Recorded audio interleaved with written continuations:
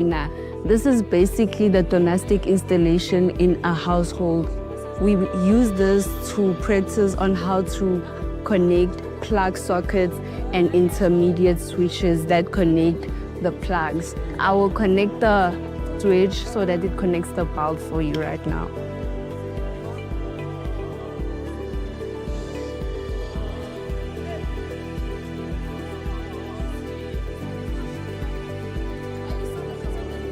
This is how we connect domestic installation in our households. I think it's important to mention that a school cannot be successful without public-private partnerships. So we are fortunate, we've got more than 42 partners involved in the school, and they are creating opportunities for our learners from a young age. So we always encourage companies to adopt learners. They assist with additional resources, opportunities for learners, and then most of these companies adopt these learners after grade 12.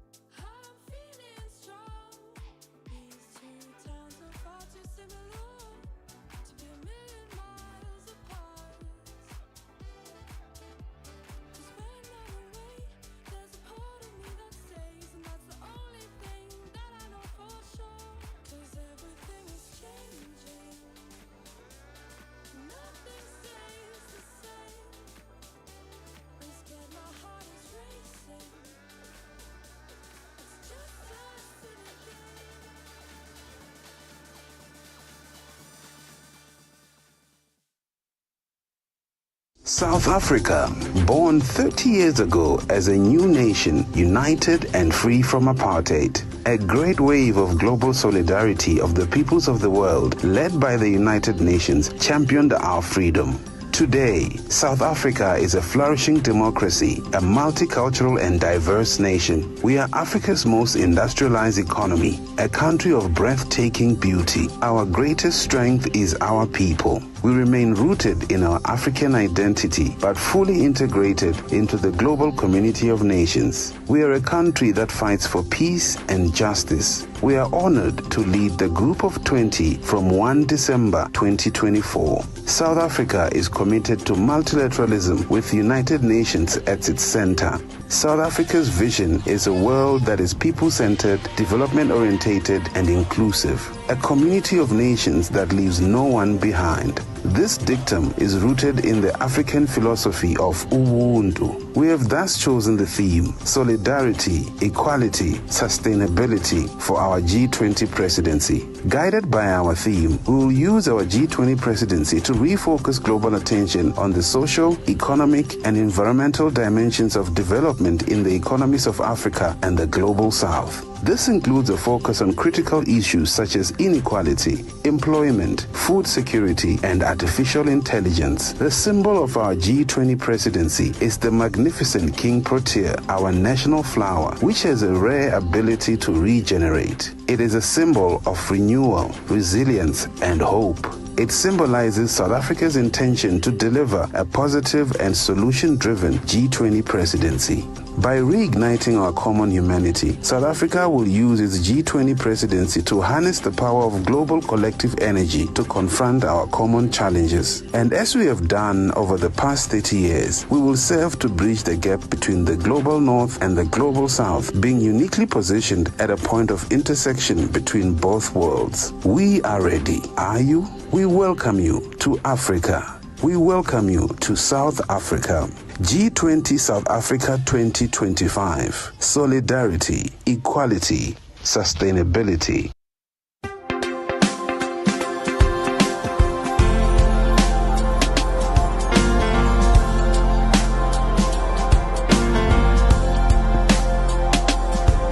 From the rolling savannas to the rivers wide, Africa's heartbeat, dreams can't hide. A land of promise, rich and strong. Her voice arising, her people's song. G20 holds a key in hand, a chance to heal, to understand, to bridge the gaps, to pave the way for Africa's dawn, a brighter day. G20, hear the cry, lift our hopes to the sky. Build the roads, let the rivers flow. Let seeds of promise start to grow. For Africa's future, bold and free. A home for all in unity.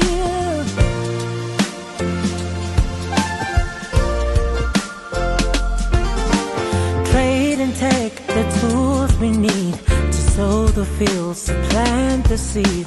Empower the youth, the dreams they bear. Global promise to truly care. Every handshake, every plan, build the bridges and take a stand. Let equity and justice reign. Together we can ease the pain. She's ready, hear the cry. Lift our homes to the sky. Build the roads, let the rivers flow. The seeds of promise start to grow. For Africa's future.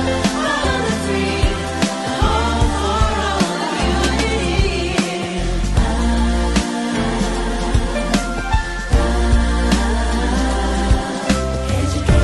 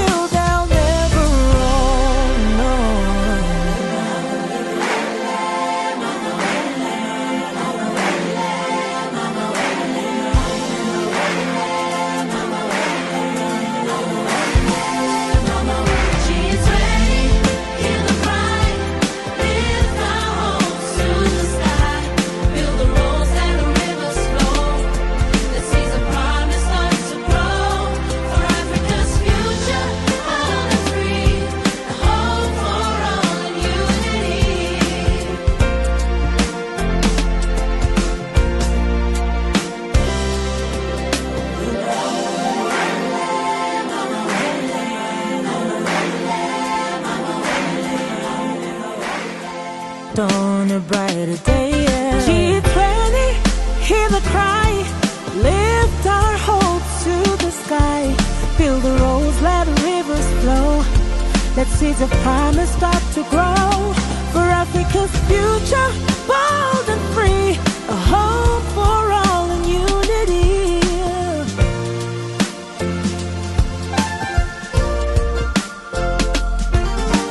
Trade and take the tools we need to sow the fields, to plant the seed, empower the youth, the dreams they bear, a global promise to truly care. Every handshake, every plan, build the bridges and take a stand. Let equity and justice reign. Together we can ease the pain. She's ready, hear the cry, lift our hopes to the sky, build the roads and the rivers flow, the seeds of promise start to grow, for Africa's future, bold and free. By incorporating robotics into their curriculum, ProPracticum provides students with a unique opportunity to develop practical skills and knowledge in a rapidly growing field. Hi everyone, welcome to Mr. Poole's Coding and Robotics Lab here at ProPracticum School. We are a pilot school for coding and robotics, where we teach our learners how to program, how to use coding, how to use Scratch on our computers you see around me. For learners who do not have a computer at their disposal, we allow them to use their cellular phones because it's part of the coding and robotics program. One of the kits that we use is the 32-in-1 microbit wonder building kit. Next to me we've got two projects that learners have built today. On the far left is a little tractor that a learner has built, and to my immediate right is a grappling hook that a learner has built today. To my right we've got two resin printers which work.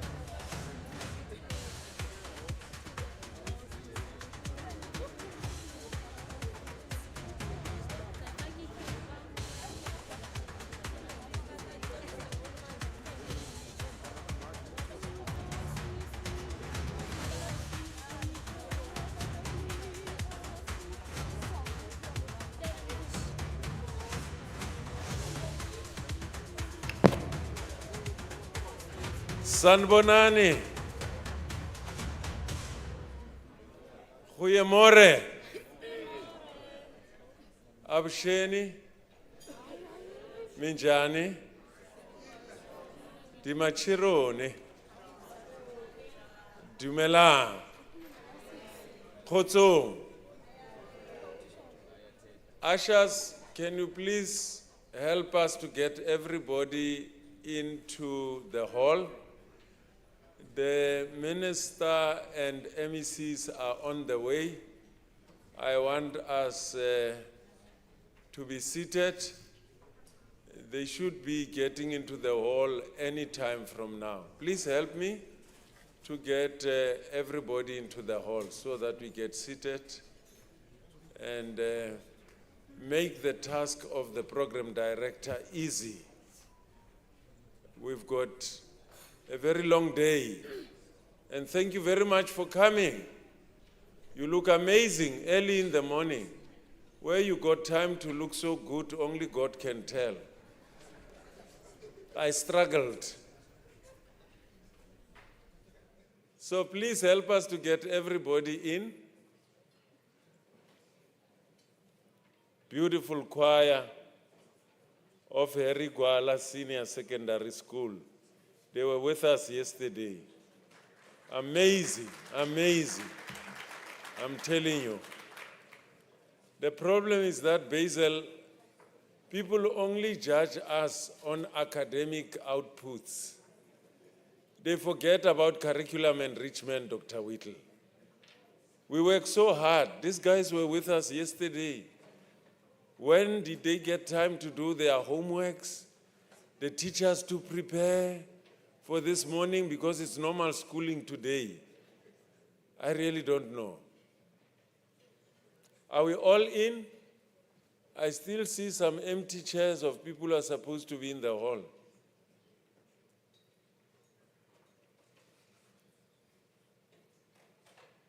Our program director is Ausmasa Kekana, wonderful lady, who has agreed to help us to steer the proceedings. Once we get the MECs and ministers in, then we'll hand over to Ausmasa to steer the proceedings for us. Molo Ray, lipi qela lakho mfundi. Okay.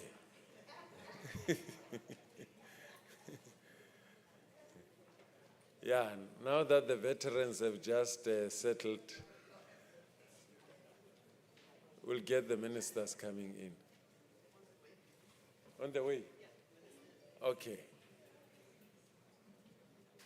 I'm sure you are allowed to drag them in faster.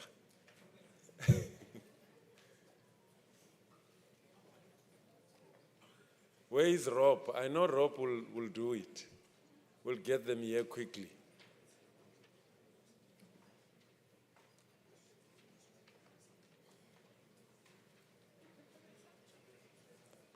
You are very lucky. Yesterday, it was very cold here. Today is cool. It's nice. Nice weather. If we finish early, you can go and make a turn at the beach.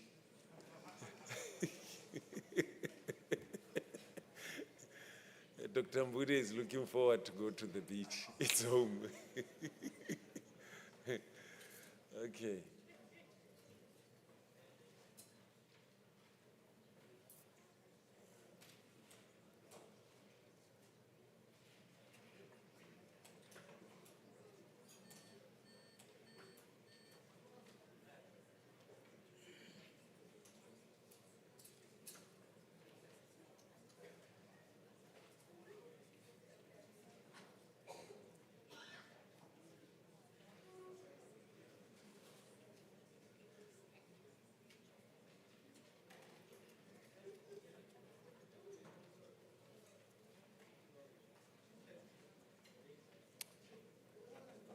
Well, colleagues, help me to welcome MEC's Minister and Deputy Minister.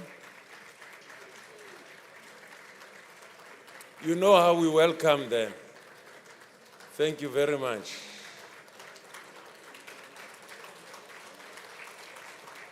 Welcome MECs, welcome Minister and Deputy Minister, the hosting MEC, MEC Menier,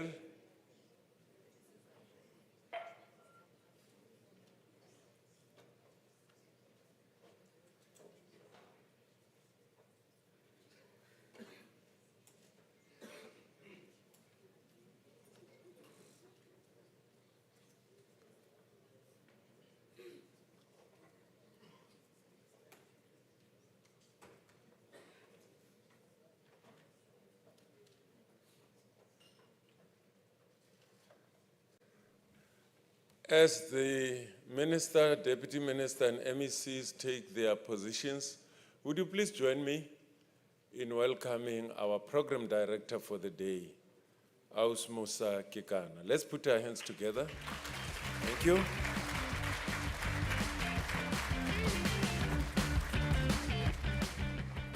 Thank you very much.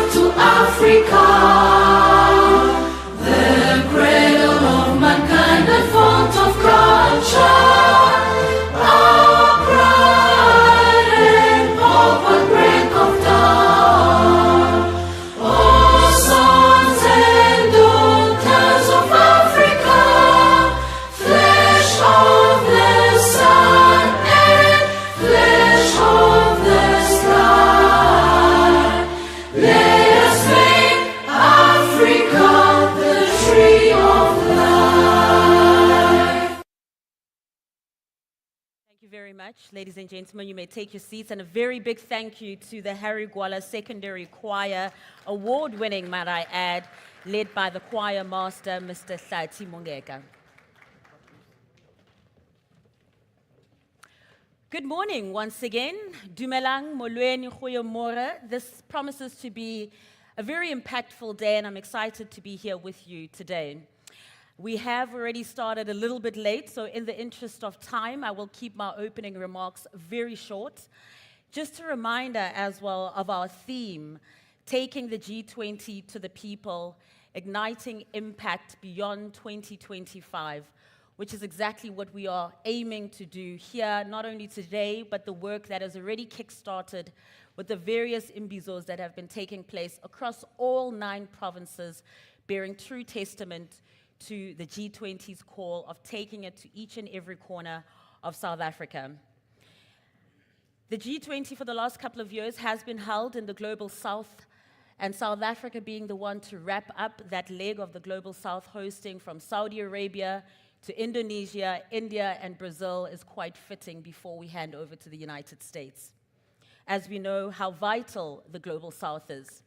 Today, you can look forward to, as you saw, vibrant exhibitions that are outside, interesting and intriguing panel discussions, contributions from yourselves as well, multimedia storytelling, and more importantly, intergenerational conversations, intergenerational dialogue that will be taking place here.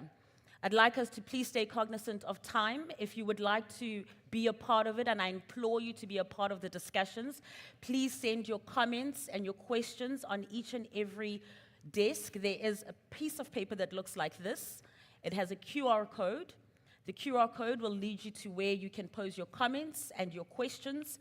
It'll also give you a bio of our speakers, because I will not be rambling about their bios in the interest of time, to ensure that most people get their voices heard as much as possible. It'll also have our program there too. There will be designated Q&A sessions throughout the day. So after each session, there may not be a direct Q&A, but you will have the opportunity to ask your questions, whether online or here in the room. And I do implore you, for those in the room, to keep those questions compact, succinct, brief, and to the point. Before we go any further, I would like to acknowledge each and every one of you for joining us this morning. As the DG said, you do look incredible, so bright and early in the morning. And I would like to also acknowledge our Honorable Minister of Basic Education in the room, Your Excellencies, Ambassadors, Deputy Ambassadors, Council Generals, MECs, the DG, Provincial HODs, and DDGs. Heads of international organizations such as the British Council, UNICEF, the US Peace Corps, and Education International. CEOs of business organizations and heads of business chambers, heads of foundations, partner organizations, entities, professional associations, representatives from teacher unions, civil society, NGOs, and learners.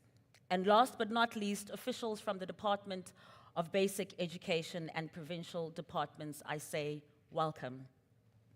Some housekeeping rules: please do keep your phones on silent. The loos are outside to the doors. You'll see the signs over there. And before we even kickstart our program today, safety is key. I would like to call upon Christine Goslet. Christine, she's already here, will give us a very brief safety briefing. Thank you.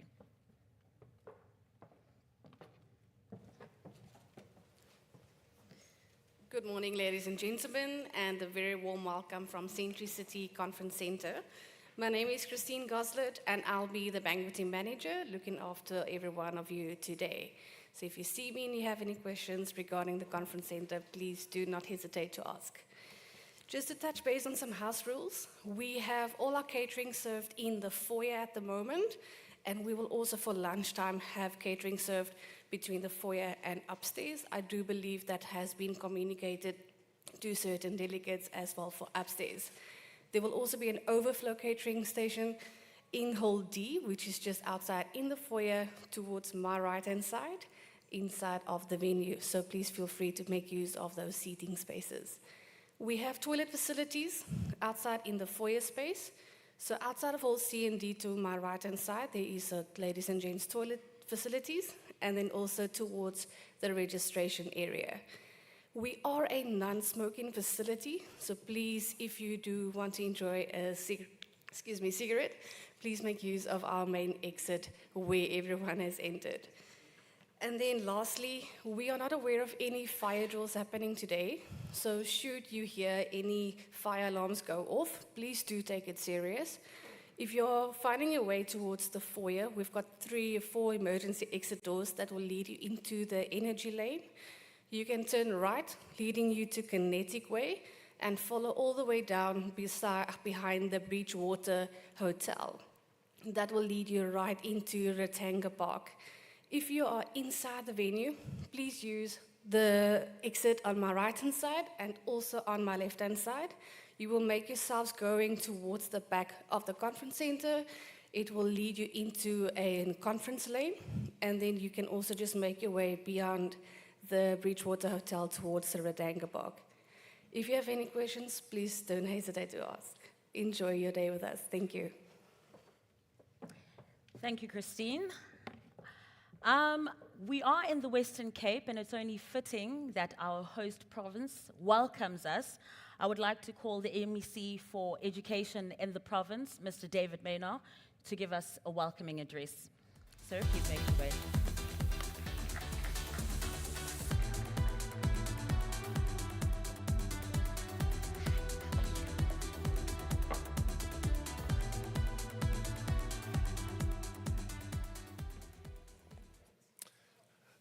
Good morning to our National Minister.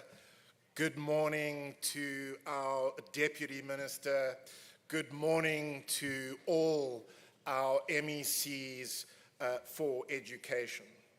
Good morning to our education stakeholders and partners, to our learners and to our teachers, and a special welcome to our guests from other countries around the world.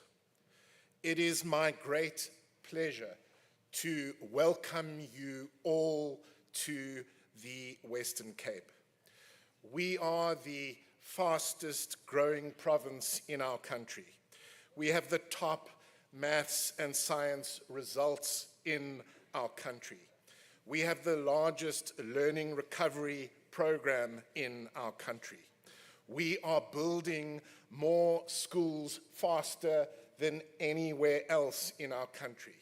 We are leading innovation with alternative school models like our collaboration schools. And we are investing in policy development with the help of our partners, including the World Bank. But we, like all our other provinces, face enormous challenges as we seek to deliver on our great vision, which is to deliver quality education for every learner in every classroom, in every school in the Western Cape. Our learning outcomes are poor compared to international benchmark tests. Our province is under severe admissions pressure. The socio-economic realities of our communities spill into our schools, making it harder for our teachers to teach and for our learners to learn. And like other provinces, we are under huge fiscal pressure, which is unlikely to improve in the near future. But at the same time, we have bright sparks of hope across our provinces. To name just one, we have a maths and science focused school where every learner takes maths and physical science. In the case of the school, the pass rate was 98.3%. The bachelor's pass rate, 74.4%.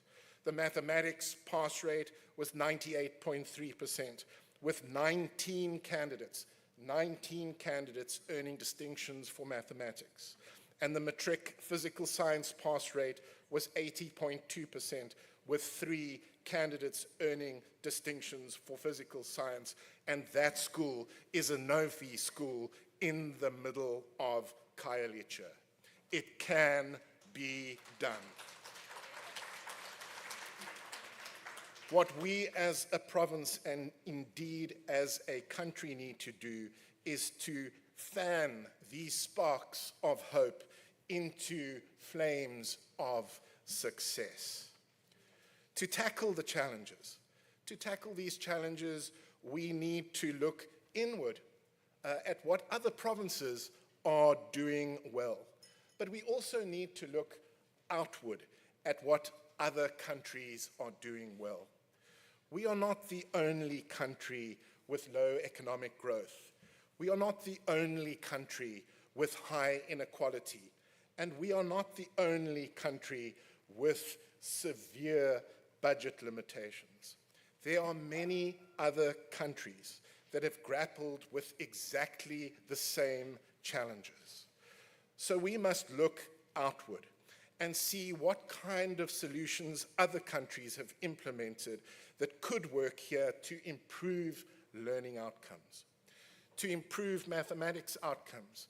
we can look to the experience of the United Kingdom and of Japan. To improve early grade reading, we can look to the experience of Brazil and the United States. And to improve teacher development, we can look to the experience of Australia and of Finland. Our department, in fact, has recently returned from a trip to Brazil, which focused on foundation phase reading. And our team has returned with new ideas and with new energy. But the trip has also confirmed that we are on the right track and that we have a good basis that we can build on. We don't always have to reinvent the wheel as we seek to improve learning outcomes. Sometimes what really matters is finding what works and scaling what works so that we have real impact and actually improve learning outcomes. This, I think, is the value of international engagement. Finding practical, tested, implementable, new ideas that can actually improve learning outcomes. And so I would urge you all to bear this in mind during our engagement today. In the end, we do need to get basic education right. Because if we don't get education right, we will not get economic growth right. And if we don't get economic growth right, we will not get job creation right. And if we do not get job creation right, we will not get South Africa right. So let's dedicate ourselves to looking outward instead of inward, to finding what works and scaling what works, so that we can actually make a difference in the lives of our children across South Africa. Welcome to the Western Cape. Thank you.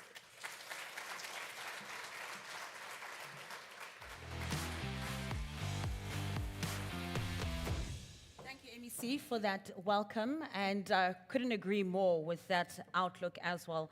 If we don't get education right, it's just down a slippery slope. Without further ado, I would like to also now invite the Deputy Minister of Basic Education to please come through to the front and give us an opening address, as well as welcoming the Minister herself too. Doctor, please come through.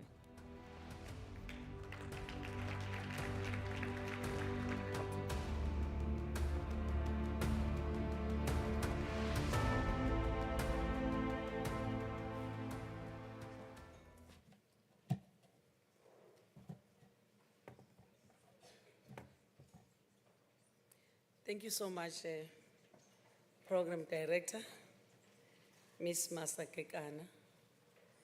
Greetings to our one and the only Minister of Basic Education in the Republic of South Africa. Greetings to the MECs of education in our different provinces, our DG, we have one DG in the sector, DG Mweli, and all your heads of department from provinces, and all your senior officials from both national and provincial and from other departments that are here. They are under your leadership. Greetings to all our CEOs from our partners and stakeholders that are present today here. All our CEOs, I don't want to mention because I might leave some behind, but I will only mention the bank, the group executive, Mr. Chweni Rampele from DBSA. His bank, we need money, we need support. Moreki, Redumedisa Wena, Moreki. Academia representatives, partners in early childhood development, civil society organizations,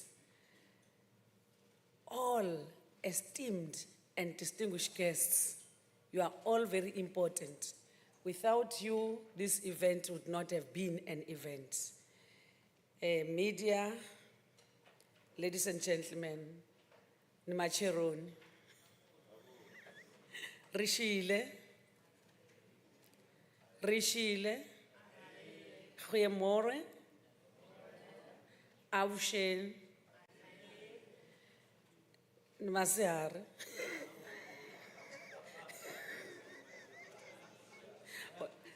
Is it Macheron or Masehare? Oh, Macheron. Oh, Masehare is during the day. Oh. I'm teaching, I'm a teacher. I'm teaching you also as I'm learning. A teacher can teach and learn at the same time. Sanbonan.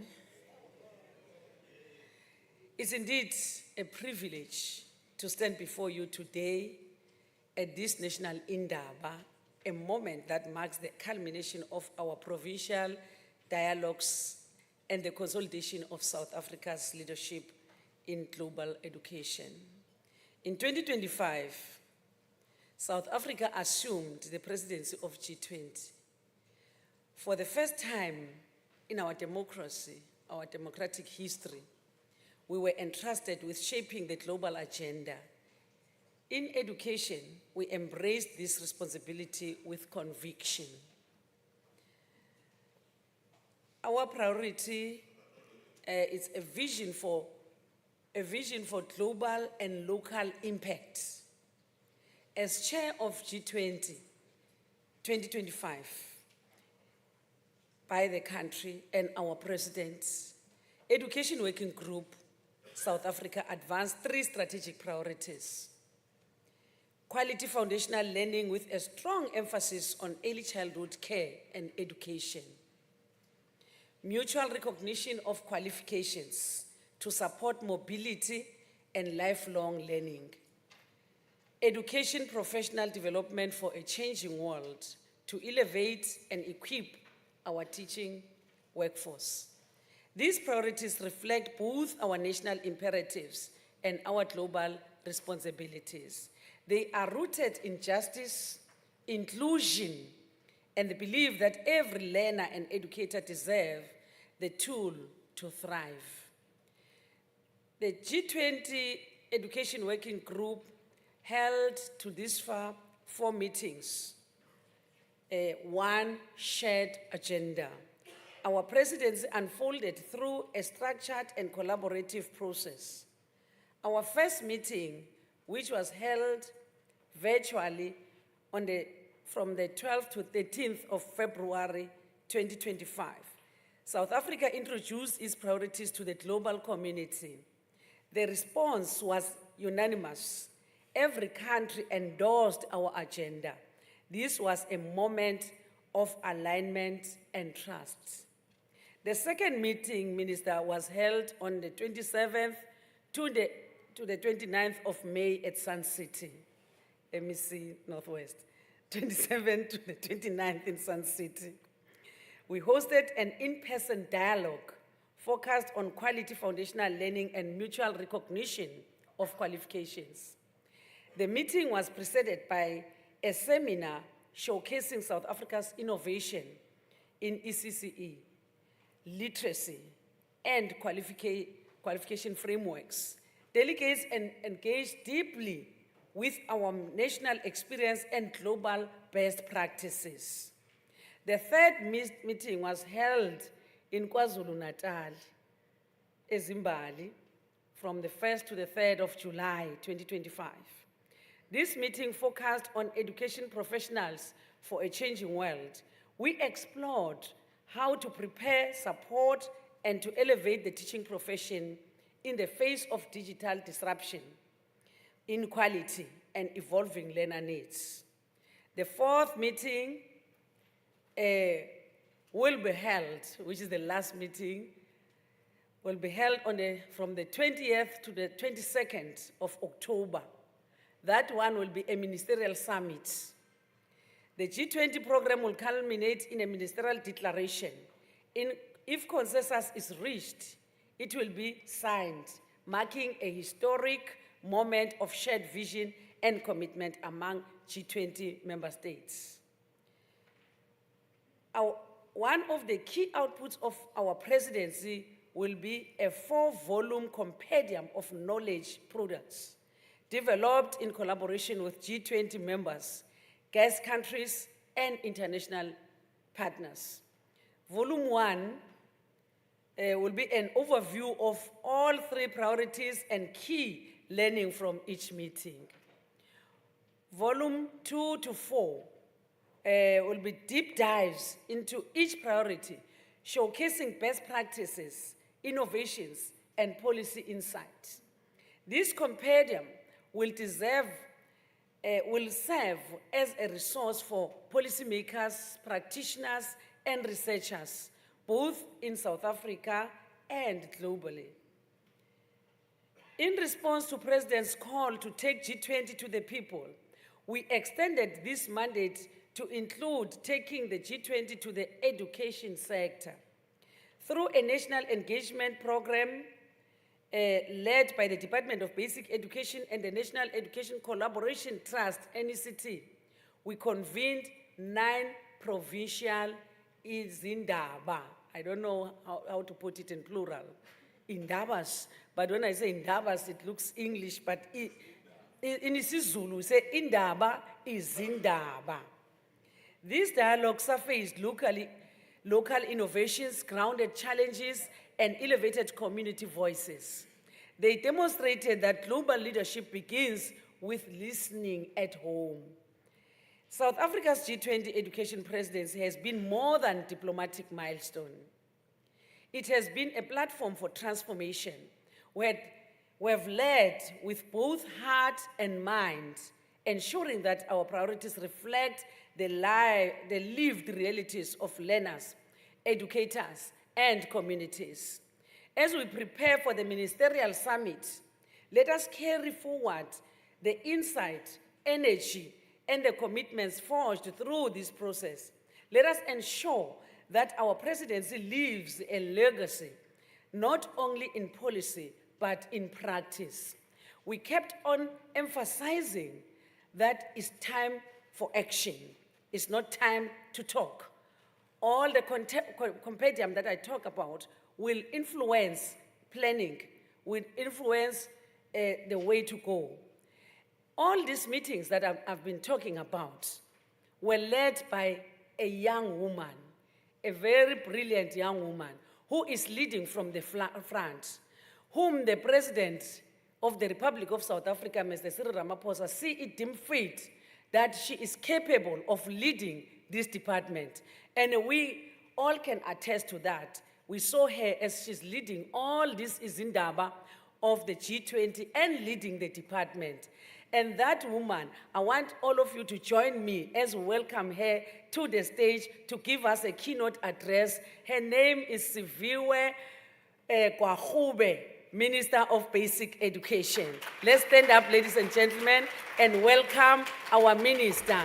Let's stand up, ladies and gentlemen, and welcome our minister, Minister Siviwe Kwahube. Thank you very much.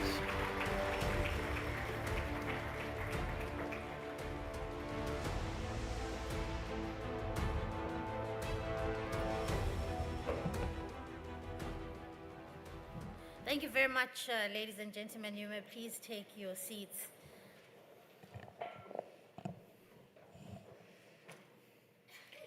I think it's very important that everywhere I go with the DM, because she always gives such a spirited introduction.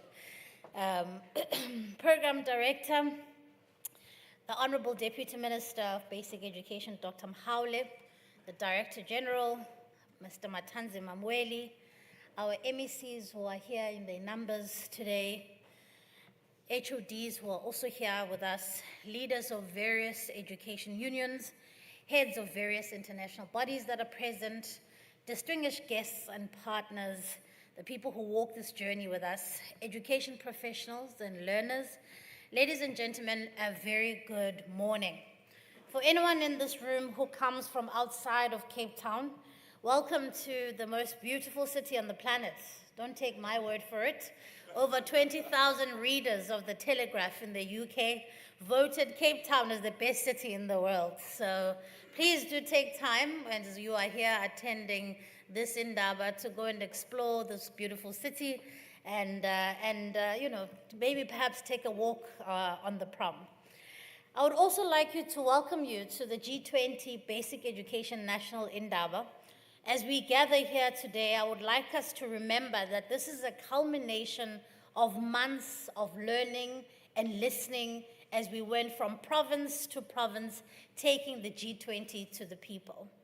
And I think it's incredibly important and an important strategic move that South Africa has made to say that we don't just want to have these conversations in air-conditioned rooms, but we are not taking the actual essence of the G20 to the people that actually matter.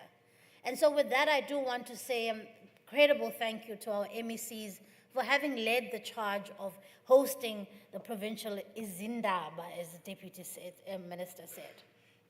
I would also want to thank the Department of Basic Education and the National Education Collaboration Trust for the partnership that made this possible.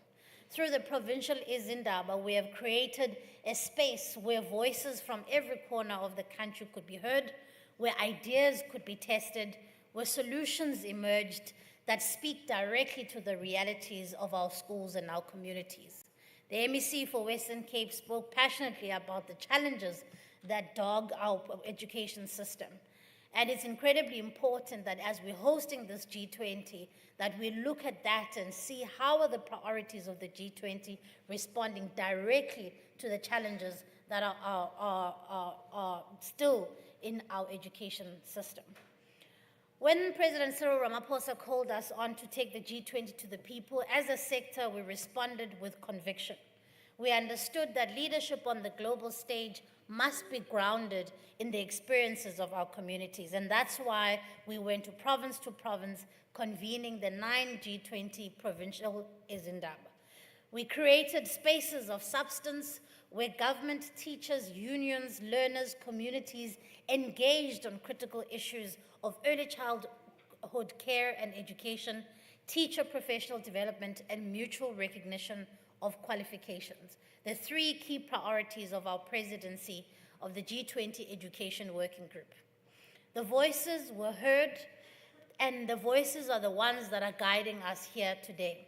Across from the provinces, we've seen extraordinary innovation and courage. From the Eastern Cape to Limpopo, communities are finding ways to expand access to early childhood care, to support parents, to deliver infrastructure where it is most needed. We've heard again and again that the professional development of our teachers must be reimagined. It cannot be reduced to compliance. It must be about transformation. It must be about equipping our educators to lead in a world that is shaped by artificial intelligence, by climate change, by migration, and by the unpredictable challenges of our future. Early childhood care and education, ladies and gentlemen, is not an optional extra. It is the foundation on which everything else rests.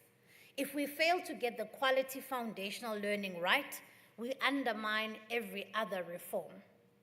That is why the G20 has placed at the heart of its agenda, and that is why South Africa must lead with boldness in this regard.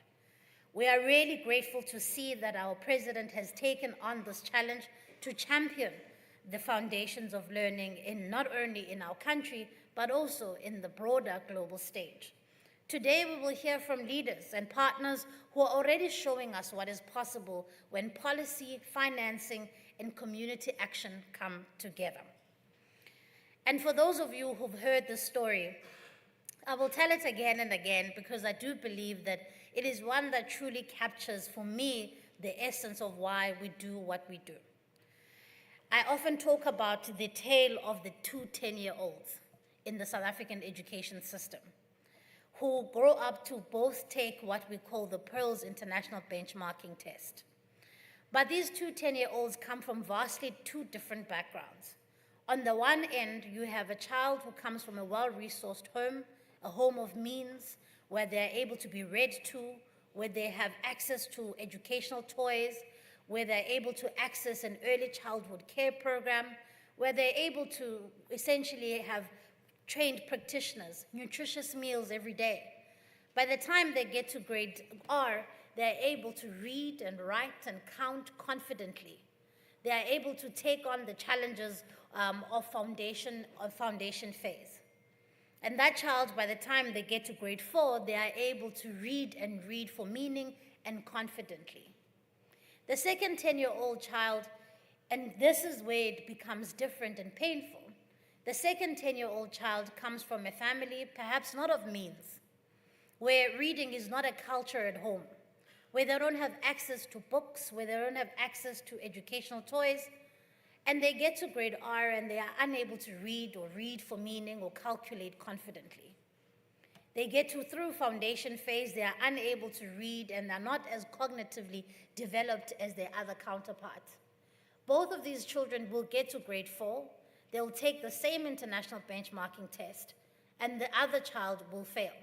Not because they're any less capable, but because the system hasn't catered for them. It's a system that didn't look at whether or not this child has a nutritious meal, whether or not this child has access to books, whether or not this child is able to read and read for meaning by the time that they get to grade 4. And so, ladies and gentlemen, for me, that is the moral challenge of our time. How do we bridge the gap between the two 10-year-olds, and how do we make sure that the majority of South African learners who fall within the second category are in fact given a fair chance to be able to not only get through school, to read for meaning, to calculate confidently, but also to take on difficult subjects like maths, science, and accounting, because they've been given the strong foundations right at the beginning. And so this is why, for me, the priority of our G20 speaks to the heart of what needs to be our priority as the education system going forward. Because if we get the foundations of learning right, we won't obsess about whether or not children are taking maths and science when they get to matric. We won't obsess about the matric pass rate and whether we're hitting those notes, because that will already be set from the very foundations of learning. And so I really hope that we use this opportunity of having this chairpersonship of the G20 to not only just talk about this issue in the country, but also to place it on the global stage, in the global south. Let us be the leaders that are needed to really advocate for the chances that our children need. And that, for me, is the way in which we will undo the inequality that still shapes our country. And so we must never forget the human face of what we do. Building an education system where both children, regardless of where they come from, are able to have access to quality education. What the Indaba have given us is a real picture on the ground, ladies and gentlemen. They have shown us of what is working, where the gaps remain, and how communities themselves are responding. This is the knowledge that must inform our reforms. Our provincial MECs of education have played a central role in this journey. Today, they will share their highlights and commitments from their provincial dialogues. These reports will serve as roadmaps for us going forward. They will tell us what we are able to take and make into real reform. They are the building blocks of South Africa's contribution to the G20 Education Working Group. A number of provinces are facing severe financial constraints. They're struggling to pay for learning and teaching materials, for scholar transport, for infrastructure programs, and other essential services. And this is why we are facilitating the development of a financial recovery plans for each province that will also include the verifications of warm bodies to flush out ghost teachers who drain the cost of employee budgets, to flush out ghost learners who drain the norms and standards budgets. We have a thorny road ahead of us to turn around the financial situation of provincial departments of education, but we have no other choice. We must cut our garments to fit our cloth. To deal with some of the systemic issues, we have operationalized the National Education and Training Council, an advisory body made up of experts who will advise on a minimum integrated package of support to schools offering the foundation phase, on how we should strengthen our resourcing model for our schools, as well as reviewing the promotion and progression policies in the system.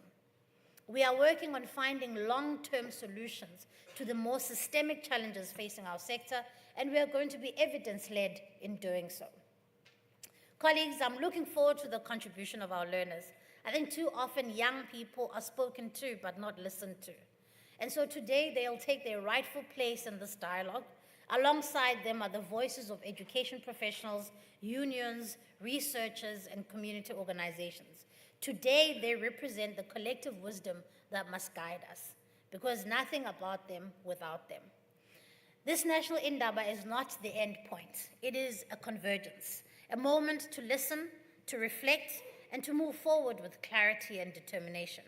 What we decide and what we commit to here today will shape not only our presidency of the G20, but the future of our education system in the years that lie ahead.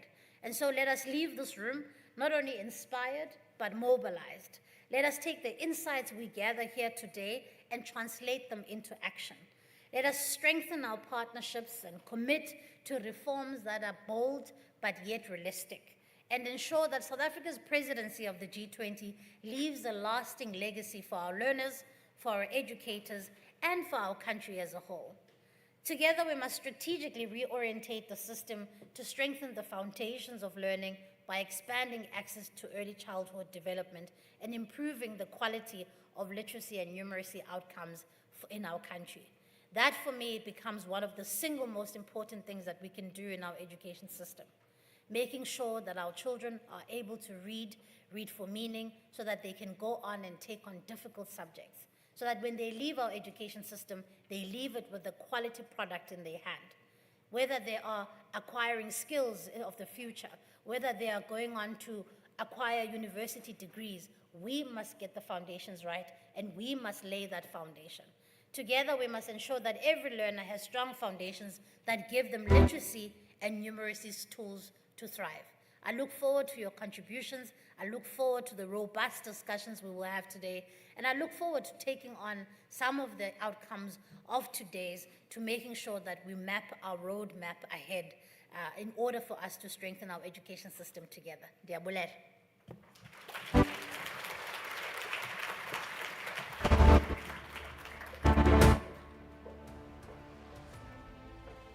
Thank you very much, Minister, for that keynote address and the reminder of the tale of the two 10-year-olds, which is the lived reality of most children in South Africa. So what we're doing here today is very crucial indeed.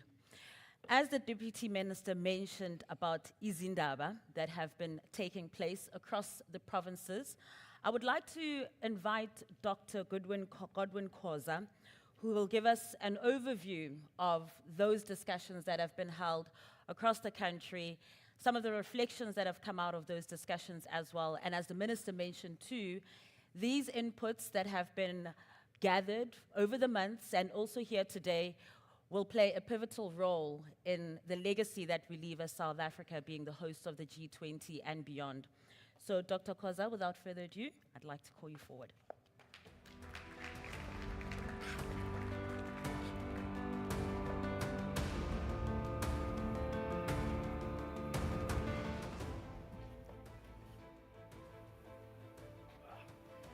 Good morning. Good morning.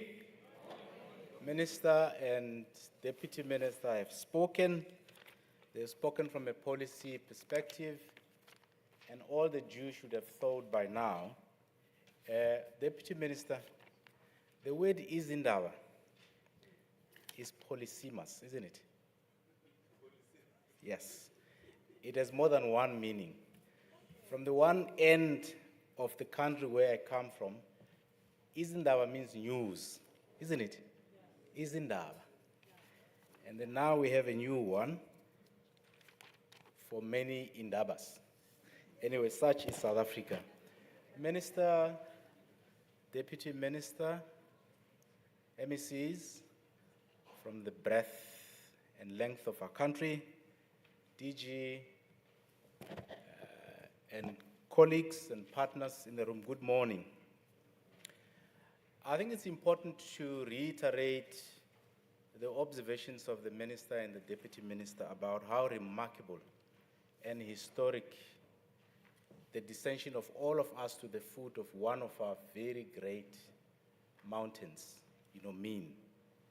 This is, of course, after we took 5 months of traversing the long and mighty mountain ranges of our country, looking for spaces to reflect, to learn, to share, in order to recalibrate our future,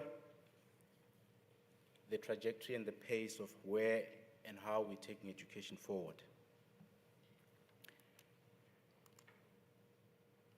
Sorry, as a good teacher, I should have clicked on this before.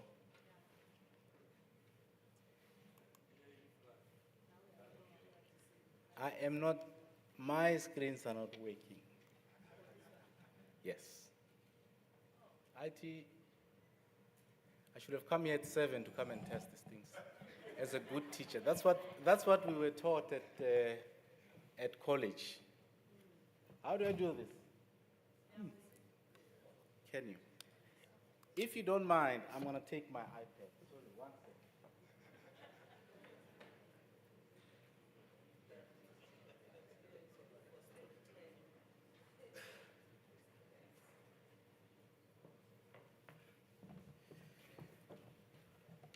Very sorry about that, but perhaps a leave to tear off by teachers as you go into the classrooms and use technology. Sometimes technology just does not, talk to you. So I will click and look on my screen at the same time. Now my screen works after I got my iPad. So in traversing those, mountain ranges, we have actually discussed a lot of challenges and opportunities that we could be taking, advantage of as the country. And as they say, where the elephants have gone before, everybody who comes from behind would actually be spared from being soaked from the dew. And I think the dew has fallen. For us today is to knit the loose ends and move forward. Minister and Deputy Minister has reflected on who we have spoken to, from the academia to teachers and parents. And I think the resounding message that we came back with is the need for a holistic support to optimize learning development and performance, teacher wellness and productivity. Could I reiterate that? The resounding message that we came back with, it's actually how we should remember to provide holistic support for our learners to perform and for our teachers to be productive and ultimately to improve the performance of an education. Underpinning that observation, it's an understanding that we're dealing with a complex ecosystem. As per the foregoing inputs, the focus was on 2 areas that had an extension on 1. The main was ECCE, the second being teacher development, obviously for the future, and the third that is somewhat integrated in both, it's how we get to take advantage of technology and artificial intelligence. There are a number of key nuggets that we came back with from across the 9 dialogues that we had and the supplementary ones that we had at national level. Under ECCE, the first to note, it's the importance of the first 1,000 days, which are very critical to brain development, and so should be the next 1,000 days. We have confirmed how massive registration drives have started across the country and how professional development initiatives have also been set in motion. The importance of community ecosystems could not be re-emphasized. It is impossible for us to do the work we have to do in education and to succeed without taking advantage of the communities that lie around the early learning centers and the schools themselves. Teacher supply and demand remains a challenge. The draft HRD strategy is being implemented in its parts, and there is need actually to increase our efforts to meet the demand in teacher demand in ECCE. many suggestions were made about how we pace up meeting that demand for teachers in ECCE, including following plural pathways, which may, take advantage of micro-credentialization and modular certification. And I think underpinning that is how we need to actually drive distributed teacher development in order for us to quickly reach, or rather meet the demand. Also very important in the context of South Africa, it's embracing multilingualism and indigenous knowledge systems, which are part and parcel of the ecosystems that I've referred to. The need to leverage national curricula, which is forming and is being strengthened, and global frameworks that we have had access to. And lastly, and quite profoundly, and reiterated in many of the Indabas that we have, or Indaba that we had, was the importance of neurodiversity, which is not just a sophistication, but it's a way of inclusion, of ensuring inclusion in the provision of ECCE.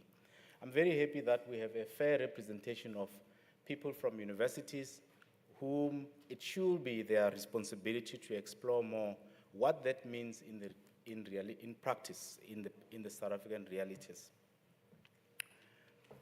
Under teacher development, almost in all of the Indaba that we had was a recognition of the heavy lifting from the teachers, who have to carry our 13 million learners, not only in terms of bringing along the cognitive path, but also in terms of taking care of their social needs, which permeate from the communities around the schools. There are some technical areas and policy areas that we need to be addressing. Amongst those has been the reiteration of the need to reform education training and expectations thereof, and all of which calls for the updating of Mr. Tech, who work in the teacher development space.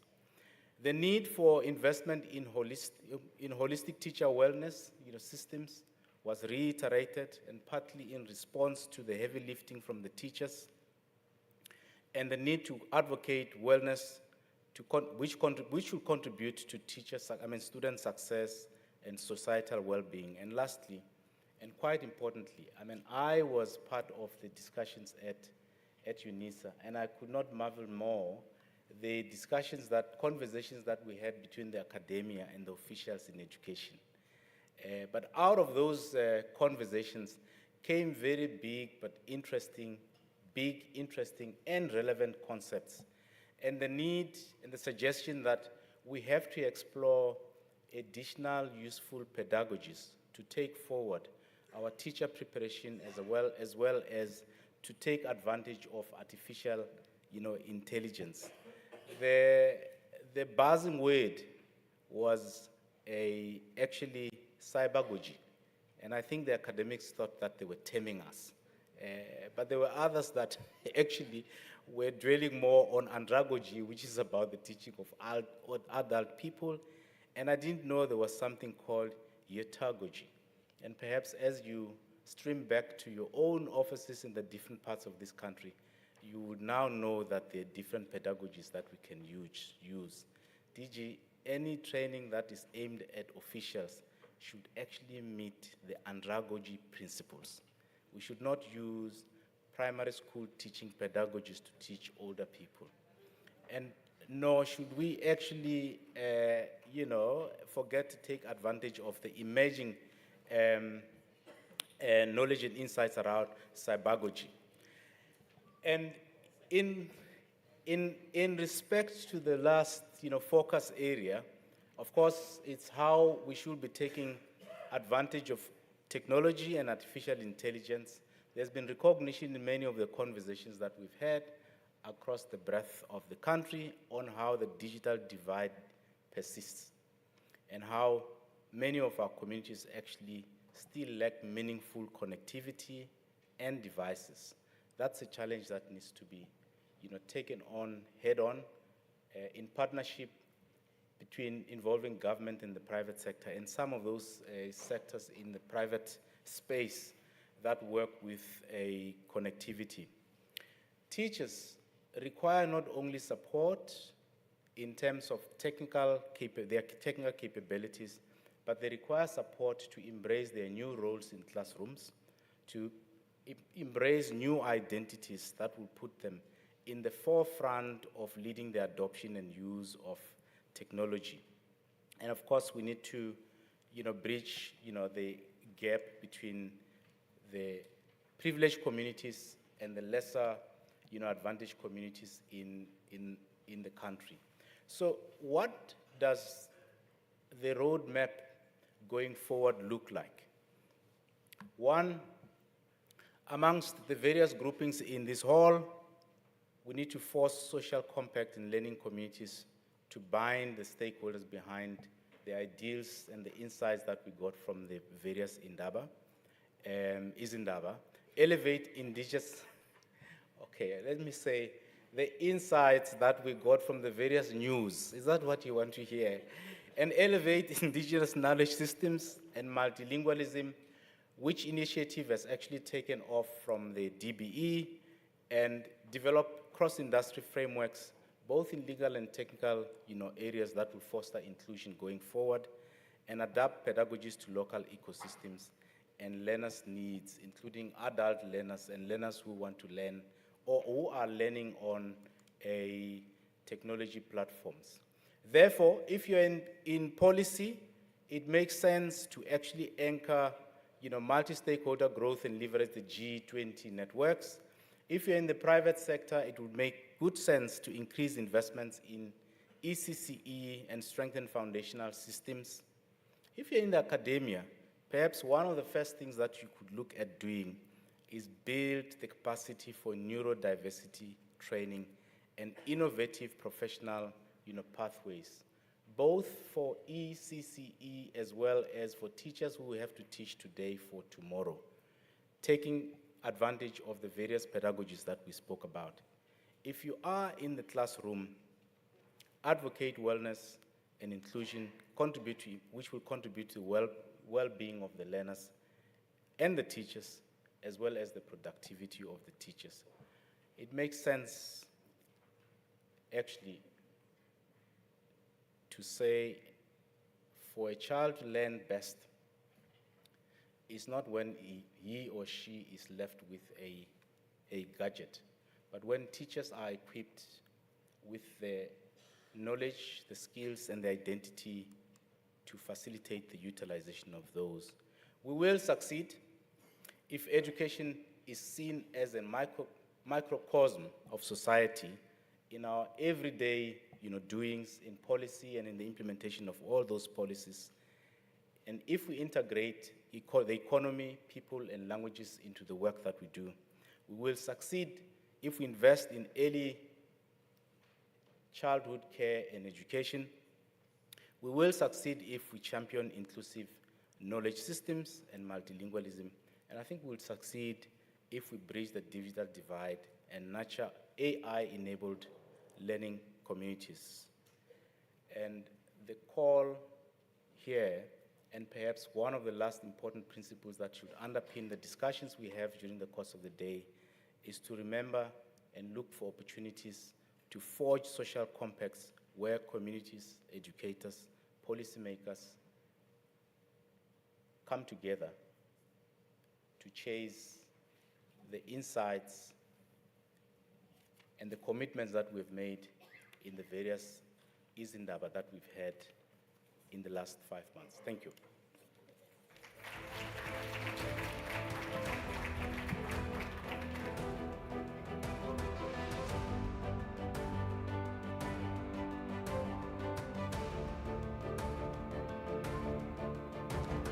Big thank you, Dr. Koza, for that overview as well. And I would like to just also remind you, if you have any questions regarding that presentation or any comments that you would like to make, please don't forget that you do have the piece of paper in front of you where you can access the QR code, and there you can then send all your questions and comments. And in that session that is coming up later on this morning, we will pose those questions as well to the relevant people. We're going to take a very, very short tea break because when we return, we will have a discussion and presentations also from Mureki himself, as he was referred to, our representative from the Development Bank of South Africa. So if I could please ask you all to be back here in a maximum 20 minutes. We will be rounding you up. We're going to be sending the time police to come and get you. I'm small, but you know dynamite comes in small packages. So in exactly 20 minutes, please can you all be back here and seated. Thank you very much.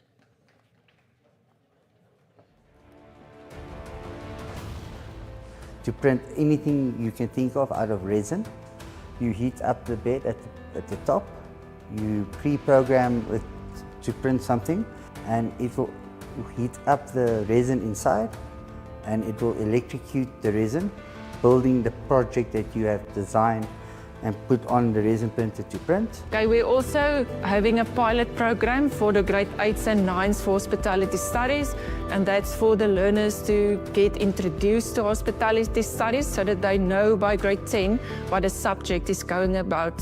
The practical exams, it's like a restaurant evening, and we invite people and they have a sit-down meal.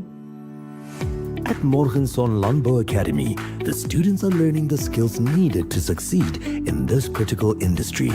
So I'm also happy to mention, or proud to mention as a principal, that we're the only school with an accredited drone academy. And, we've also got a K53 driving school. We feel that's a basic life skill, so learners are doing the Code 10 driver's license at school. So we start off on a simulator, and then we assist him to obtain the driver's license. Then we were also fortunate enough to build a gala-sized swimming pool, which it's unique for a township. And all our learners are swimming. So it's also an accredited program by Swim South Africa and Gauteng Aquatics.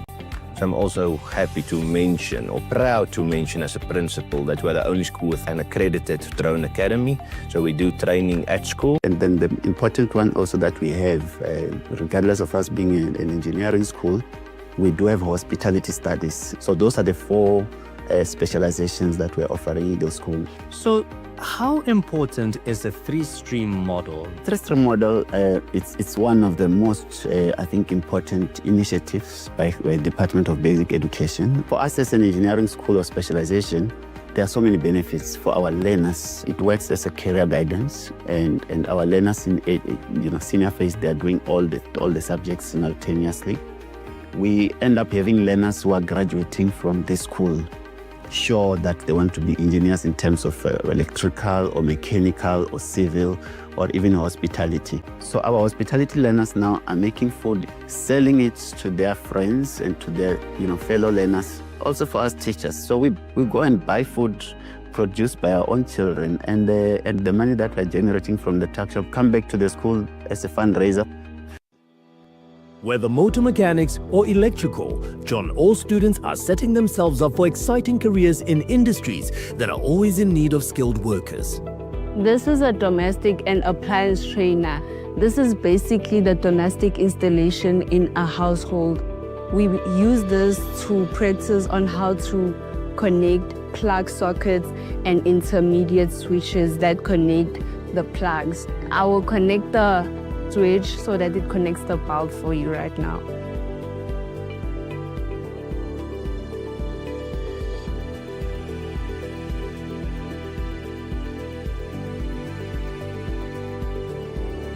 This is how we connect domestic installation in our households.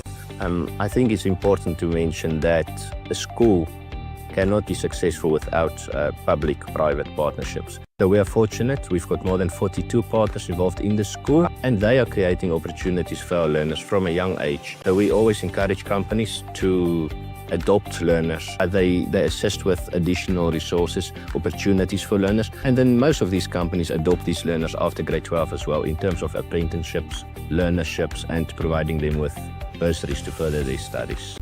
So that's a way, indirectly, how the school is also contributing to the growth of the township economy, which is very close to my heart as well. Let's meet the acting principal. I'm sitting here with the acting principal at President Mangope Technical High School, Melipole. Thank you very much. Thank you so much for having us. Thank you very much for coming to our school. Would you be able to give us a brief history of your school? Yes, our school, President Mangope Technical High School, was established in 1976. By then it was former Buputa Swana. It is named after President Lucas Manyane Mangope. So in 2017, they took off the commercial side, so it became Technical High School only. Okay. Yes. And with regards to the three-stream model, because we want to highlight that, it was started in 2021 in grade 8 only. So it started as the 3 streams, that is civil technology, mechanical technology, and electrical technology. So in our school we have 6 classes. So in grade 8, 6 classes, 2 classes will be doing civil technology and mechanical. The other 2 will be doing electrical and mechanical. Then the other one will be doing civil again and electrical technology. How are the marks looking? I mean, I have to dive into that. Yes, we have to. Last year, grade 12, we went to 95.2% pass with quality results. In our vocational subjects, all the subjects got from 95% to 100% pass. So we had 12 distinctions in technical subjects. But because of the technical subjects, they can go to TVET colleges, where they can do engineering subjects. And then remember, when they go to that colleges, already they're accredited. They don't start in level 1, they start in level 2. So it's an advantage to our learners. Thank you very much. Thank you so much. You guys have such a beautiful school. I want to go explore. Thank you very much. You are free to go anywhere. We have a very beautiful school. Done. And we're here at Kimberley Technical High School. I'm standing with the principal of the school, Mr. Michael Ludek. How are you today? I'm good, and you, sir? I'm very good. I'm so happy to be here at your school. Can you give us a brief history of Kimberley Technical High School? Kimberley Technical High School is the only technical focused school in the Northern Cape. We started in 1976. A goal of our school is that when learners leave the school, that they not only excel academically, but that they have technical skills that will allow them to be productive citizens in the fourth industrial revolution. And with regards to the vocational and occupational subjects that you offer at the school, what are those? So currently we do automotive technology, we do fitting and machining, we do welding, civil services, woodworking, and electrical technology. How do you balance both academics as well as the technical subjects together? We believe that the young staff complement we have at the school are focused on connecting with our learners instead of just normal instruction and taking their attention away from not only working academic, but there's certain subjects that they can be creative, they can be innovative, and this helps the learners to achieve at our school. What kind of achievements have you been able to achieve with partnerships at school? So we enter a lot of innovation competitions, that's including Department of Water and Sanitation. They have what they call Youth Water Prize. We enter the ESCOM Exco competitions and things like that. And for instance, in one of these competitions, last year we received 2nd place in South Africa. And these learners received full bursaries from the Department of Water and Sanitation. And now they're starting to be electrical engineers, they're studying electronics, they're doing geoinformatics. Through these type of partnerships, the learners then get the opportunities to be productive members of society. One other thing that you guys really impressed me with, working with NASA? Yeah, the project that we do with NASA, the learners use hydroponics to grow plants. So they basically have a station that simulates the environment that they'll have in space. So the learners look at red light and green light and blue light and what effect it has on the plants, and they investigate in which setting the plants will go the best. My name is Sibusiso Mazabane and I'm the Deputy Chairperson of the RCL Executive Group for 2025. Now, the name of our project is known as the EcoFlow Innovation, inspired by the idea of improving livelihoods, recycling irrigation services, and last but not least, prioritizing resource conservation. We have one probe which is connected to our soil sensor and the other probe which is connected to our submersible motor pump, responsible for the flow of water. I have two bisected half bottles in front of me, each containing wet soil and dry soil. As soon as the soil sensor detects the moisture level of the soil, indicating that it has high resistance, it will then transmit signal by means of the probe to the Arduino microcontroller, ensuring that the relay module will allow the motor pump to pump water. The soil sensor detects the resistance of the soil, where the motor pump will then pump water through our drip sprinklers, as you can see, whereas if we place it in the dry soil, the system immediately shuts down. The main objective behind this project was to prioritize water conservation, unfiltered water, and also the loss of water as well. Thank you. South Africa, born 30 years ago as a new nation, united and free from apartheid. A great wave of global solidarity of the peoples of the world, led by the United Nations, championed our freedom.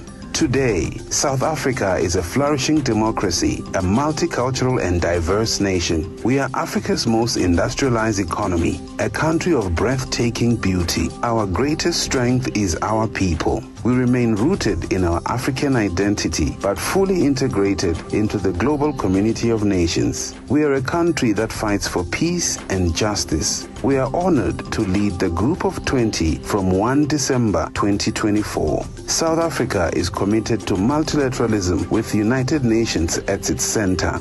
South Africa's vision is a world that is people-centered, development-orientated, and inclusive. A community of nations that leaves no one behind. This dictum is rooted in the African philosophy of Ubuntu. We have thus chosen the theme, Solidarity, Equality, Sustainability for our G20 presidency. Guided by our theme, we will use our G20 presidency to refocus global attention on the social, economic, and environmental dimensions of development in the economies of Africa and the global South. This includes a focus on critical issues such as inequality, employment, food security, and artificial intelligence. The symbol of our G20 presidency is the magnificent King Protea, our national flower, which has a rare ability to regenerate. It is a symbol of renewal, resilience, and hope.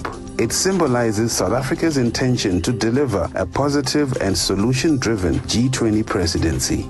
By reigniting our common humanity, South Africa will use its G20 presidency to harness the power of global collective energy to confront our common challenges. And as we have done over the past 30 years, we will serve to bridge the gap between the global North and the global South, being uniquely positioned at a point of intersection between both worlds. We are ready. Are you? We welcome you to Africa. We welcome you to South Africa. G20 South Africa 2025. Solidarity, equality, sustainability.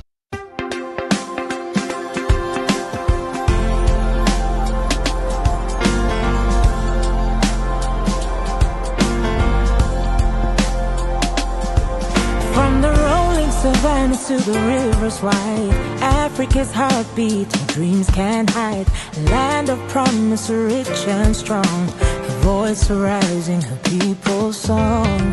G20 holds a key in hand, a chance to heal, to understand, to bridge the gaps, to pave the way for Africa's dawn, a brighter day.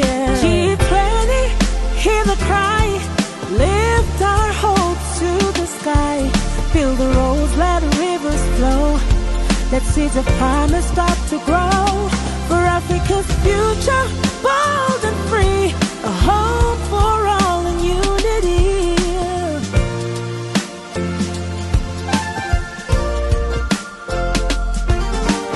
Trade and tech, the tools we need to sow the fields, to plant the seed. Empower the youth, the dreams they bear. Global promise to truly care. Every handshake, every plan, build the bridges and take a stand. Let equity and justice reign. Together we can ease the pain. She's ready, hear the cry,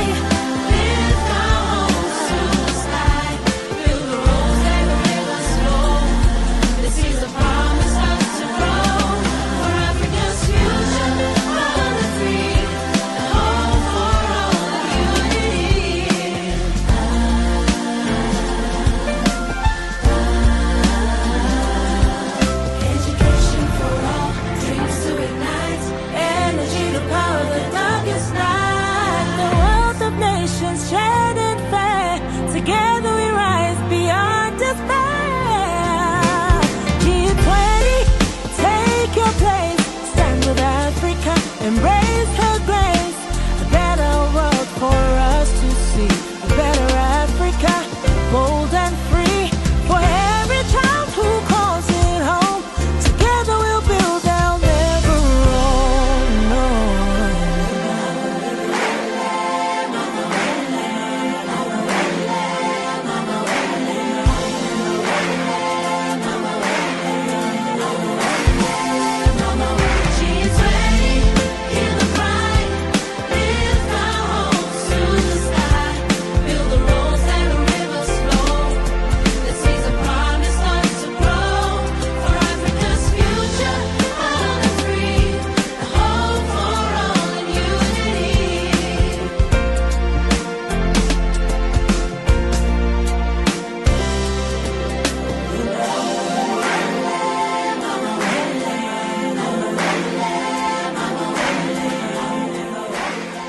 Dawn a brighter day. G20, hear the cry. Lift our hopes to the sky. Build the roads, let the rivers flow. Let seeds of promise start to grow. For Africa's future, bold and free. A hope for all in unity.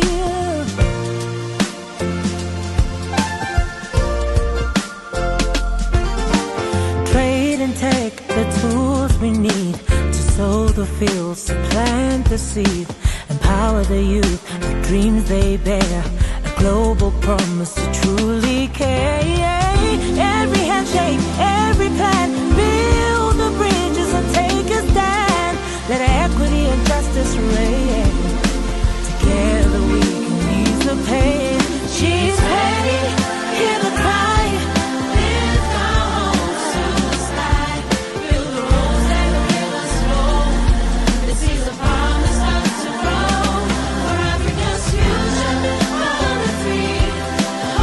By incorporating robotics into their curriculum, ProPracticum provides students with a unique opportunity to develop practical skills and knowledge in a rapidly growing field. Hi everyone, welcome to Mr. Poole's Coding and Robotics Lab here at ProPracticum School. We are a pilot school for coding and robotics, where we teach our learners how to program, how to use coding, how to use Scratch on our computers you see around me. For learners who do not have a computer at their disposal, we allow them to use their cellular phones because it's part of the coding and robotics program. One of the kits that we use is the 32-in-1 microbit wonder building kit. Next to me we've got two projects that learners have built today. On the far left is a little tractor that a learner has built, and to my immediate right is a grappling hook that a learner has built today. To my right, we've got two resin printers which work to print anything you can think of out of resin.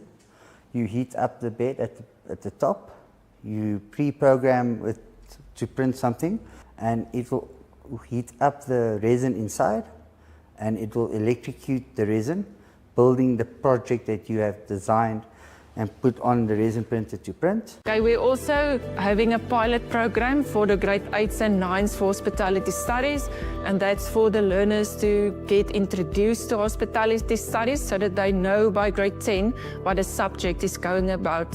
The practical exams, it's like a restaurant evening, and we invite people and they have a sit-down meal. At Morgenson Landbou Academy, the students are learning the skills needed to succeed in this critical industry. So I'm also happy to mention, or proud to mention as a principal, that we're the only school with an accredited drone academy. And, we've also got a K53 driving school. We feel that's a basic life skill, so learners are doing the Code 10 driver's license at school. So we start off with a simulator, and then we assist them to obtain the driver's license. Then we were also fortunate enough to build a gala-sized swimming pool, it's unique for a township. And all our learners are swimming. So it's also an accredited program by Swim South Africa and Gauteng Aquatics. So I'm also happy to mention, or proud to mention as a principal, that we're the only school with an accredited drone academy. So we do training at school. And then the important one also that we have, regardless of us being an engineering school, we do have hospitality studies. So those are the four specializations that we're offering in the school. So how important is the three-stream model? Three-stream model, it's one of the most, I think, important initiatives by the Department of Basic Education. For us as an engineering school or specialization, there are so many benefits for our learners. It works as a career guidance, and our learners in senior phase, they are doing all the subjects simultaneously. We end up having learners who are graduating from this school sure that they want to be engineers in terms of electrical or mechanical or civil or even hospitality. So our hospitality learners now are making food, selling it to their friends and to their fellow learners, also for us teachers. So we go and buy food produced by our own children, and the money that we're generating from the tuck shop come back to the school as a fundraiser. Whether motor mechanics or electrical, John, all students are setting themselves up for exciting careers in industries that are always in need of skilled workers. This is a domestic and appliance trainer. This is basically the domestic installation in a household. We use this to practice on how to connect plug sockets and intermediate switches that connect the plugs. I will connect the switch so that it connects the bulb for you right now.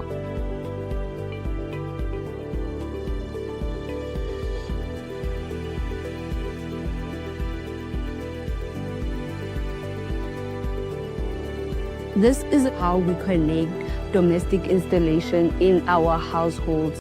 I think it's important to mention that a school cannot be successful without public-private partnerships. So we are fortunate, we've got more than 42 partners involved in the school, and they are creating opportunities for our learners from a young age. So we always encourage companies to adopt learners. They assist with additional resources, opportunities for learners, and then most of these companies adopt these learners after grade 12 as well in terms of apprenticeships, learnerships, and providing them with bursaries to further their studies.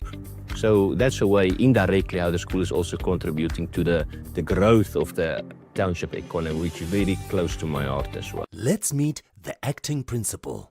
I'm sitting here with the acting principal at President Mangope Technical High School, Melipole. Thank you very much. Thank you so much for having us. Thank you very much for coming to our school. Would you be able to give us a brief history of your school? Yes, our school, President Mangope Technical High School, was established in 1976. By then it was former Buputa Swana. It is named after President Lucas Manyane Mangope. So in 2017, they took off the commercial side, so it became Technical High School only. Okay. Yes.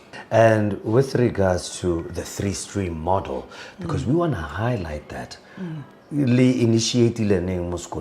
was started in 2021 in grade 8 only. So it started as the 3 streams, that is civil technology, mechanical technology, and electrical technology.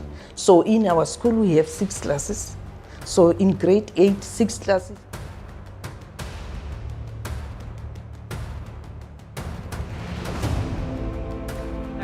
All right, it is exactly 10:30. If I could ask us to please settle down, and to the guests who are still outside to please start making your way in.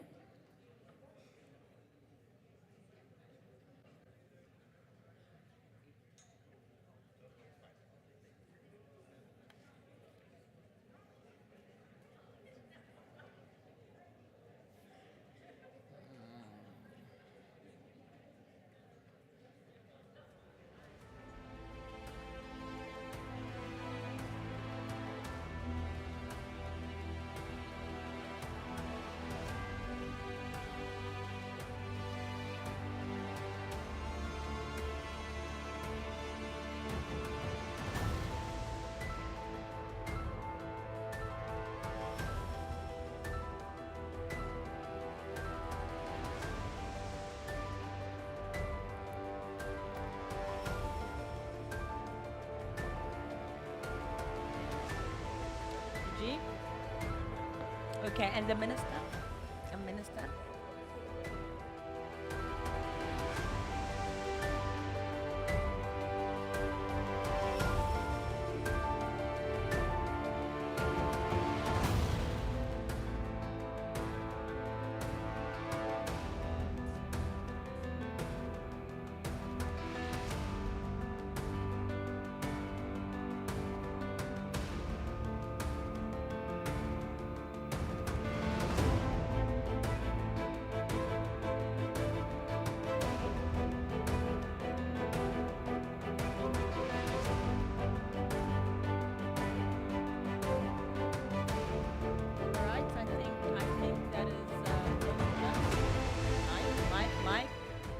All right, I think that is most of us.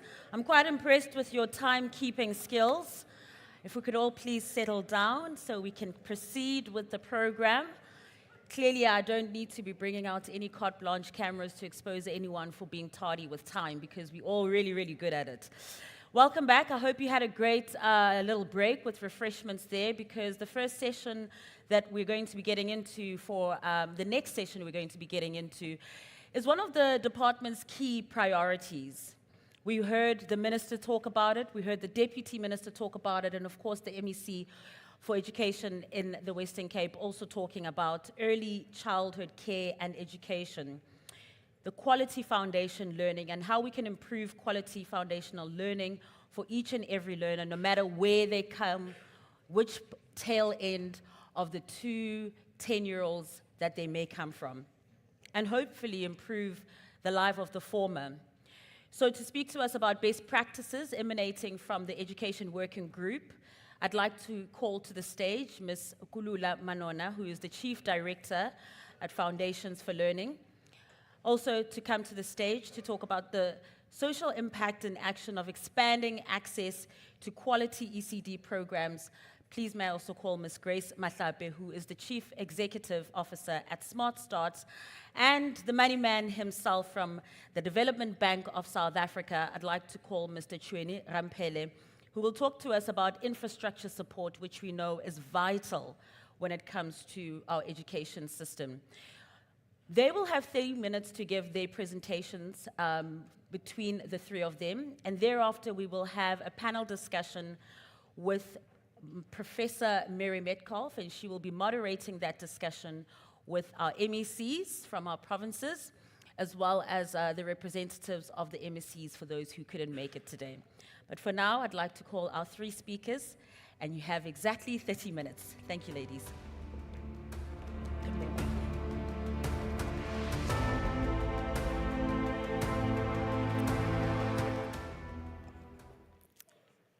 Thank you very much, Program Director. My 30 minutes hasn't started because I don't think I have the presentation up.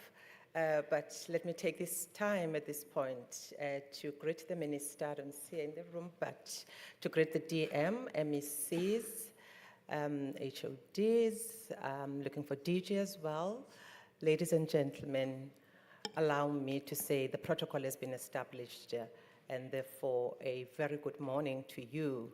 And we're here representing what actually this ecosystem for ECCE looks like. Here I am representing government, and here are my partners from the social sector. We are about to share with you how we have approached the ecosystem as a lever to giving us the kind of outcomes that we require or our children and to achieve right from ECCE into early grades. Let's see if this works. Looking at the best practice that emanated from this journey, and the journey began with the May Education Working Group meetings that took place. Program Director, you have already kind of underscored the importance of ECCE, and we want to look at ECCE as the entry point into the continuum of outcomes, early child outcomes that our children must really be able to attain until they get to early grades.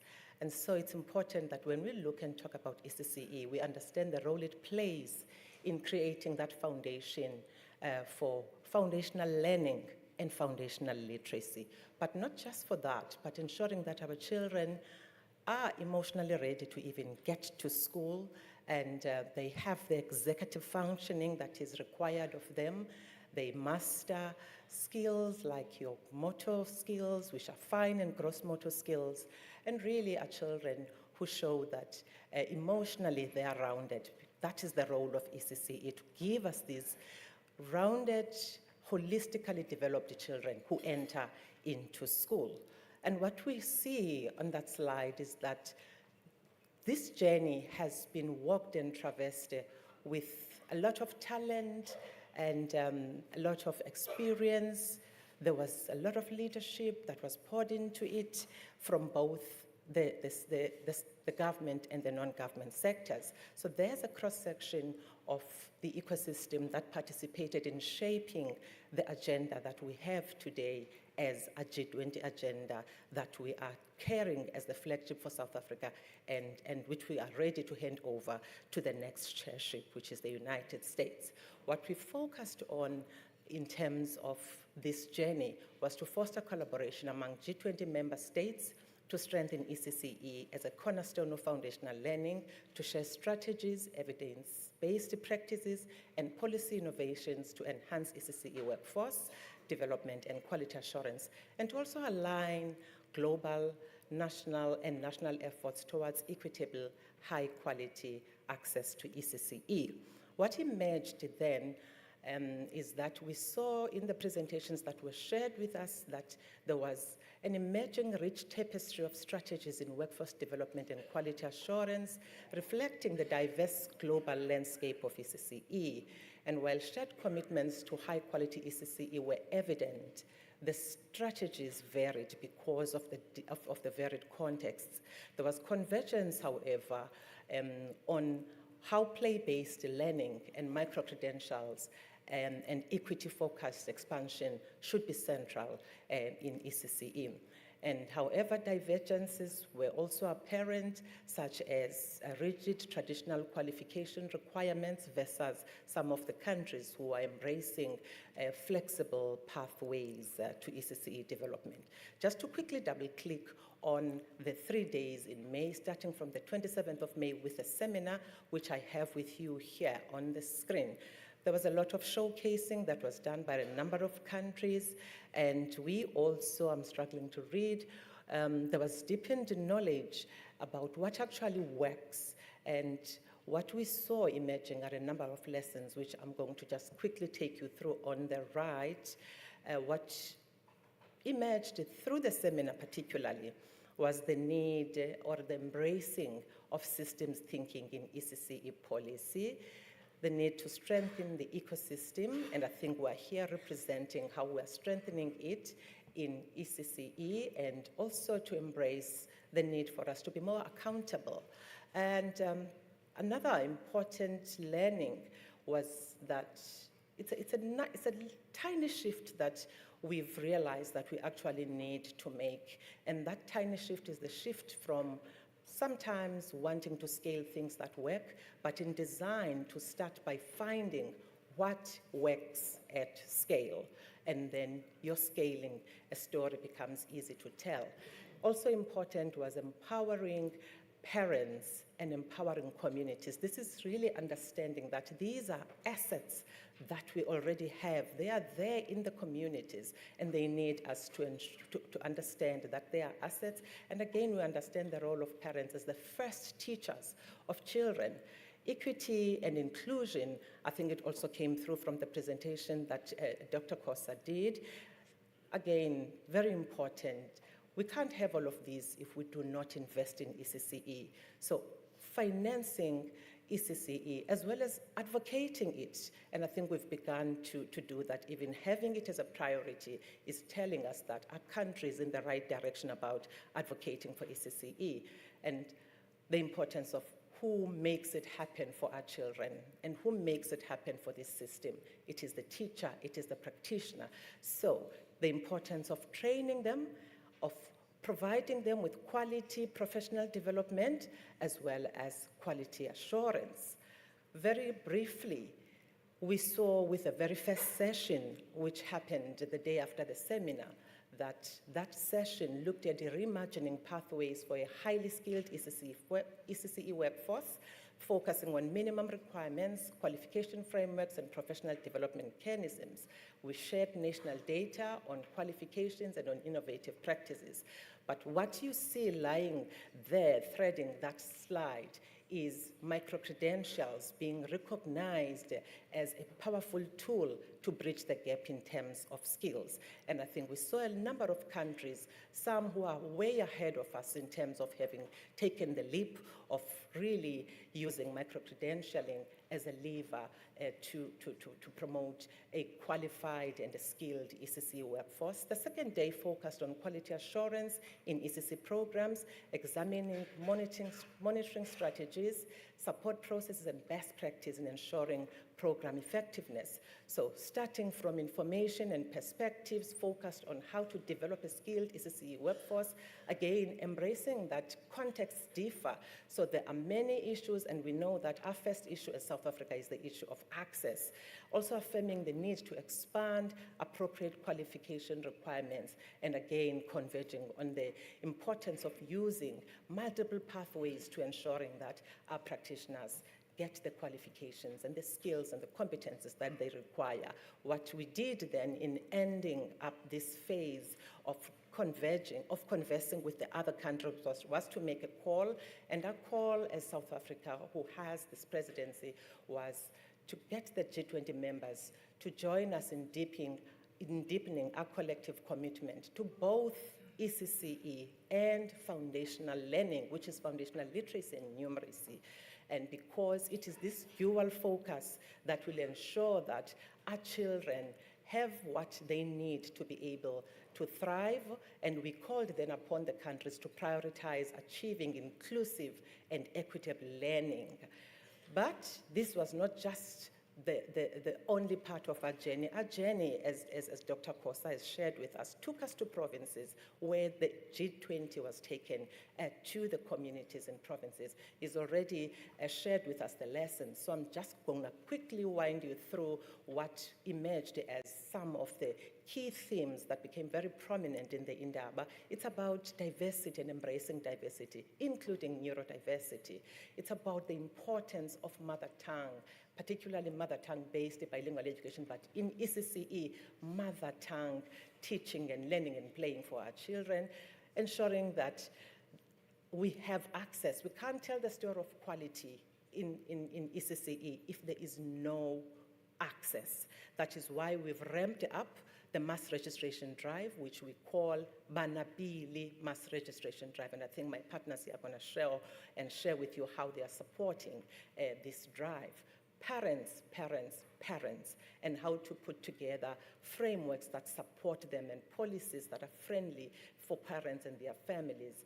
And the next is about strengthening curriculum itself, which is what it is that the teacher uses as a tool to drive learning, knowledge, and play in ECCE. Again, ensuring that the workforce is developed, is professionalized. There are various pathways, and we can't do this if there is no social compact. And we would want really provinces as well to take up social compacting. As I'm going to be rounding up very briefly, what does this mean for us as South Africa? In South Africa, I've already said that we can't have access, quality without access. And so it was critical for us to draw up a strategy, and this strategy is actually informed by a shared understanding as the entire ecosystem of what the problem is that needs to be solved. So the strategy centralizes a social compact, which means it understands that the lever for change can really be engaged if we engage the entire ecosystem. We've then developed a roadmap. Before I end, this is what is critical for us to take away from this presentation. There are 4 key things that we need to do. We need to expand access to new high-quality ECD programs. We need to improve the quality of existing ECD programs. We need to resource the sector effectively. And lastly, we need to build strong and efficient government systems to enable us to do that. That is why then we have to have a roadmap that will really show us what needs to be done to sustain this ecosystem.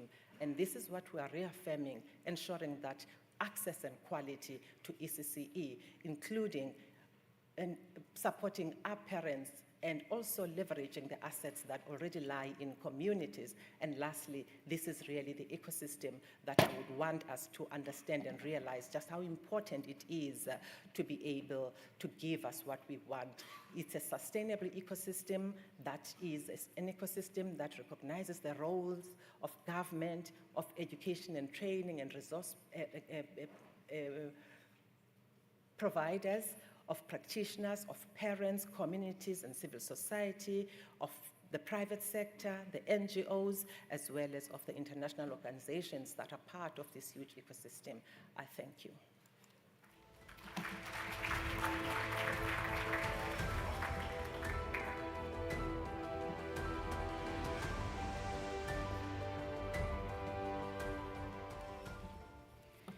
Ladies and gentlemen, good morning.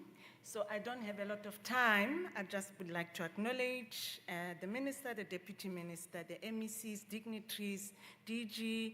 I'd like a special acknowledgement to the leaders of the ECD sector who are here today, on whose shoulders the mammoth task of achieving universal access to quality early learning has been resting for the longest time. And my name is spelled with the TLH. If I may just ask that it be corrected. I'm not sure, there you go. So as Kulula has already said, I'm going to just go very, very quickly through these, the slides that create the context for what I was asked to talk about. That one of the biggest achievements of the last few years in partnership with the Department of Basic Education is a new national strategy for early childhood development. That national strategy foregrounds a new social compact for ECD, which brings together all of the sectors. As you've already said, I don't need to go through all of that. What's important is that it is going to take the collective effort of all of those involved, putting the child and the communities on which children grow up at the center of everything that we try to do. As we try and close that gap that was illustrated between these two young boys who grow up in different contexts and whose life outcomes will be different unless we do something about that. Why am I struggling to move?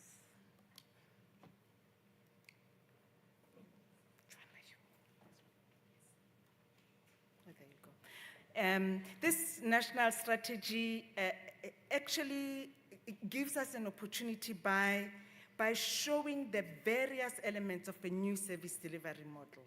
That it is going to take a strong strategy on infrastructure, a workforce development strategy, a strategy around public-private partnerships, population-based planning so that we make sure that no child is left behind, scaling what works at scale, and public information and communication, as well as new intergovernmental coordinating mechanisms that will enable us to succeed.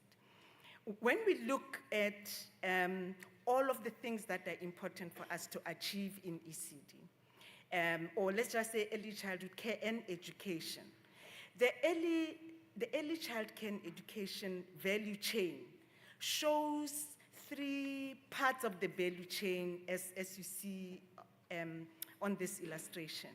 The first part is about the systems and solutions that help to set up new. That is what we mean by access. The middle part is about strengthening quality and support to existing ECC provision. And then the last part is about continuous quality improvement and monitoring. What is really important to show here is that unfortunately, mechanisms required for setting up new ECC programs continue to be a national blind spot. Even when we talk about new access, we don't have a system in place as the country right now, and therefore we miss the opportunity to enable new access to actually happen. And so we focus a lot on improving quality, which is good, but the risk there is that three big things that are big enablers of new access are about infrastructure, knowing that the home settlements mechanisms of South Africa are so diverse. In informal communities, there are no places where infrastructure is poor, driving the exclusion, more and more exclusion of children. Nutrition, access to nutrition, and making sure that we see the ECD operators as enterprises that need to be supported to be sustainable, deliver quality, and achieve outcomes for children. These three parts of the ECD value chain continue to be in the blind spot and are a priority if we are to establish new access to quality ECCE. So what we believe, many things have been done. We've already worked on a really powerful mechanism as a country that tracks how children are doing through the Thrive by 5 Index, which is a powerful mechanism that ensures that what is set up is evidence-based.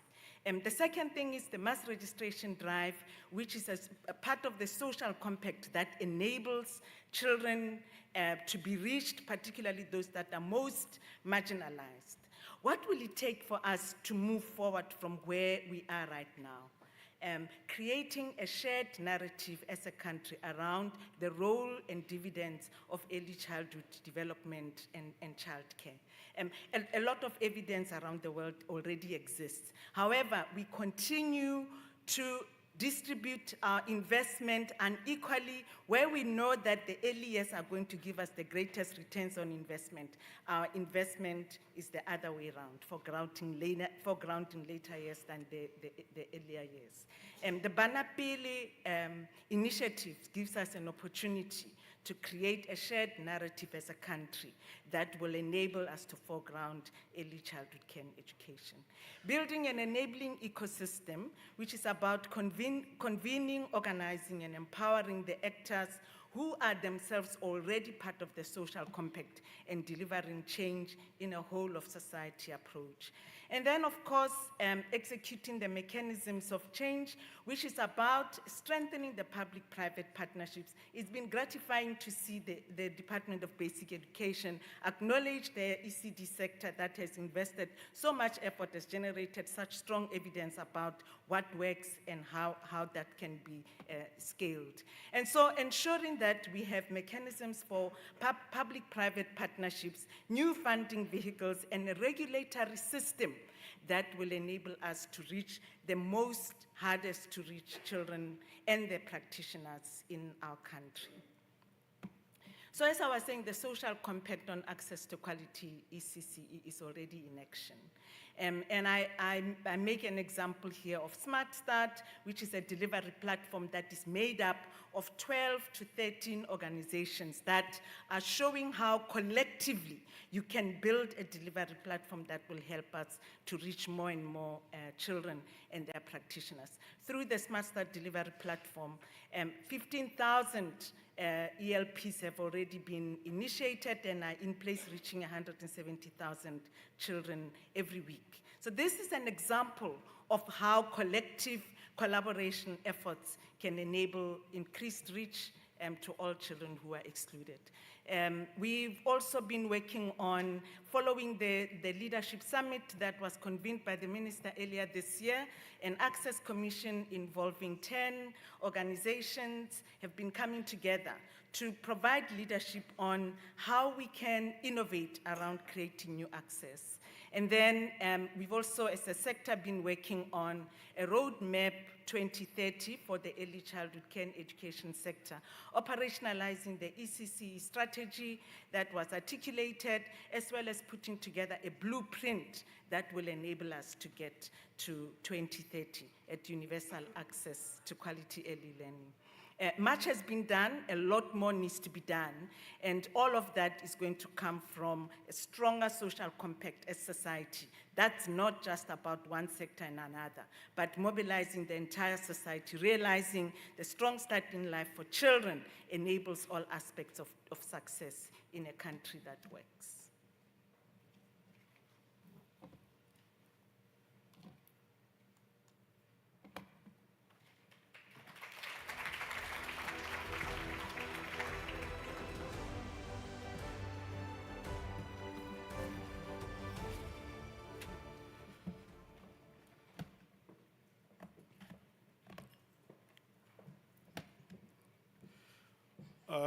Program Director, I will try and exercise my carte blanche within the confines of the time that you provided us. But allow me to just pass my greetings to the Minister and Deputy Minister of the Department of Basic Education, and the DG and the executive team, including the MECs also from the various provinces that are here.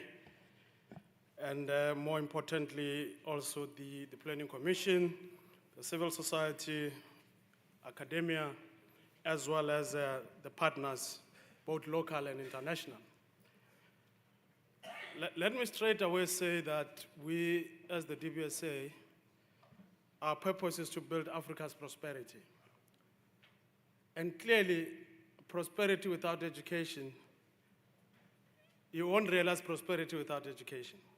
So I think education is without contention a strategic enabler and a catalyst to this purpose that the DBSA is harboring. And infrastructure thus becomes a means. So in the context of education, our optics are clear as the DBSA is that we need to look at it from infrastructure. As they say, we are an infrastructure financing or infrastructure bank. But Minister and Deputy Minister, we stand in solidarity with the DBE and the sector, further affirming our support towards the realization of the SA 2030 strategy for early childhood care, education, and development programs, but overall the attainment of development goals. For us, SDG4 is also a critical component that we need always to keep our mind at. We are clear to be building a learner-centered education system and inclusive future, in that whatever interventions we design must elevate the principles of inclusivity, the principle of equality, the principle of access, and sustainability. We view education as a key economic equation, more so the ECD being a foundation for human capital development and pathway for resilient society and a competitive South Africa. Education at all levels is a societal issue that calls for a need to elevate public-public partnership at the same time as we lobby for increased public-private partnerships.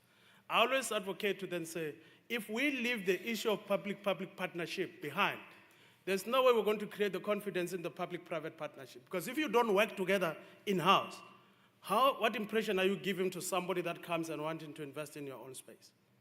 So that's what is important to then say, between ourselves as institutions of government, organs of state, if we demonstrate working together and collaborate, it will definitely create a very simple environment and climate for the investors to really come in. Because you then want to attract private sector, but in your own house, you are not organized. And if you bring an organized system in a disorganized system, it becomes something else. They will repel each other. As the DBSA, as I said, we are committed to collaboration, cooperation, and collective action, which remain key success ingredients for any partnership. Again, we are rolling in action with DBE and the sector and pledge our continued support as your social partner. We pledge our continued support as a social partner in this case. Our support derives from our mandate for infrastructure financing and development, including institutional strengthening. Notable, Minister, is the support we continue offering to the G20 Learners Engagement Programs, care and support for teaching, learning conferences, school furniture optimization programs. We are particularly now sharply focusing on these ECCE programs, And we continue to innovate financing instruments for your priorities, having structured instruments such as a Banapele ECC fund. And in that fund, we want to use our competence to then be in a position to draw in as more support as possible. And we're inviting all the partners to then say, here is an organized system of a fund that we need to really, all of us then begin to pull on the resources. And that pooling of the resources is going to really be working towards a one single-minded purpose in terms of dealing with the development in this particular space. And further, we're saying there are a range of things that we're doing from our side. We're also looking at infrastructure grant front loading to say, if we're going to be receiving funds in the next 3 years, why don't we just deal with it now? We put in the funds, we deal with this matter, and in the next 3 years, we'll then fund when we got those funds. That's what we call front loading. That's another mechanism that instrument that we're putting together. We've put together as the DBSA to make sure that at least we accelerate development in this case. Otherwise, we've got those impactful CSI initiatives that are focusing much more in building appropriate education facilities and infrastructure. And what is fundamental to this, core to this, is working with the communities. Because without a community-led processes or community-inclusive processes, we really would find ourselves wanting at some point. Again, we are saying that we recognize the effect of climate change on education. And I think this is a matter that we should always then begin to keep in mind as we deal with the matters of addressing education itself, to then say, also, we become the victim, or education becomes the victim of the climate change. And therefore, we cannot, at any point as we discuss these matters, forget the matter of climate change on education. And we continue exploring mitigation and response programs to ensure sustainability. Our climate funds should be explored by the education sector. We have got the Green Climate Fund, we have got the Global Environmental Facility to advance sustainability of infrastructure. And that is particularly where we're saying we need to then begin to advocate our ideas within those particular kind of areas. But further to say, monitoring of outcomes and quality of teaching remains critical and will require standards and technology applications to ensure data deposit for each sector players across the provinces. One of the key things that we're looking at is to say, how do we track the development of these young people that we're really putting in place? That, we can see that even ECDs themselves, which one is doing better, which ones requires more support, and I think that is going to really be an important focus for us to strengthen that system. That's what we call institutional strengthening, to ensure that at the end of the day, we can know at what any point in time to say so many kids are developing within the kind of, the learning stages that they're going through. In conclusion, Minister and Deputy Minister, DG and MECs, and leaders in the sector, the progress we see should keep us going as we navigate the road to 2030 and beyond. Our collective leadership is more required than before. We left some of the things for too long, and now we have to really double our leadership focus and basically beginning to deal with these matters with urgency. I can only say, Minister, to run the sector well, we must first run our institutions well. And to run our institutions well, we must run them strictly, and this will provide the fresh impetus and vitality for developing and strengthening the sector education strategy 2030, and again, instilling community confidence in us. Having noted that progress, I can only conclude by saying, progresso continua, progress continues. Thank you.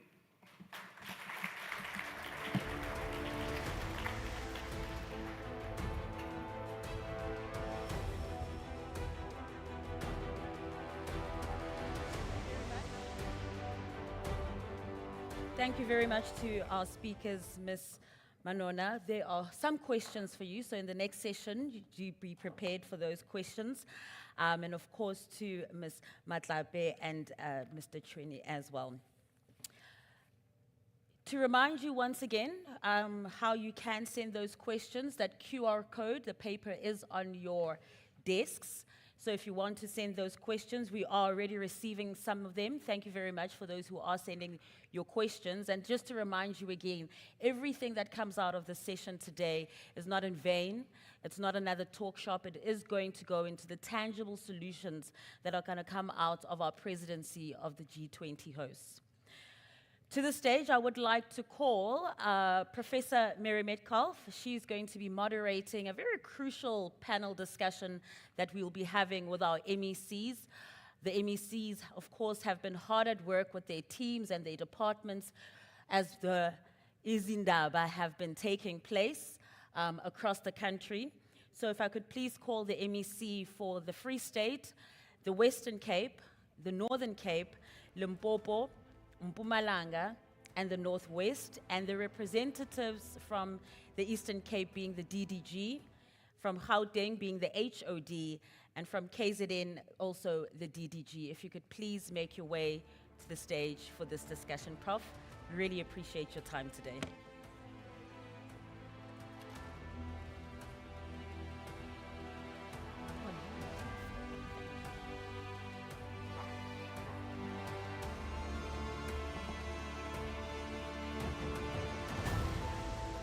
Anywhere, not here, but anywhere else.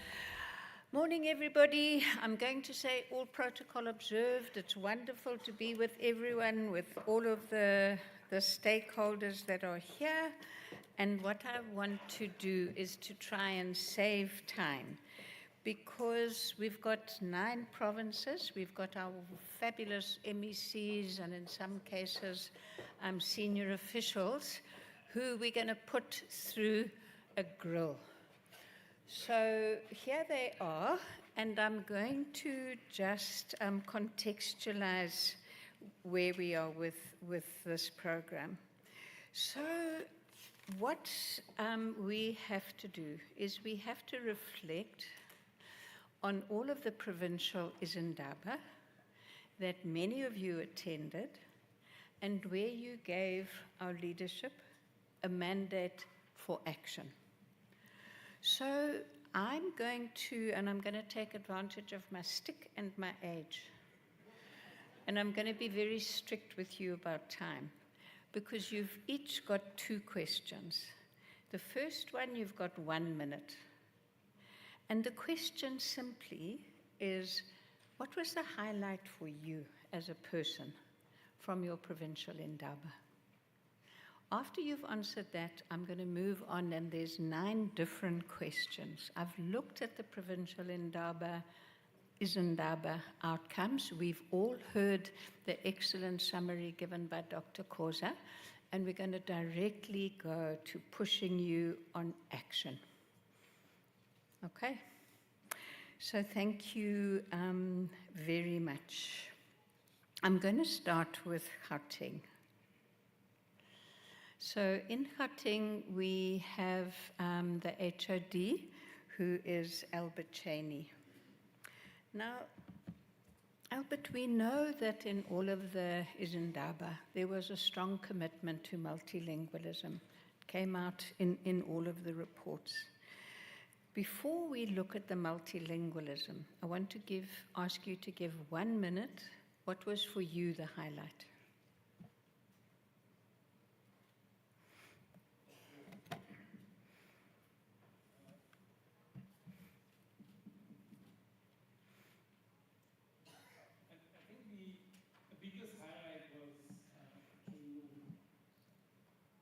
See all the stakeholders present agree that there was a problem. Yeah. Around foundations of learning from grade R to grade Z. And 2, there was an acknowledgement that it had to be done collaboratively between government and non-government. That you had to build collaboration in order to solve this problem. There was also an acknowledgement that in our models, we are not factoring parental participation. Yeah, good. Thank you. If I move to the issue of multilingualism now, Gauteng is, I think, a unique province. Maybe some of the other urban centers are similar, but Gauteng is unique. It's densely populated, it's multilingual. And it's multilingual across these dense settlements. How does Gauteng manage the constitutional right to instruction in the language of choice in complex multilingual townships like Soweto? 3 minutes. So, how can you have got dominance of almost all of the official languages? And, you know, historically Soweto was kind of very demarcated by language sections. And we found that a lot of schools with specific languages were underpopulated, and as a result of that, a lot of those schools closed, and we saw then learners being affected across schools. We do find that, especially in Soweto, that schools where a language is dominant, whether it's isiZulu or isiSotho, that does become de facto the language of choice. But what we've seen over the last 10, 15 years is parallel medium starting to creep into schools. And so they do have 3 to 4 languages in the bigger schools, but at least 2 languages running parallel in the foundation phase. I think the challenge about parental choice is that very often we say there's a demand for excellency schools because it's quality, but also behind it we've discovered that it's about language. That English is becoming de facto a choice. And so when people look at schools, they're also looking at language practice. So I'm going to give you some figures quickly that I picked up from our last report. 68% of grade 1s, irrespective of home language, are learning English. 97% of English home language come from a home language environment. 31% of isiZulu learners are learning in isiZulu. So we're sitting with this where either they're getting spaces, but the language choice was already predetermined, and they're moving in that direction. But if we take English as an example of home language in grade 1, 25% of English home language learners are isiZulu-speaking children. And so this challenge that we're having is tremendous. It has high impact on the acquisition of language, because in single classrooms, you're also finding multiple languages being managed by a teacher. And sometimes we accuse teachers of code mixing and code switching and so on, but in actual fact, I think they're just trying to cope with the situation. And we're not always understanding what the mechanics are. And so if there are multiple languages, that means the available time is split to acquire the language in that school. And I think to some extent, we've got to find ways of managing that in some very explicit way. So we've done a few things. We're trying to make sure that we deal with a lot of coherence in the teaching strategy. That we can at least group learners according to choice. But that's also difficult because of space supply issues. We've also introduced a number of training strategies. So I think we may be the only province where we've trained every grade art practitioner in early reading and early maths. We did this with partners. We're now running a program into the foundation phase. We are getting some donor funding. And lastly, we are introducing oral reading fluency measurement in grade 3 as a way of helping us improve the system. Thanks. Thank you, Albert. I was fascinated watching the other MEC's faces and the other officials. This is very complex. We've got lots to learn from each other. So I'm now going to move to MEC Maboya in the Free State.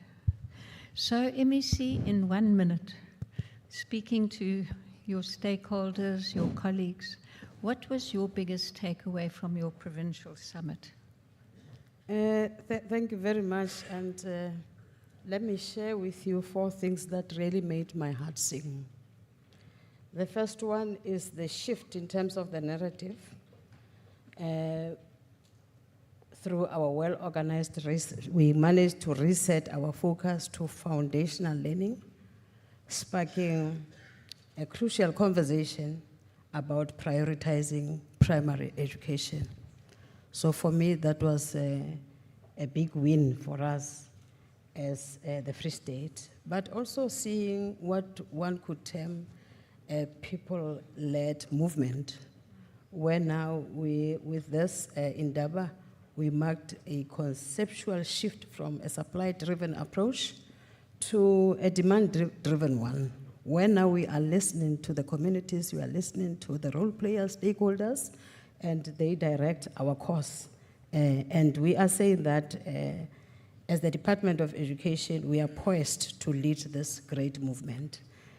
We also demonstrated collective responsibility, because I think in our case, in the Free State, we were supported by members of the Executive Council who showed that as the Free State, we are taking this matter seriously.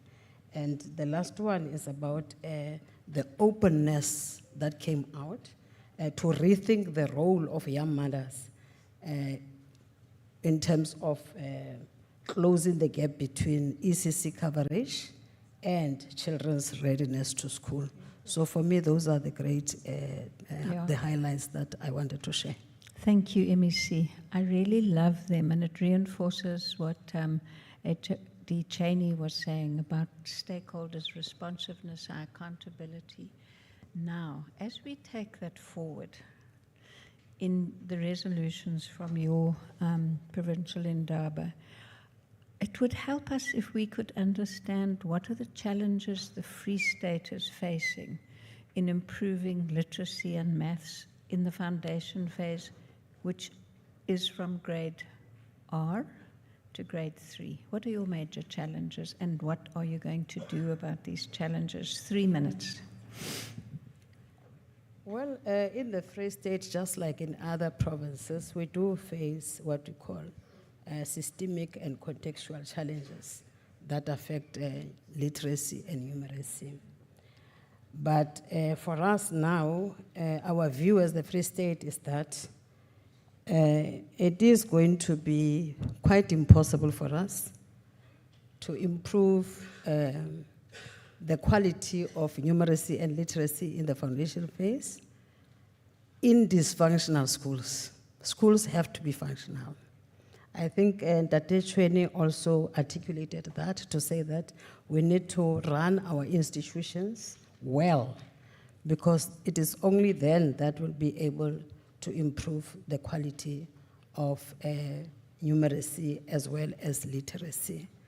So by doing that, we strongly believe that we need to be deliberate and intentional about the functionality of our primary schools, because then they will provide that enabling environment for us to improve the quality of our educational outcomes.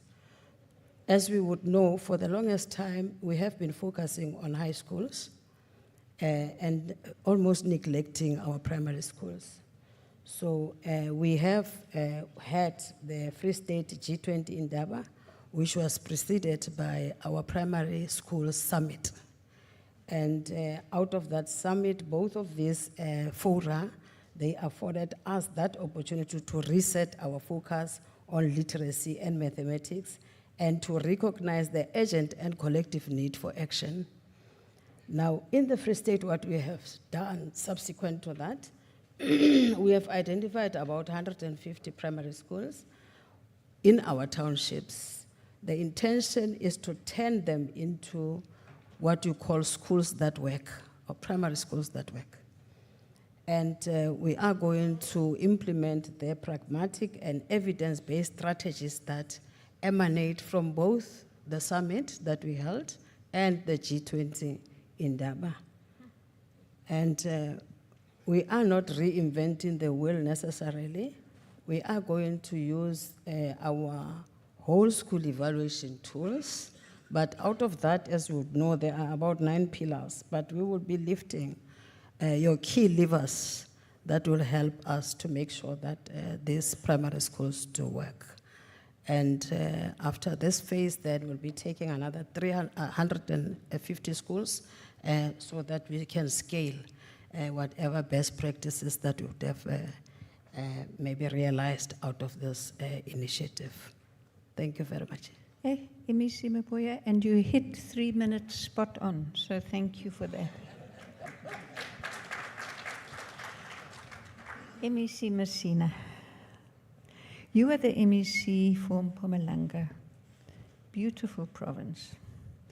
Now, your summit really stressed that policies must be translated into tangible outcomes that positively impact on the lives of learners. I know this is a difficult question, and it's going to be difficult for any of the MECs, and I'm hoping maybe they'll interact with you on this. But I want to know what outcomes in foundational learning, in literacy and maths, are you going to monitor closely in the next 2 to 3 years, and what indicators are you going to use? Okay, before you go there, tell me in 1 minute what you enjoyed about your Indaba. Thank you very much, moderator. As Mpumalanga province, our greatest highlight from the provincial G20 Indaba was a clear alignment between our provincial priorities and the broader G20 themes.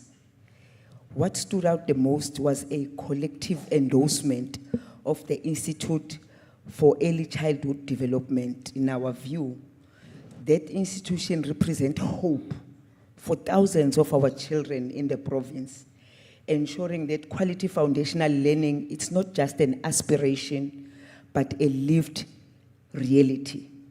Equally, what was inspiring was a level of collaboration between our government, our civil society, the business communities, who came together with a shared vision for the improving of education. So for us, that unity was for us the most powerful outcome. Now the difficult question, what are you going to measure? Indeed, moderator, in Mpumalanga we're fully aware that educational policies must translate into tangible outcomes that change the daily learning experience of our children. So, of course, early childhood care education is one of those, outcomes that we're looking at. So an indicator to that effect will be an increased enrollment in the early childhood programs, especially in our rural areas or in those communities that are under-resourced. We also want to improve school readiness assessment for our grade R level, so that when they go to school, they are really ready. I think they have spoken to that effect, some of the speakers who spoke before me. In terms of literacy and numeracy, mastery in the foundation phase, our indicator is that by 2027, we aim to increase the proportion of learners who can read with understanding, who can read with comprehension in their home language, especially from grade 1 up to grade 3. Also want to monitor the annual systematic evaluation result so that we're able to track competencies in grade 1 to grade 3. And lastly, we want to look at the teacher professional development support, because all these things we want to achieve, if we're not, developing our teachers and we're not supporting them, we may not be able to achieve them as a result. One of our indicators is to increase the number of teachers accessing continuous professional development through MST Academy and the Institute for Early Childhood Development. And in terms of another indicator, moderator was saying, classroom practice improvements, which are measured through school-based support, visit, and learner performance data.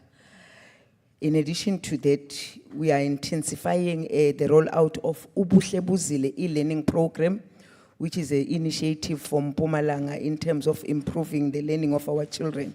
But in terms of the e-learning, us as Mpumalanga have already distributed 60,000 tablets for our grade 12 learners, and we are at an advanced stage to can also, distribute for the grade 10 next year. So our key priority for us is the school connectivity, because without a reliable access to connectivity or infrastructure, digital infrastructure, so we will not be able to see the full potential of the e-learning. Thank you so much, MEC. There's much to talk about there, and some of the issues you've raised, we're going to have other MECs also picking them up. I want to stay with ECD. And we had such an excellent panel just now. Kalula Manona gave us a very good summary of everything that's been discussed in the Indaba. But I'm going to go to the Eastern Cape now and Ray Trokadi. First of all, 1 minute, the highlight, then I'm going to come to your question. Thank you, Professor Metcalf. Can you hear me now? Thank you. We sort of had two issues that framed our understanding of what we're dealing with. The first one is what we call our take-homes, and then the second one is what is actionable from the summit. On the take-homes, it came out very clearly that the first 1,000 days are quite critical to talk about a sustainable education system in the Eastern Cape, and therefore this is almost a public good. The second one is, what do we action immediately after? So we looked at our planning frameworks, and population-based planning came out, tops, and we felt it's important. Thank you. Okay, now, the ECD question for you. So I think what was very clear in the previous panel is that we have early childhood education centers, and as you've indicated, and was very clear in Kalula's presentation, these are, we've got grade R, which is now compulsory, part of ECD, but compulsory. We've got early childhood education centers that are not compulsory. Grace's presentation also covered that. Now, as the Eastern Cape Department of Education, what do you think is best practice for the department to support these non-compulsorily community-driven entrepreneurial early childhood education centers? How do you support these centers?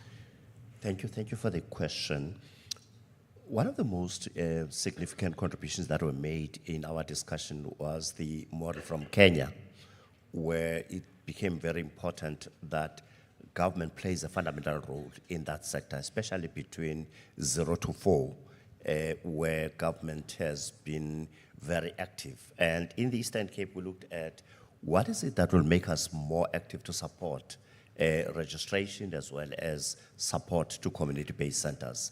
The first one is to really look at how we are supporting the mass registration drive. And in this case, we looked at how we get closer to local government in terms of managing mass registration. The second one is basing the mass registration drive on a plausible model, which is the district development model. And we felt that making it a reality, we'll be able to harness resources together through the district development model. And then thirdly is the importance of the IGR in anchoring early childhood education as well, early childhood and care as part of our IGR systems. And then lastly, we looked at how do we make learning a reality in these community-based centers, particularly the learning programs. What is the nature of these learning programs? What is the scope and scale? What guidance we get?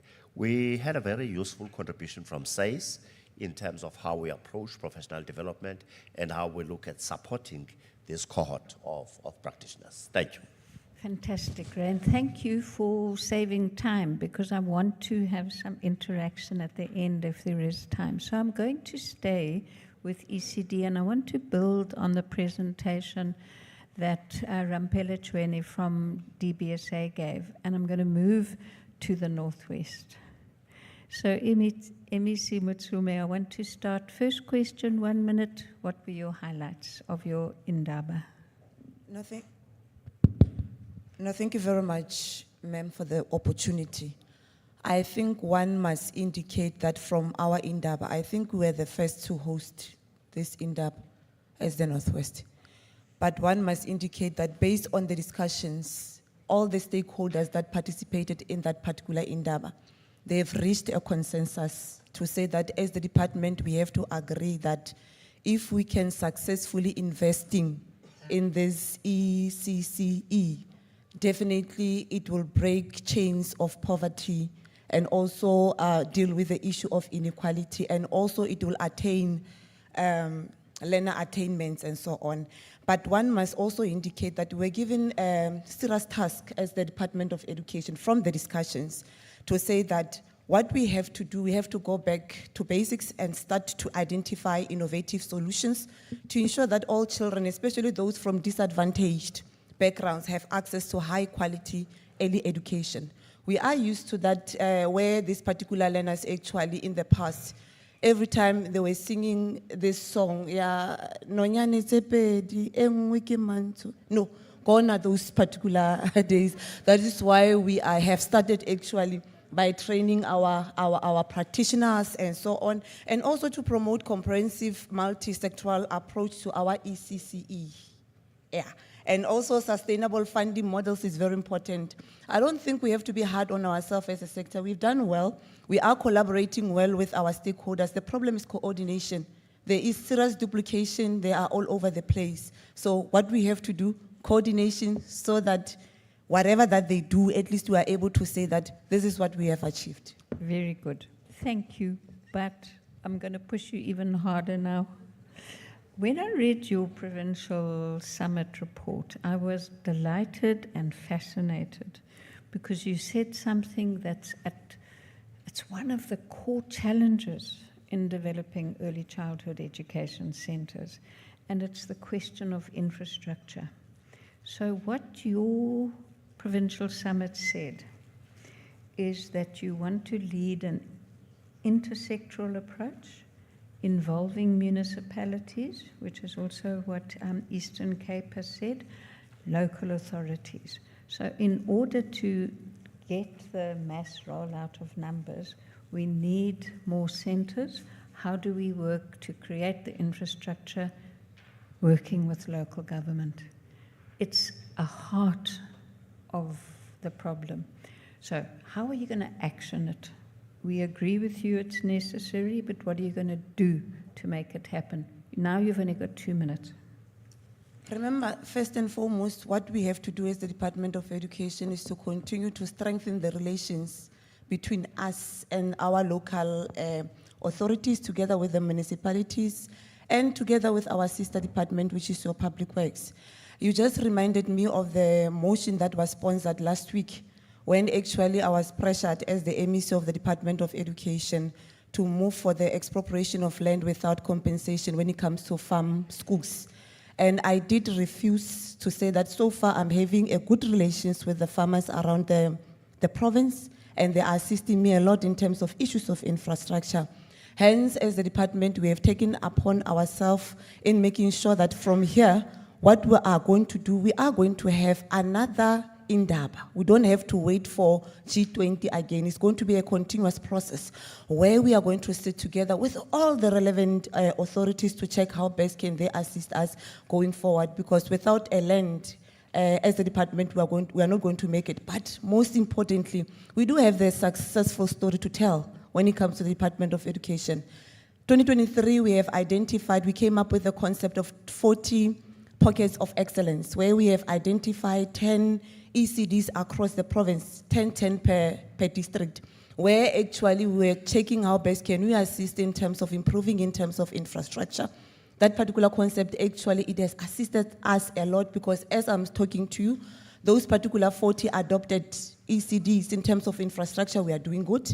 In terms of material delivery in those particular respective ECDs, we are doing good. What we have to do now is to duplicate, for us in the next 5 years, we must be able to come here and report to say that at least we have reached maybe minimum of 200 ECDs across the province. So I think that's how it will definitely assist us as a department going forward.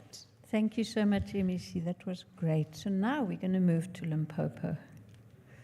So, MEC Lohule Ramakanya, I have a passion about many things, but it includes learners with special educational needs. And I was fascinated that you have said this is going to be a focus for Limpopo. Well, your summit said so. So let's start, your Indaba said so. Let's start with what for you was the greatest impact of your summit. Then I'm going to ask you the question about Alcen. Thank you so much and greetings once more. I think for us as Limpopo, we focused on teacher development. And as a department for 2025, we had declared that it was our year of academic excellence and teacher development. So it went on very well, and the highlights by all stakeholders was to focus on teacher development in the ECD sector.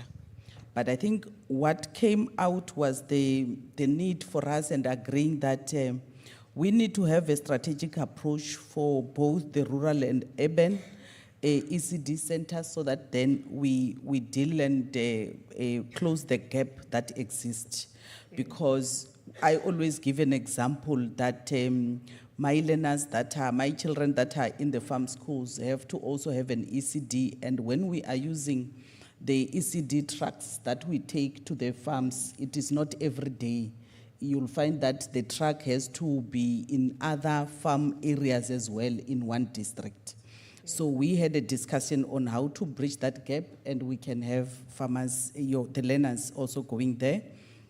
The other thing is that we started a conversation with higher institutions of higher learning on our needs, proper needs, and also the University of Venda and the University of Limpopo, and with the University of Venda, the program on teacher development on the ECD space has started. Excellent. It sounds like it was a wonderful Indaba. Now the learners with special educational need. If you're going to take action, what I think we'd like to hear from you is what are the gaps in Limpopo, and what actions are you going to take in the next 2 years to address those gaps? A difficult question, I know. But we confined ourselves on 3 issues that we identified. We need to do proper qualified educators for the special schools. We have identified that as a province, we had shortcoming where we were using excess teachers to take them to special schools. Instead of us working with the right educators so that then we can properly align and attend to the needs of the learners, but equally have proper teachers to advise us on the LTSM for both the teachers and the learners. The second issue that we have identified as a challenge which we are addressing, it was insufficient provision for the professionals, because you need your social workers, you need all other professionals beside a teacher. So we have identified that we no longer group the professionals as one, but we identify the needs of that special school. Where I've got a special school for the blind learners, the needs will not be the same as the one that have got other difficulties in terms of their own needs. So we have also done the support analysis where it is needed. We are working with SANESA in terms of that discussion. The third issue, besides the infrastructure needs that needs to be aligned, it is the exit strategy for the learners. So we have advocated for the schools to give them support to run exhibitions and create catalogs for the advocacy of the work that the learners are doing. But one critical issue that I should conclude with is our partnership and discussion that we are having with the TVETs, so that then they assist us with the business initiative of cooperatives for these learners when they exit. Thank you so much. Hey, thank you so much. Now we've got 3 provinces left, and I want to really try and keep to time. So I want to thank all of the MECs and senior officials for really responding to these constraints. So we're going to do Western Cape, Northern Cape, and then end with KZN. So Western Cape, first of all, highlights, and then go straight into the question, I think. because the second question is, when one looks at progress with utilizing information technology, which was a big theme all the way through the Indaba, it seems to me that Western Cape has actually made massive progress. And there's lots of reasons for that, including access to Wi-Fi. So, two questions for you. How do you address the inequalities in access?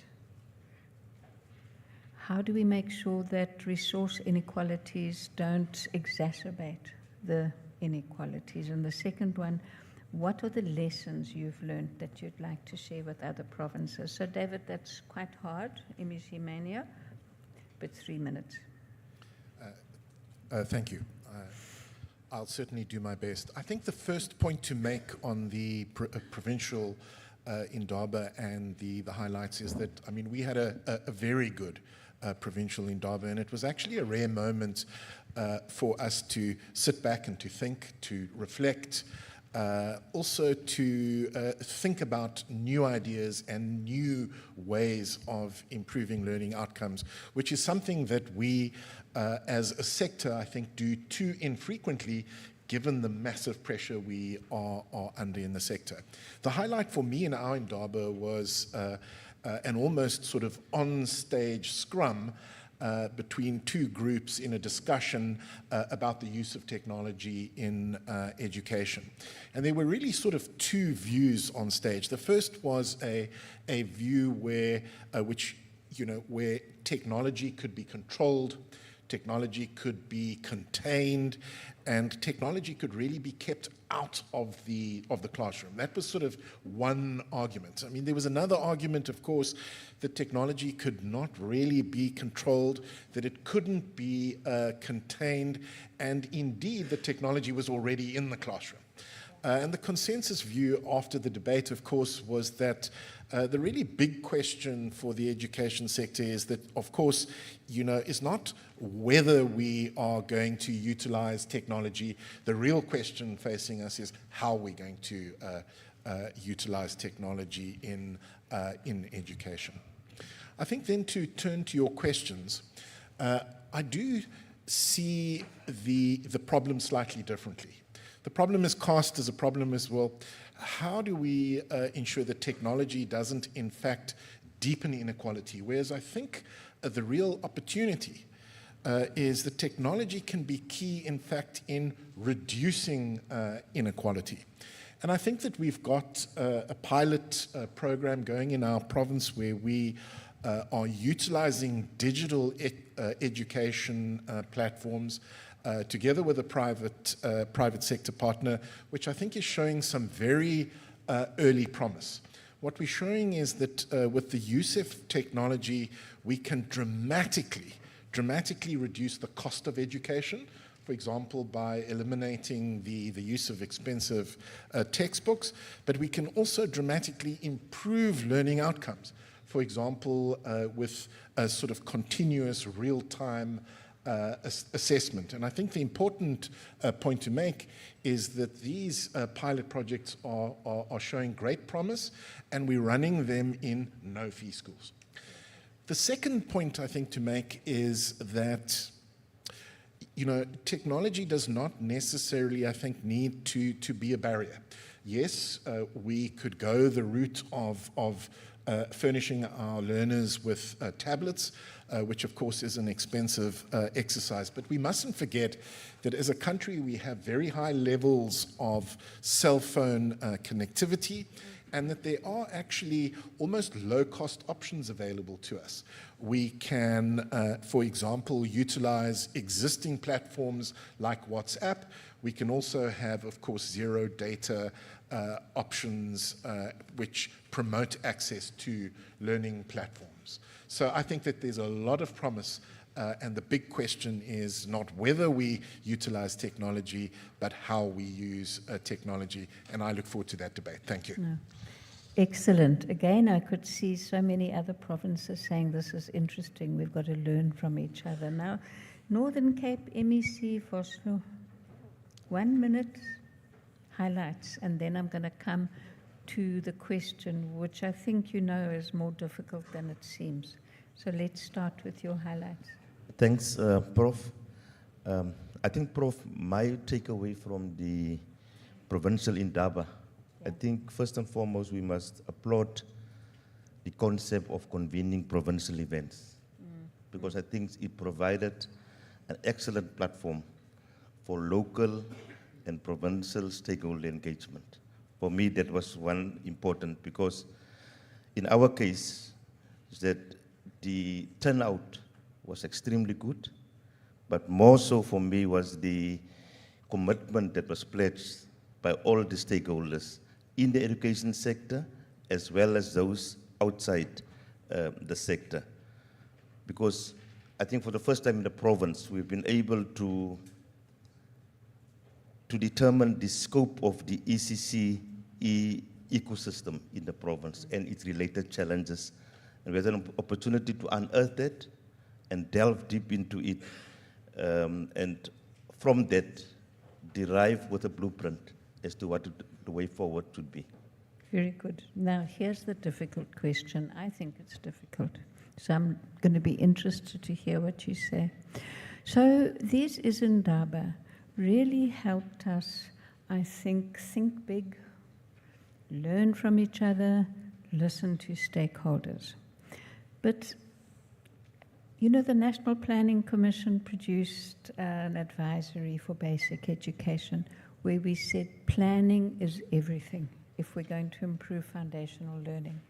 So now you've had your provincial Indaba, we've got this wonderful national event, but you've already got a strategic plan, you've already got an APP, you've already got an operational plan. So the question is, how are you going to accommodate this learning into your planning system that's already in place? Tough question, no? Thanks, Prof. I think what's important is that we all should understand and we all appreciate the fact that all these APPs and all these strategic planning sessions, these documents should be living documents, first and foremost. And with that understanding, as a province, we see indeed that our strategic planning would then definitely be influenced for the better, I would say.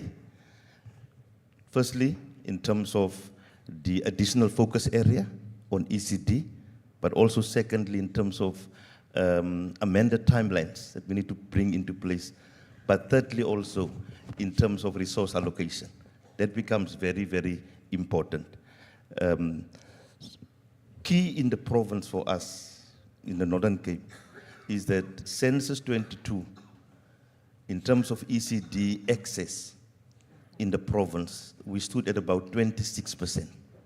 Now that presented a big challenge to us as a province. Now the G20 summit provided us an avenue to explore that and develop ways and means of how best we can be addressing the matter. Obviously, the Banapele registration drive, we need to intensify that.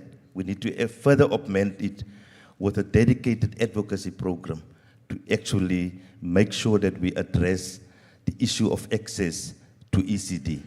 Our numbers has increased over the last 2 years, and next year it will definitely increase in terms of the online admissions that we are already seeing. So from what I'm saying as a province, I think we have done a lot of work, and we're looking forward to the implementation thereof. Thank you, Doctor. Thank you so much, and thank you for linking it to resource allocation. That yes, we must be flexible, but we've got to be realistic and link it to available resources, which brings me to KZN. And I really want to thank Mr. Mazibuko for representing the province today. And he's an old friend, so I'm going to abuse him, and he knows that. So, yeah, these are all the challenges. You've heard the discussion on a range of issues. And after you've reflected on your Indaba, if you can go straight into what I've asked you to do, and that is KZN has unique challenges. How do what will be the greatest challenges you face in implementing these ideals, these lofty ideals? And the difficult thing that I've added is after you've done that, if that's not enough, I've asked you already to just see if you've got any reflections on what your fellow MECs have said. And then I think we will have to close because I want to try and keep to time. So, Mazibuko. No, thanks, Prof. In realizing the prefix you are using to the question, we had to, as a province, to use a theme for our Indaba, which was exploring current opportunities for delivering ECCE for the future in a resource-constrained environment. It was perfectly a conscious decision to use that as a theme.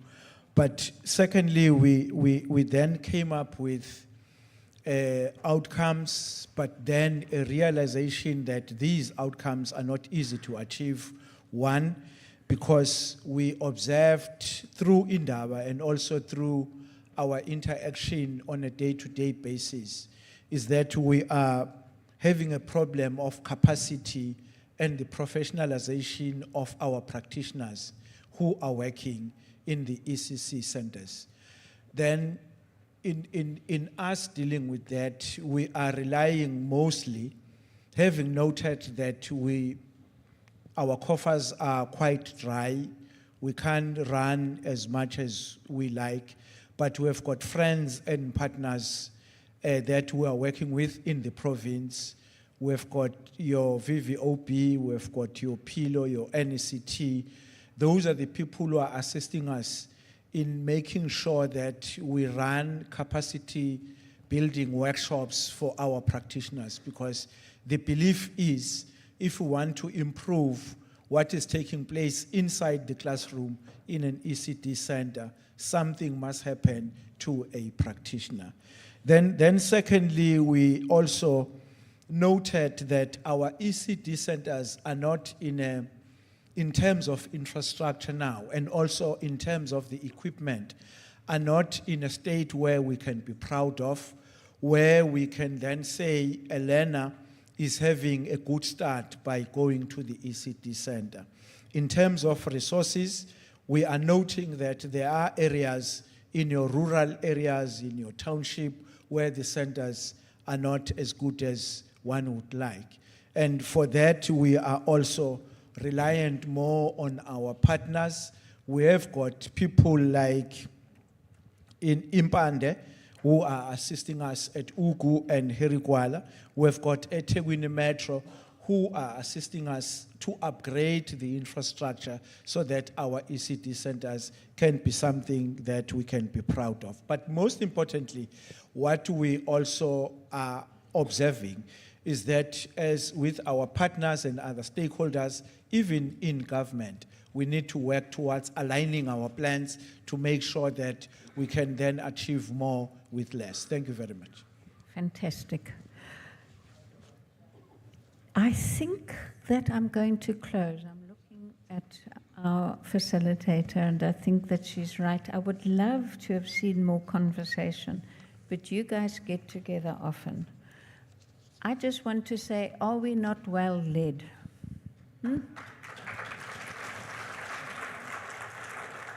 Thank you so much for your participation, and thank you, audience. I hope that you have time to engage the MECs separately. Thank you, Chair.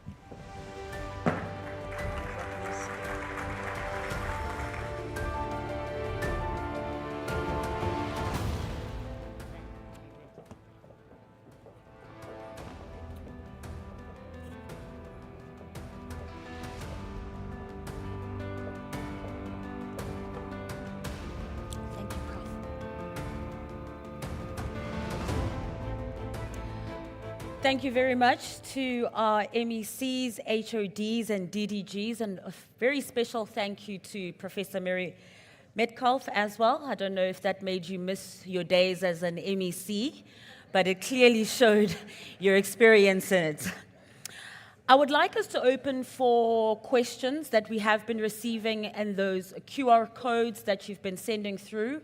And just a reminder as well that every comment, every question will be factored in by the department because they will be using it to culminate solutions that are going to come out of this Indaba that is taking place today and the ones that have been taking place over the course of the past few months.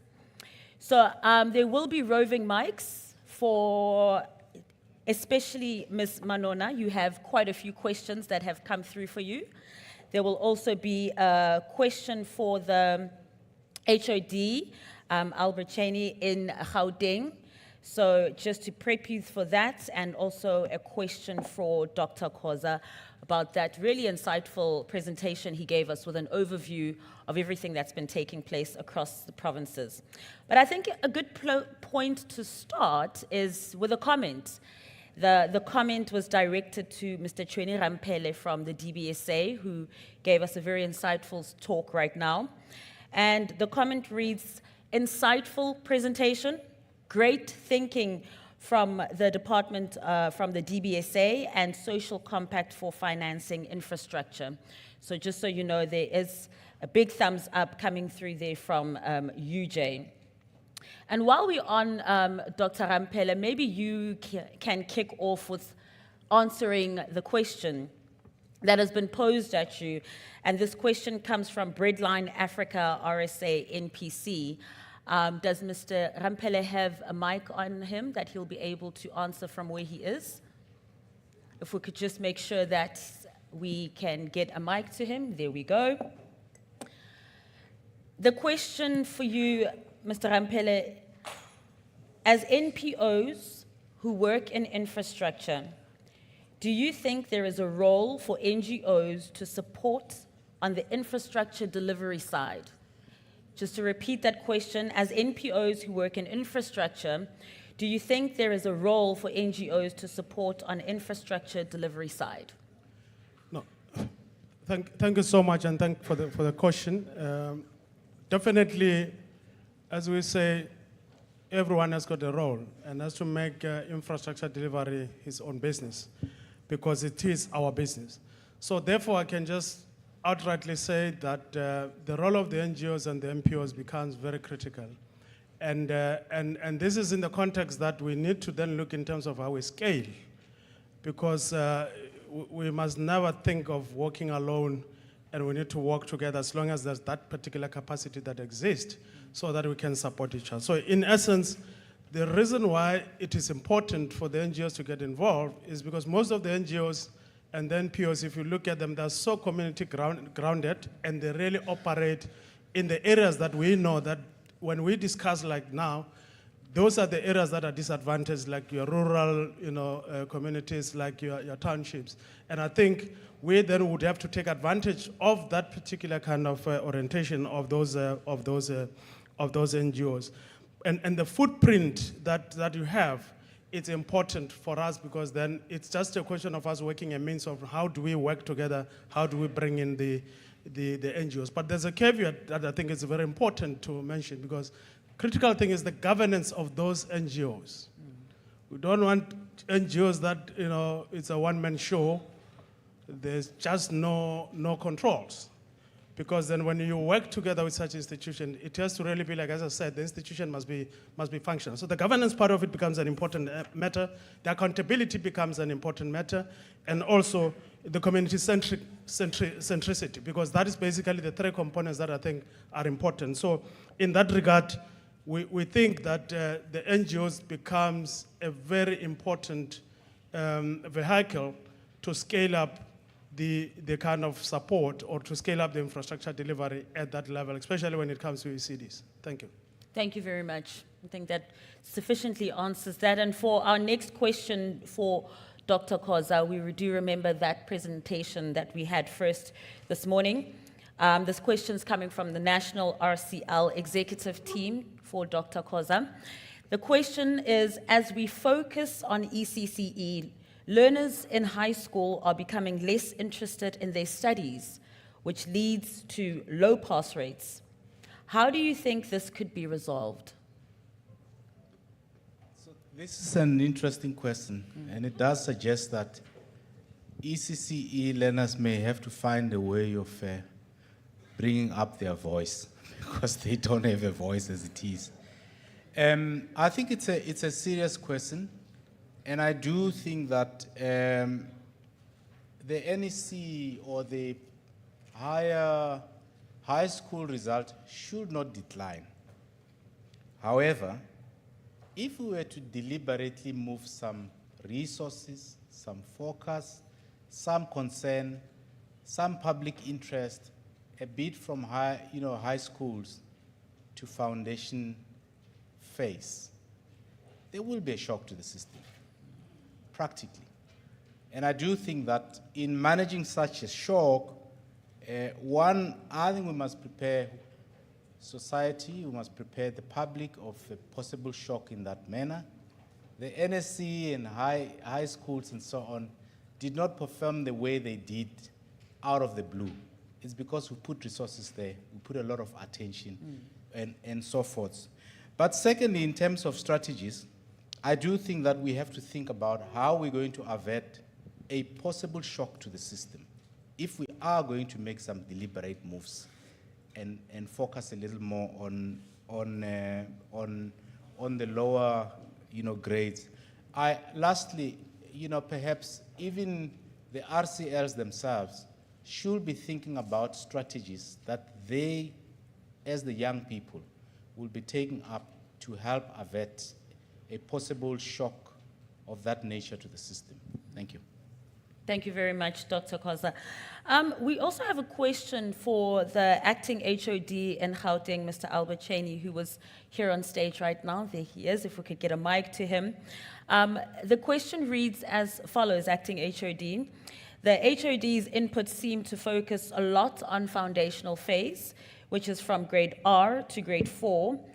What is the province doing to support delivery of programs in ECCE sector, which covers the age groups 0 to 4 years old?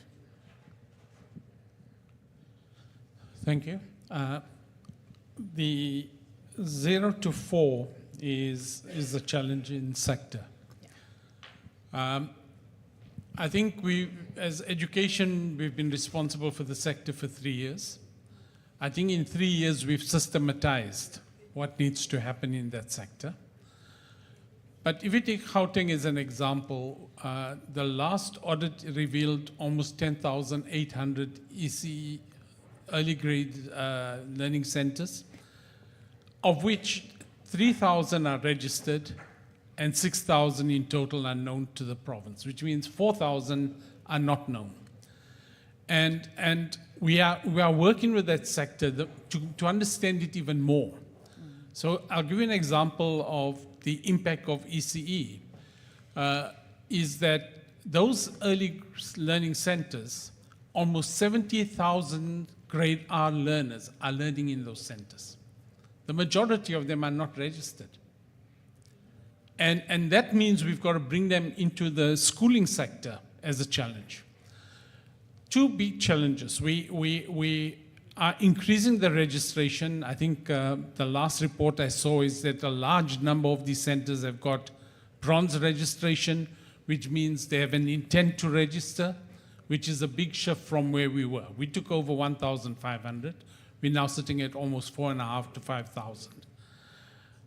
The more we get them registered, the better.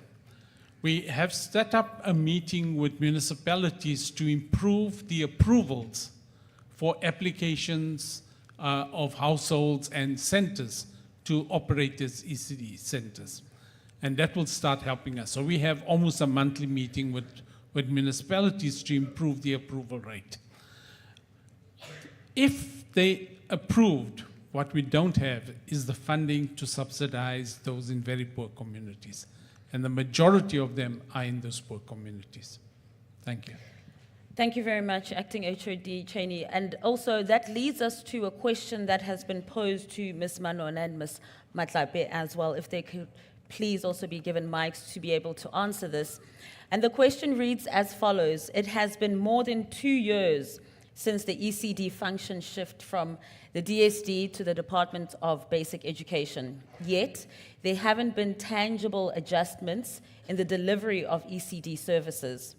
When is the Department of Basic Education taking a stance on the constitutionality of the right to ECD?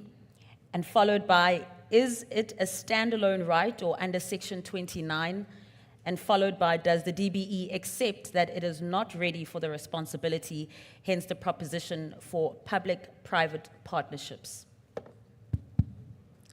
Thank you for that question. And I think I want to respond to it by approaching it from the very last part of it. And the very last part of it that positions public-private partnerships in a particular way.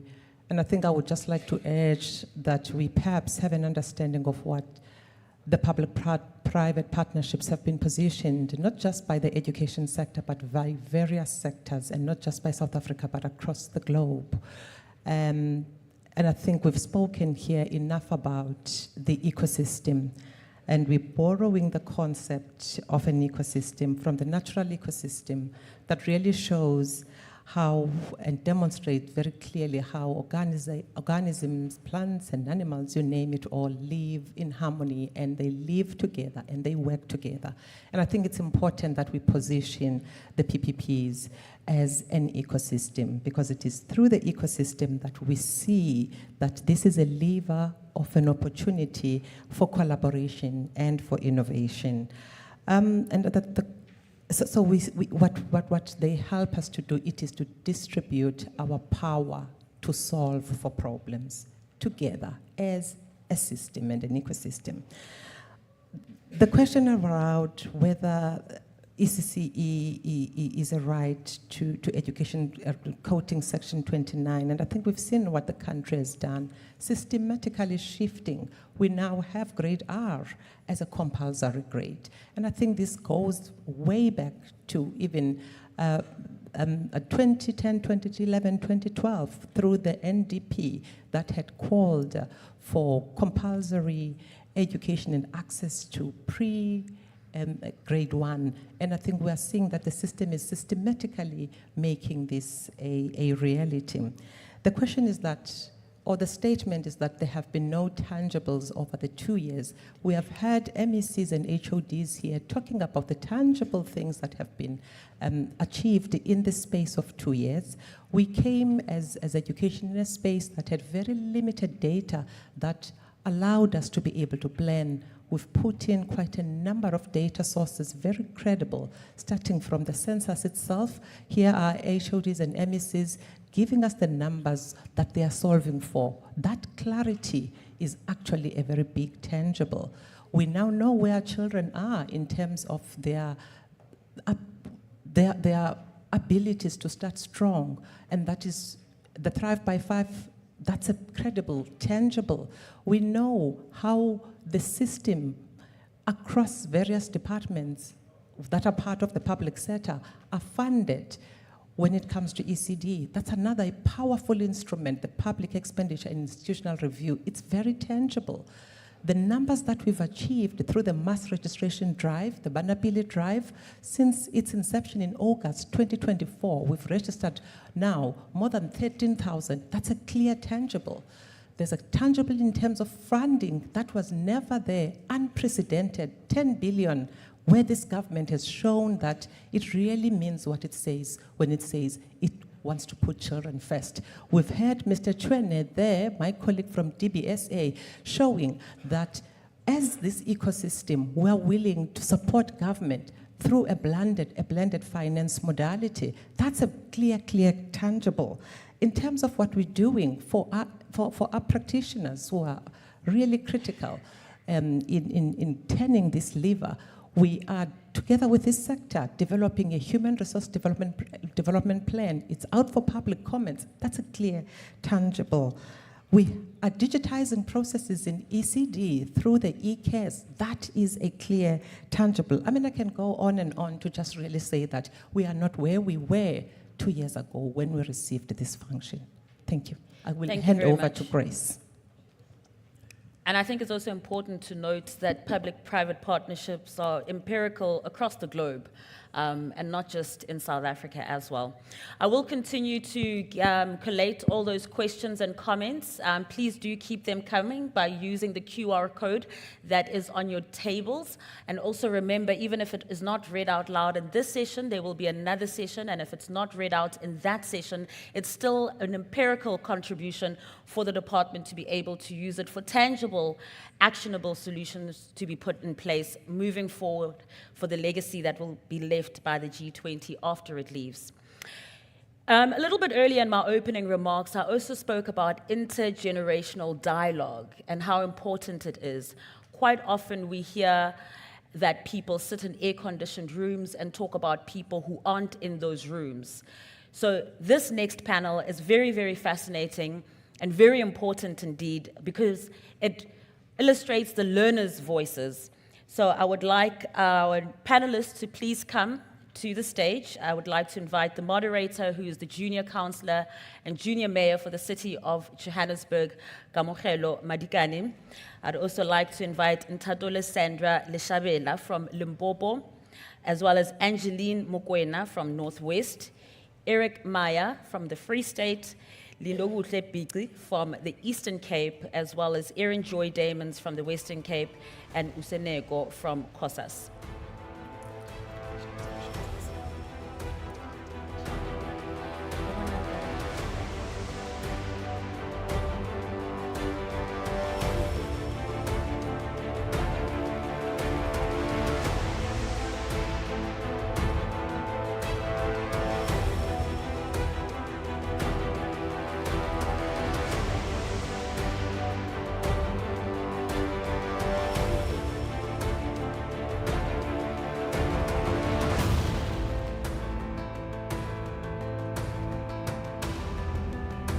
I'd like to apologize to our young learners. We have a program shift in a bit, but we are looking forward to hearing from them a little bit later.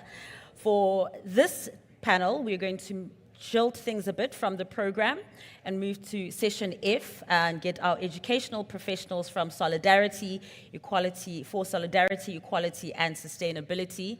And this panel will also be moderated by Professor Madiba, who is the Dean and Faculty of Education at the University of Stellenbosch.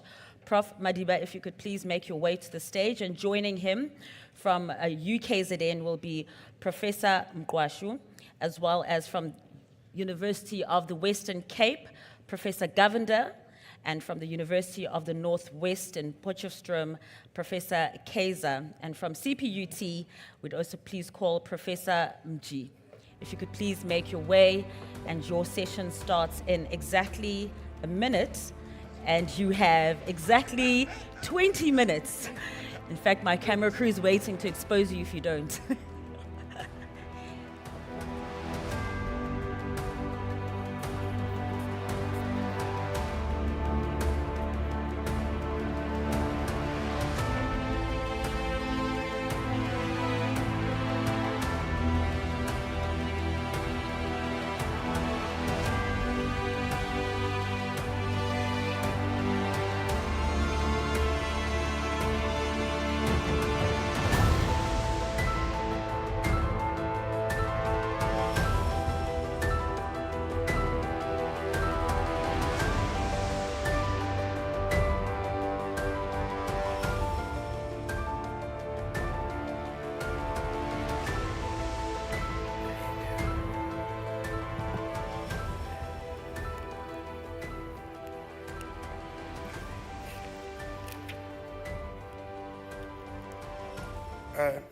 Program Director, thank you very much for giving us this opportunity as institutions of higher education to also take part in this Easy Indaba.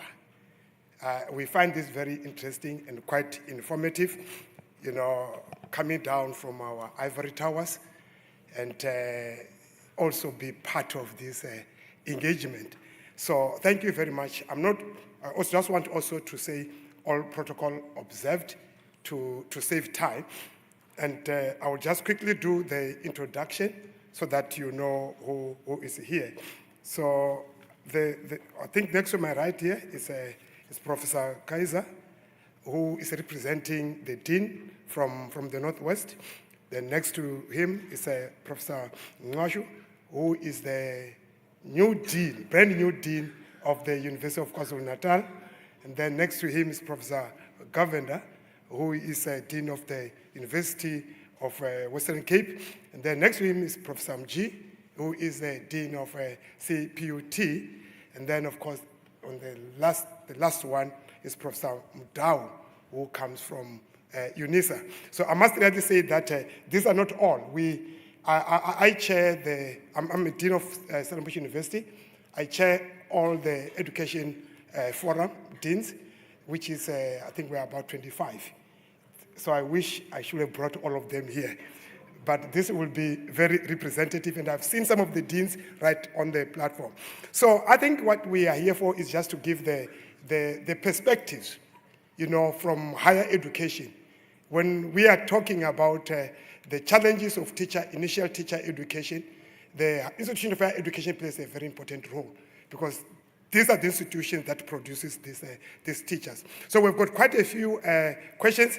The theme that we've been given is just to look at the gaps, bridging the gaps that we face in preparing future teachers. And I will use this opportunity to ask my colleagues what they see as gaps, and of course, what do they see as strategies to bridge those gaps. And I know there are many questions that we can answer, but I think we are going to use this opportunity, colleagues, to deal with some of these questions. So I think I will now take my seat, and that will help us to converse.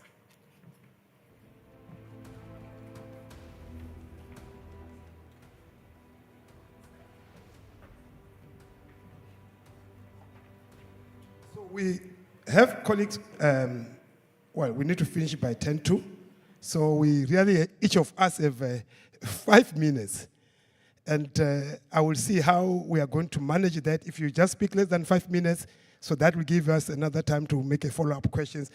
I will want us to be not like a paper presentation. I know we are academics, we can speak for 30 minutes. So just to comment on some of the things that we really face. There are big challenges. Let me start by saying that. Initial teacher education is facing huge, big challenges. And some of those challenges have already been alluded to here. We have here about the issue of teacher supply and demand, which is a huge challenge. And I know there's an expectation that these 25 universities need to produce such teachers. Maybe, of course, we are joined by other private providers and so on. So there are several challenges that we are not going to cover all of them. But I think I would start really with Professor Kaiser here on my left. Producing teachers in what we now recall as the VUCA world, the world of volatility, the world of uncertainty, the world of, all these, ambiguities that is there, chaos that is there. Now, what do you see? What do you see, from your side as the really challenges, the gaps that really we face as a sector in producing teachers for this kind of a world that is not clearly defined? Thank you, Prof. Madiba. Yes, I think some of the gaps are the fact that we have a huge teacher dropout, so our graduates move away from the profession, and then also teacher burnout. And in terms of challenges to initial teacher education programs, I would say that programs need to be more flexible and more responsive, which means that service learning opportunities, our students being involved in practice from the start of their training should be part of their training. Students taking accountability and ownership of their professional development by providing electives through micro-credentialing, and to remain relevant and working with for SACE, for example, while they are still training. Working on groundbreaking pedagogies, trauma-informed teaching, entrepreneurial pedagogy, multilingual pedagogies, and including that as part of their training, And also looking at the admission requirements for prospective teachers, not only the APS scores of teachers, but looking at their socio-emotional competence and their resilience when they apply to become teachers. So I think these are some of the things. Okay. No, thanks for that. I think I would really ask other colleagues to follow up on some of this. You mentioned the issue of teachers going into the profession, and of course we know they're resigning in big numbers. Professor Govender, what is happening? Is there a mismatch between our programs and what is really happening in the society there? Because it's true what Professor Kaiser is saying. Our teachers, some of them, I think the research has shown, they spend a very short time there. Others come within a few weeks, a month, they leave. So is there a mismatch on that? I mean, maybe you can just speak on what we cover and what is in the society. Yeah, I think the matter is that we all are in teacher education and we are following Mr. Tech in terms of developing teachers for the schools. But I think the biggest risk that we find that's permeating the environment is that the notion of developing a teacher who is an adaptive expert. In other words, a teacher who can embrace change, innovation, and creativity as things are happening every day. And so, if we can close that gap, I think then our teachers will be more confident to be retained in their positions and continue with the business of teaching in schools. And hence, I have some suggestions with regard to that. Firstly, I think we need to look at our pedagogies that we engage with in terms of developing our teachers, prospective teachers for schools. We need to include pedagogies of the 21st century to develop some critical thinking skills through problem-based learning and project-based work.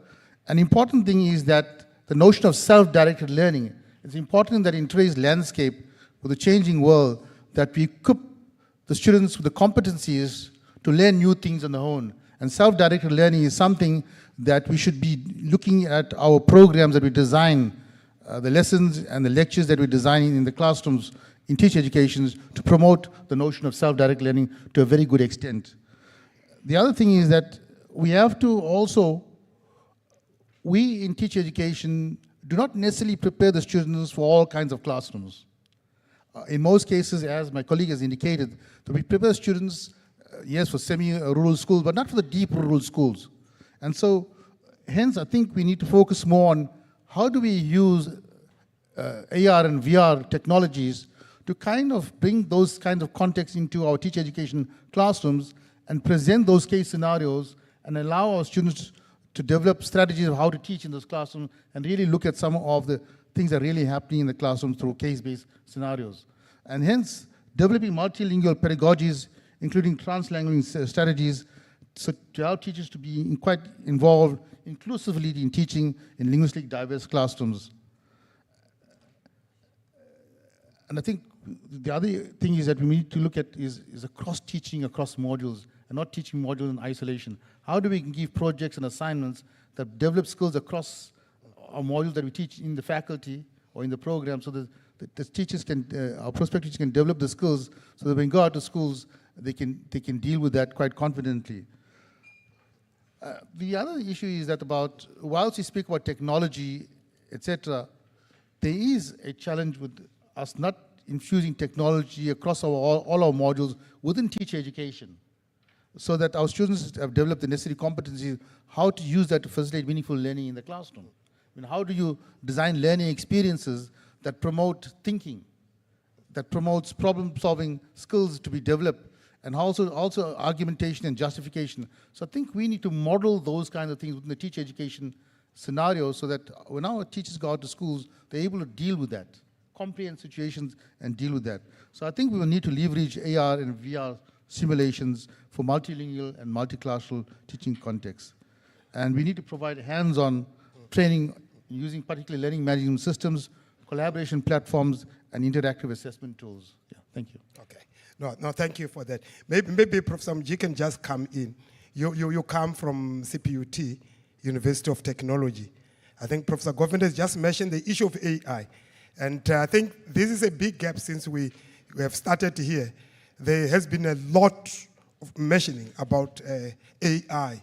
You know, are our teachers really well prepared to function, you know, in this new world? Are able to work with generative AI? Are they well equipped? And so on, so on. I mean, it's all over. People are talking about AI. I mean, last year, I attended a conference in China, Shanghai, of Global Education Deans Forum, 75 deans from across the world. And the main discussion was really, how do we equip our teachers to be able to work with AI? Or is AI going to replace them?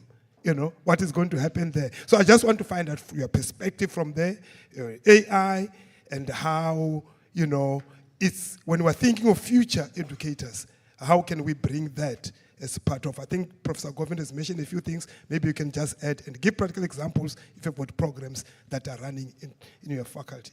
Thank you very much. I think one of the issues we should always think about is that as we teach our students today, we're impacting skills, knowledge that should be sufficient for them to survive in the future. So we're teaching them for subjects and contexts we're not even aware of. You know, I always think of my context as a child, you know, growing up, having to put a five-piece coin into a phone, speak to somebody on the other side and say, I want 263. You know, as I went to school at the time, we never knew that actually the phone will be in my pocket and I would never have to ask anybody. Now think about the students then we are teaching today in 2060, 2080. You know, so one of the gaps, therefore, I think I've seen within ITE is the fact that we're not equipping our teachers with the necessary skills in generative AI. And that, to me, is a big gap that either will leave us behind with the world just chugging along, or we embrace this process because we want to be with the world in ensuring that, one, all our advancement technologically, scientifically, and economically are not left behind in South Africa. Because if we resist this, I'm afraid that we'll be left behind by the world. You know, Dr. Goodwin Koza this morning indicated that he was talking about cybergogy, and he said teachers need support to effectively lead the adoption and use of AI. I couldn't agree with him more, because if we don't commit to this as higher education, unfortunately, you don't equip your teachers, you can't expect results. Like you can't expect corn if you've not sown the seeds. So if we teach our teachers about AI today, invest in that, I guarantee you we will have the best results in the future. You know, one of the most important issues also about AI, because the students that we deal with, remember, they are more advanced than the teachers who teach them. So it's very critical, therefore, that we also equip teachers to be AI literate. You know, we can't just ignore them, you know, and assume that, oh, because you went to university, therefore you understand and embrace AI. It's like it's not an automatic situation. You know, but what is critical to me, as Viviana and Alexandra Wicks puts it, she's a professor from the University of San Diego, AI capabilities are evolving too rapidly for teacher education to hesitate in deliberating whether to adopt or resist it. We must embrace it. We do not have a choice. Thank you very much. Thank you very much for that. Maybe, I mean, I can just throw this open because I want to stay a bit on that AI. We will move to the next question. You know, the fear is that AI with robot teachers would replace teachers. Last day, that was a big question among the teachers. Are we going to need teachers in the future, or robot teachers will do the job? Anyone can just comment on that. You see what it was not in the scope. my thinking is this. There is this belief in AI as if AI knows all. Yeah. AI is the creation of humankind. Therefore, AI will always be taught by us. Yeah. You know? Because if I ask AI about HN, where I come from in the villages, it knows absolutely nothing about that. Yeah. So, you know, there's African situations that AI cannot define until we tell it about them. If I ask them any questions in Xhosa, for example, it will simply give me a history of Xhosa. I mean, that's what I've discovered. You know, not the answers like if I were to mix sodium hydroxyl acid and then it jumps. So what I'm saying is AI is going to be there, teachers are also going to be there. Okay, Professor Govender, maybe you want to... Yeah, I want to answer the question referring back to the South African situation, where about 58% of our quintile 1 to 3 schools do not have connectivity, internet. And also we do not have functional libraries to start off. 78% of our schools don't have functional libraries. The question is, how long will it take us to ensure that the resources across the country for all our learners and all our teachers is equitable and fair? Until we reach that point, then we can probably think of answering that question. It's too early to answer that question because I think you will need teachers to move on even if AI comes on, because we are the ones that will think of how to navigate that complexity of using AI to facilitate meaningful learning for the next generation to come. Professor Kaiser, you come from the Northwest. We already have one robot there. Thank you. I just want to add that I think what distinguishes countries with good educational systems, one of the things is the fact that teachers aren't just knowledge consumers, they are knowledge producers. Yeah. And I think that's also where technology and AI comes in. So teachers as knowledge producers, we have students working on service learning projects, designing open educational resources in the African languages, even before they graduate. So they become part of this. We train them, we skill them. Something else, training teachers to create their own GPTs based on specific subjects that they are teaching. In this way, there's definitely still a role for teachers, and I think that's what distinguishes good education systems from others. Thank you. Okay. Thank you very much. I want to pass on from this question. Now, I will come to the question on curriculum. I know sitting here as deans of education, and there are unions here, there are principals, there are MECs, we often hear that our learners are not able to read for meaning. They are, yes, studies that have shown that they are not able to do numeracy. And one of the things is that universities are not producing good teachers. What is the problem? Is the problem the curriculum? What is that? I want to ask Professor Mwashi in terms of the curriculum issues. Are there curriculum issues? Why are we sometimes our teachers are not able to, to teach learners who are able to read for meaning? So that has been, the tests have revealed that. So now, what is the challenge? What is the big gap there? Is it because of curriculum? Can we do something there? What are the gaps in the curriculum? What strategies can we put in place to address such kind of problems? Yes, thank you, Chair. Emmanuel Mkwashu here. I think, so I'll just say three things, Chair, and to colleagues as well. I think the first thing that, in my view, needs to be revisited is what is the field of education about, right? The field, because it is revisiting what the field of education is about that will inform how we design curricula for initial teacher education. I think we've lost that, all right? Because we get We get taken away by all the fanfares of everything that comes. There is this AI now, we all run into that. So I think we need to go back and ask the question, what is the purpose of the field of education? What is it about, right? So that's the first question. And of course, how does that then influence Mr. Tech, the minimum requirements for teacher education? So that's the first thing.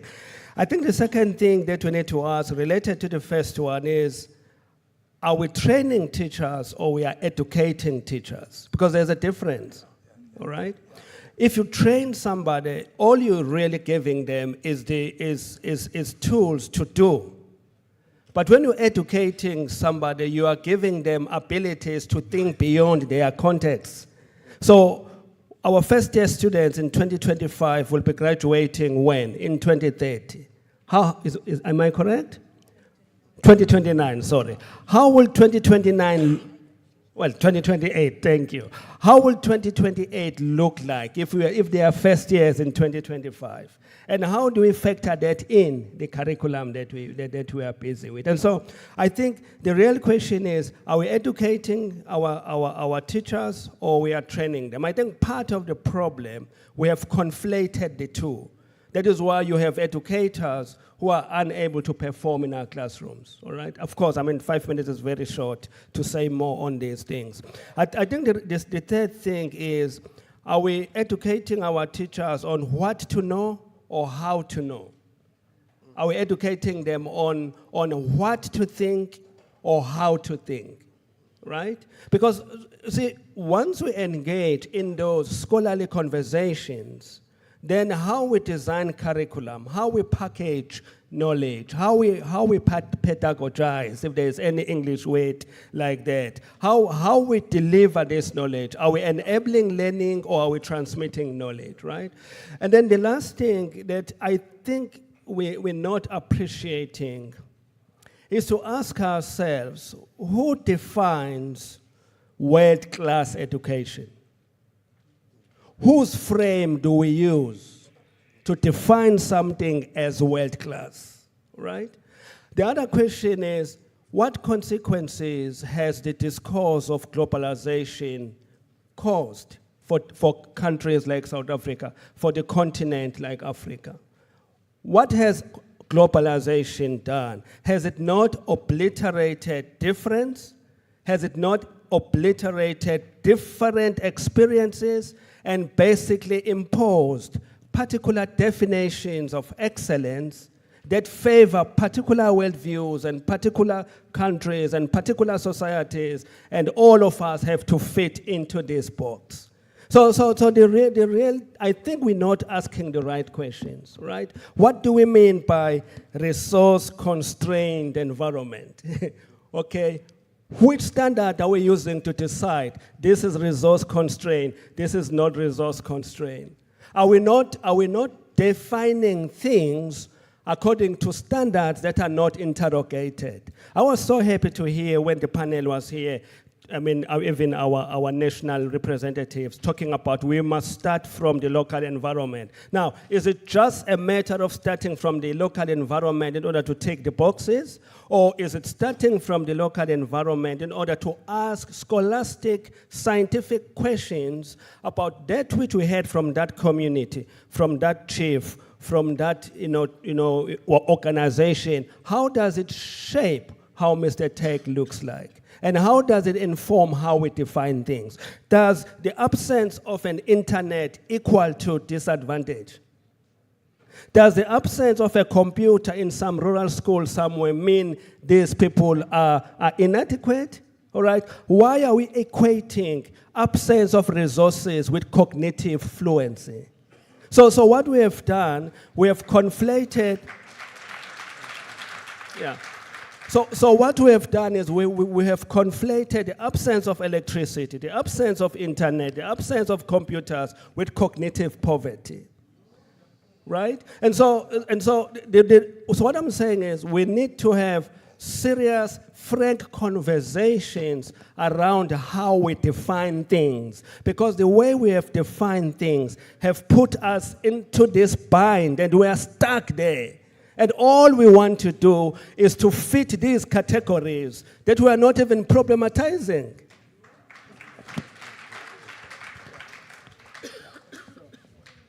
I think that's very powerful comments. And Professor Kaiser, you wanted to say something on that? Okay. Yeah, I think it's a very critical way of looking at it. He made me to think, I learned mathematics by counting my father's cattle. There were over 100. So I could count to 100 before I started schooling. And cognitively, I think that did a lot than counting numbers. Even the trees, yeah.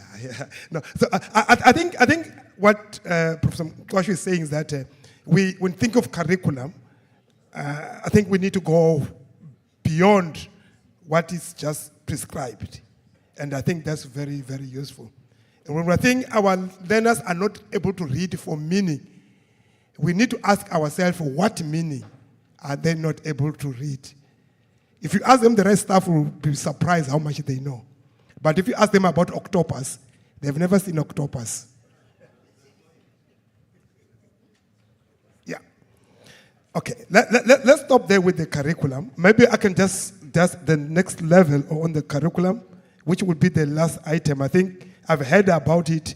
It was the issue of language. I think the issue of language is very, very critical. We are a multilingual country. We multicultural country. But how do you draw on this as a resource, especially when you are dealing with subjects like mathematics? Concepts are very difficult for learners and so on. And we have had Gauteng, how many languages and Gauteng? How do you draw from this linguistic diversity? When I'm preparing, you're preparing your students, they come from different linguistic backgrounds. Now, how do you come up with a program that can, by the time they leave the university, they are well equipped to be able to function in a different languages? So it's a huge challenge. This is the big gaps that we have. But I think Professor Mdau will talk a bit about mathematics and indigenous languages. Nda. Yeah. Dimasiare. Da. Okay, good afternoon. Yeah. Hey, are you angry now? Okay. I think that it is high time that we bridge the gap in the ITE for the future. But the question is, how do we do that pragmatically and sustainably? So if we look at language, especially English, it has made its way to our education system in the early years, despite the inherent diverse languages we have in South Africa. This is because we perceive English as an enabling factor for international mobility and a powerful tool for linguistic superiority and economic benefits. The predominance of English as an international language has raised concerns about its negative impact on our system. This has also been criticized as limiting the role of African indigenous languages in education and posing the challenge to the survival of these African indigenous languages. Of course, I'm not here for that today. African learners conform to the use of English in classrooms, limiting the flexibility in their choice of language and restricting diversity. The implications of using English as a medium of instructions in South African schools, it has been debated. And even in the morning, we even heard about how parents choose schools for their learners just because they are following English. It was found that language proficiency is another impediment to meaningful learning. It is indicated that in African classrooms, where English is used as a medium of instructions, there is limited to no interactions because learners cannot understand what is taught in the language of instruction.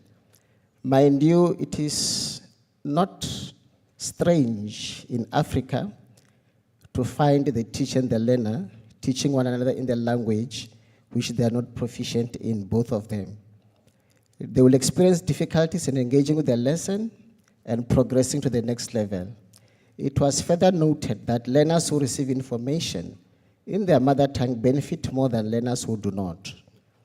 The research has shown the importance of using African indigenous languages in education, so we're not just talking about this, and is considered a good way to counteract the challenges experienced by African learners when English is used as a medium of instruction.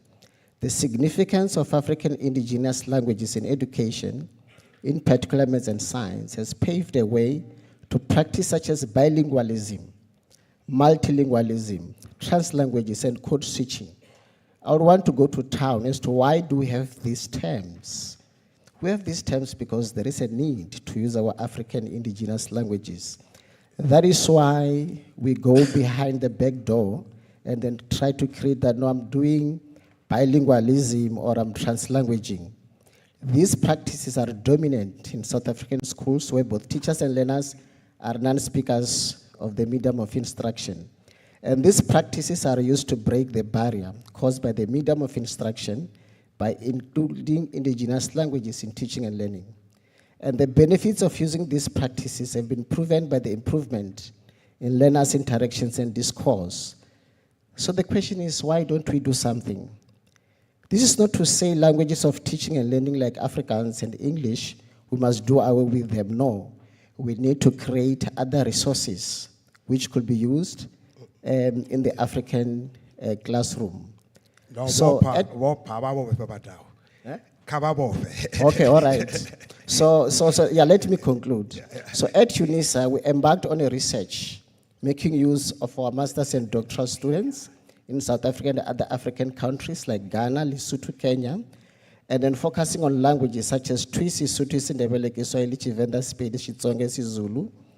And then there are lessons that we learned from these when we're creating registers.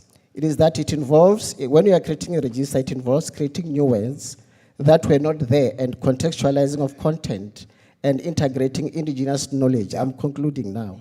And making use of examples from local contexts. We are also aware that content in maths and science has also been developed up Okay, to Prof, I think we are done. I mean, you made your point. So that should not be a conference paper. Okay, now let me just say this You last made one. your point, I think we... No, let me just say this last one. Yeah. That is where bridging the gap comes in. Yeah. It follows then that we cannot just develop these resources and assume that the teachers we are producing will be able to use them. Yeah. So there is a need to begin to develop registers and use them in the teaching of maths and science for our initial teacher education. Thank you. Okay, stop there, Prof. I don't know if other deans wants to comment. Why I'm raising this issue, the issue of language is very, very critical. Why our learners are not able to do well is because they are being taught through the foreign media. And that is a big challenge. So I know most of our programs really include, languages there. The idea is that when our students leave, they should be able to also, move between languages and so on. But I know the two deans can just comment on that. We have to close because our time is done. Yes, thank you very much. Yeah, our time is finished. Yeah. One of the things we've tended to do, especially in areas like mathematics, is undermine our very own languages. I grew up in a household which had rondavels, for example. And those rondavels were never built by the greatest mathematicians. They were built by people in the village, So we tend to forget context and the language when we are at school, because when I was taught, for example, about the area of a cylinder, all I would have to know is that A is equal to 2 pi r squared h. But the old man who built the rondavel built exactly the same cylinder, could have taught me the mathematics behind it. But because we separate context and the schooling system, we render our children as if they will never know mathematics. Think about it, Director General. As boys, we used to throw stones. You'll throw a stone, it's going to come back. And then they say dx by dy is equal to 2x. But that's exactly the same thing, isn't it? Because the stone goes up, it reaches the turning point and comes down. The context is extremely important. These people built roofs of cones. Think about the area or the volume of a cone. 3 pi r cubed. Who taught them that mathematics? We had indigenous knowledge that we were taught to just forget. Yeah. You know, just to forget. Nobody came to Africa and taught us how to build a cone. Thank you very much. Thank you very much, Prof. I think our time is done. You can hear there is a lot of wealth here, you know, from the deans. And these are things that we do. So I think in closing, Program Director, what we, I think here, we started with talking about the big gaps. And I want us that when we live here, we don't just see the big gaps. I think there are big opportunities. There are huge opportunities that we can bring to the G20 countries. There's a lot that we can also bring to the stage. We bring diversity. We bring all kind of indigenous knowledge that we have. We bring languages that other people don't have. We have pedagogies that you can't find, you know, from other countries that they have to learn from us. So I think in closing, sorry, Professor Governor, because the time is done, the program director is coming here. So I would just want to wrap up by saying that I think there's a lot that from initial teacher education that we can offer, you know, to the stage, how we do teacher education in our context and how we draw on from the indigenous knowledge systems, maybe our way of reimagining curriculum as we have just heard from the people language and so on, so on, so on. So thank you very much, colleagues. I know it's not enough time, but this is sufficient for today. Thank you very much. Okay.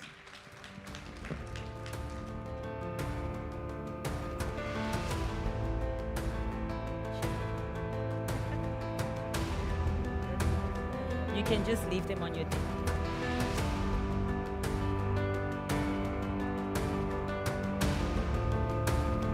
I'd like to thank, there definitely was a wealth of knowledge that was going on there. And the question about AI versus human interaction, I think we show it every day that we actually still need human interaction and not just AI as a hybrid to work together.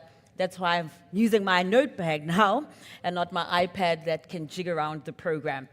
So we are right on time. We are scheduled for lunch now. I'd like us to break for lunch. We've got 40 minutes for lunch. It will be served in Hall D. As you exit the room, you turn to your right, and there will be several serving stations.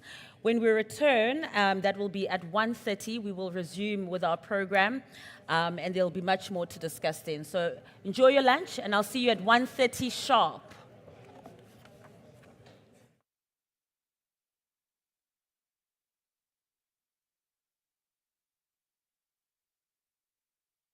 Let's meet the acting principal. I'm sitting here with the acting principal at President Mangope Technical High School, Melipogole. Thank you very much. Thank you so much for having us. Thank you very much for coming to our school. Would you be able to give us a brief history of school?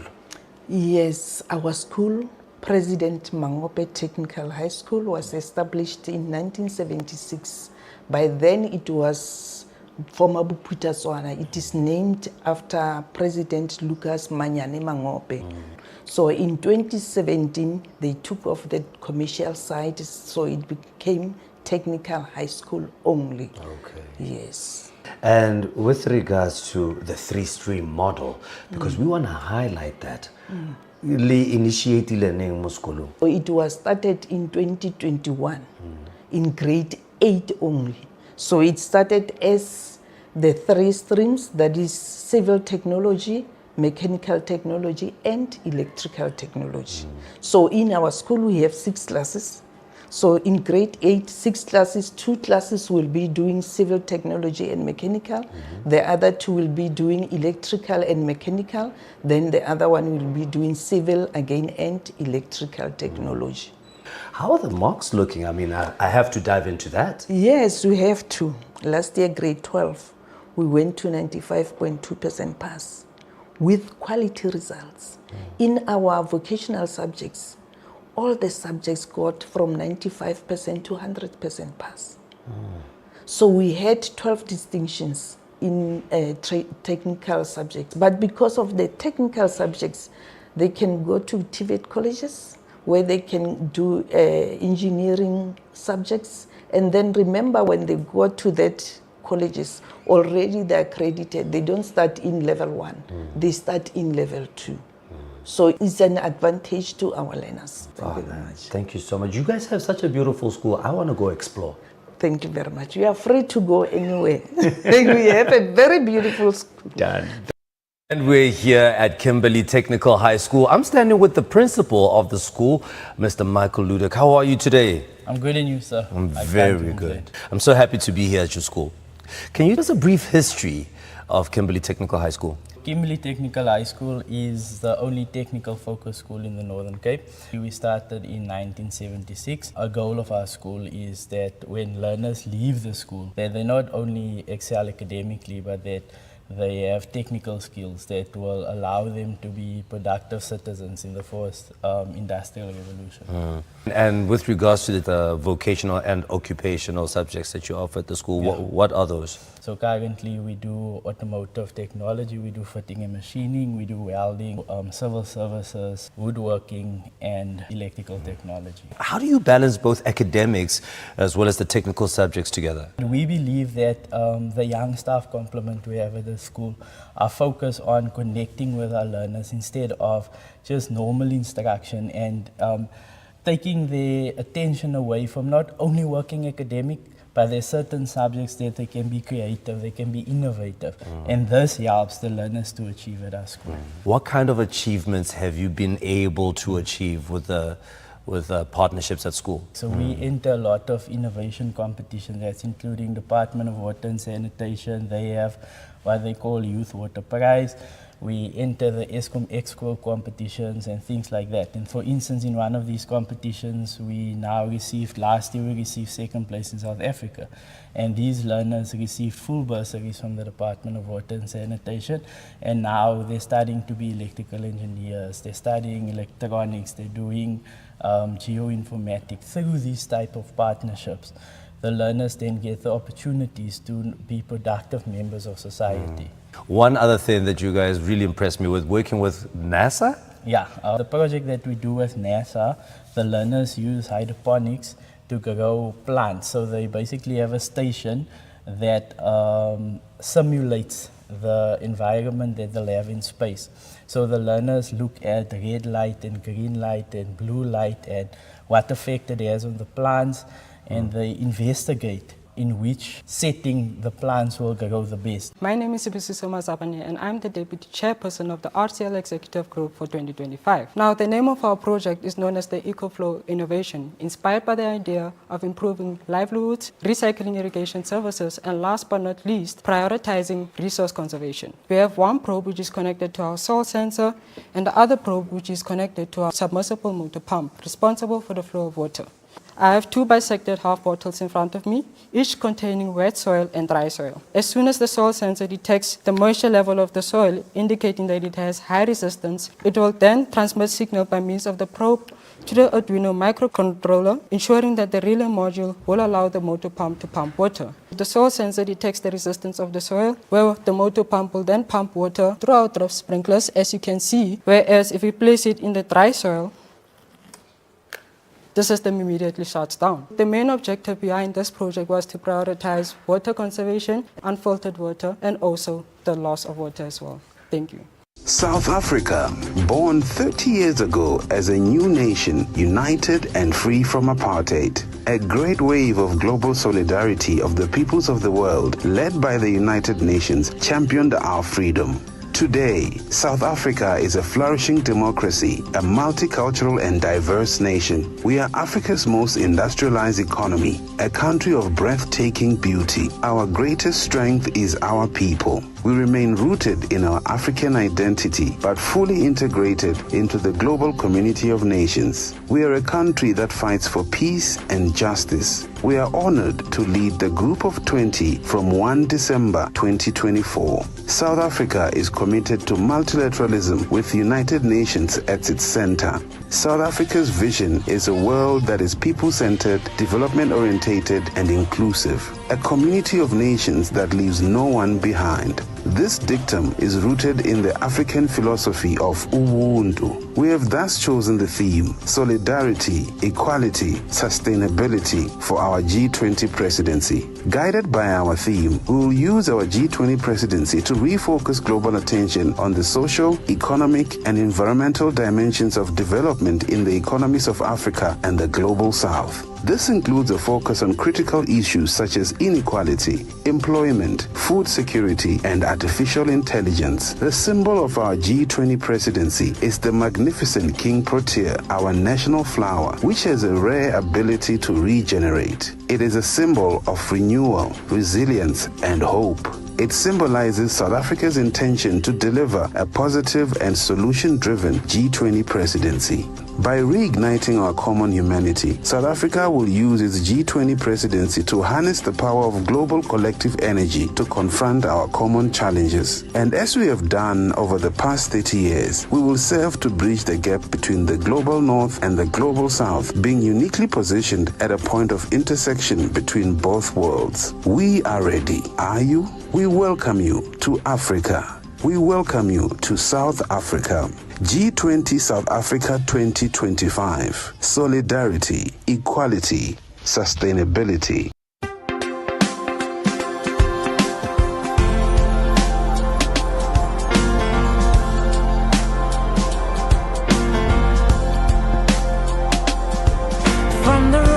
Savannahs to the rivers wide, Africa's heartbeat, where dreams can't hide. A land of promise, rich and strong, her voice rising, her people's song.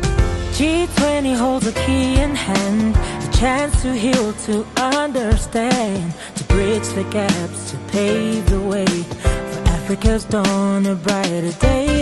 G20, hear the cry, lift our hopes to the sky. Build the roads, let the rivers flow. Let seeds of promise start to grow. For Africa's future, bold and free. A hope for all in unity.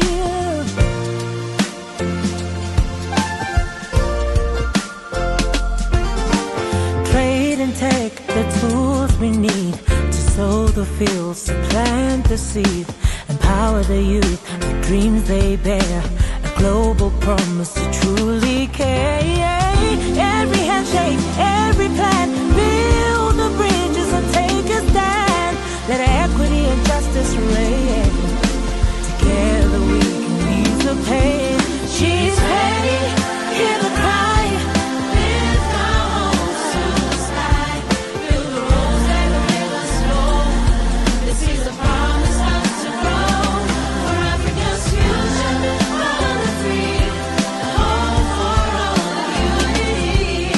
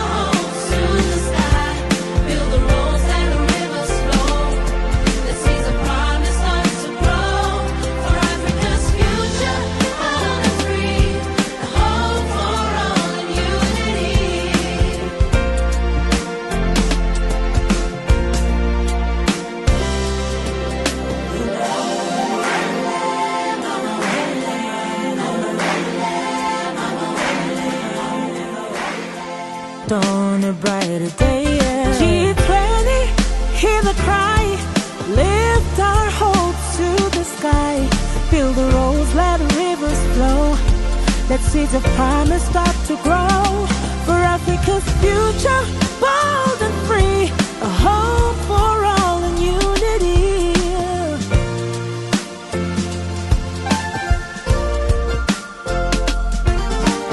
Trade and tech, the tools we need to sow the fields, to plant the seed, empower the youth, the dreams they bear, a global promise to truly care. Every handshake, every plan, build the bridges and take a stand. Let equity and justice reign. Together we can ease the pain. She's ready, hear the cry, lift our hopes to the sky, build the roads and the rivers flow. This is a promise us to grow, for Africa's future, bold and free. By incorporating robotics into their curriculum, ProPracticum provides students with a unique opportunity to develop practical skills and knowledge in a rapidly growing field. Hi everyone, welcome to Mr. Poole's Coding and Robotics Lab here at ProPracticum School. We are a pilot school for coding and robotics, where we teach our learners how to program, how to use coding, how to use Scratch on our computers you see around me. For learners who do not have a computer at their disposal, we allow them to use their cellular phones because it's part of the coding and robotics program. One of the kits that we use is the 32-in-1 microbit wonder building kit. Next to me we've got two projects that learners have built today. On the far left is a little tractor that a learner has built, and to my immediate right is a grappling hook that a learner has built today. To my right we've got two resin printers which work to print anything you can think of out of resin. You heat up the bed at the top, you pre-program it to print something, and it will heat up the resin inside, and it will electrocute the resin, building the project that you have designed and put on the resin printer to print. Okay, we're also having a pilot program for the grade 8s and 9s for hospitality studies, and that's for the learners to get introduced to hospitality studies so that they know by grade 10 what the subject is going about. The practical exams, it's like a restaurant evening, and we invite people and they have a sit-down meal. At Morgenson Landbou Academy, the students are learning the skills needed to succeed in this critical industry. So I'm also happy to mention, or proud to mention as a principal, that we're the only school with an accredited drone academy. And, we've also got a K53 driving school. We feel that's a basic life skill, so learners are doing the Code 10 driver's license at school. So we start off with a simulator, and then we assist them to obtain the driver's license. Then we were also fortunate enough to build a gala-sized swimming pool, which it's unique for a township. And all our learners are swimming. So it's also an accredited program by Swim South Africa and Gauteng Aquatics. So I'm also happy to mention, or proud to mention as a principal, that we're the only school with an accredited drone academy. So we do training at school. And then the important one also that we have, regardless of us being an engineering school, we do have hospitality studies. So those are the four specializations that we're offering in the school. So how important is the three-stream model? Three-stream model, it's one of the most, I think, important initiatives by the Department of Basic Education. For us as an engineering school of specialization, there are so many benefits for our learners. It works as a career guidance, and our learners in senior phase, they are doing all the subjects simultaneously. We end up having learners who are graduating from this school sure that they want to be engineers in terms of electrical or mechanical or civil or even hospitality. So our hospitality learners now are making food, selling it to their friends and to their fellow learners, also for us teachers. So we go and buy food produced by our own children, and the money that we're generating from the tuck shop come back to the school as a fundraiser. Whether motor mechanics or electrical, John, all students are setting themselves up for exciting careers in industries that are always in need of skilled workers. This is a domestic and appliance trainer. This is basically the domestic installation in a household. We use this to practice on how to connect plug sockets and intermediate switches that connect the plugs. I will connect the switch so that it connects the bulb for you right now.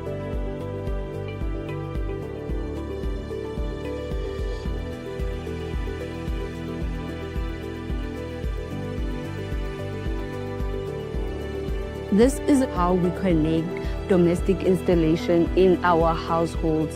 I think it's important to mention that a school cannot be successful without public-private partnerships. So we are fortunate, we've got more than 42 partners involved in the school, and they are creating opportunities for our learners from a young age. So we always encourage companies to adopt learners. They assist with additional resources, opportunities for learners, and then most of these companies adopt these learners after grade 12 as well in terms of apprenticeships, learnerships, and providing them with bursaries to further their studies. So that's a way indirectly how the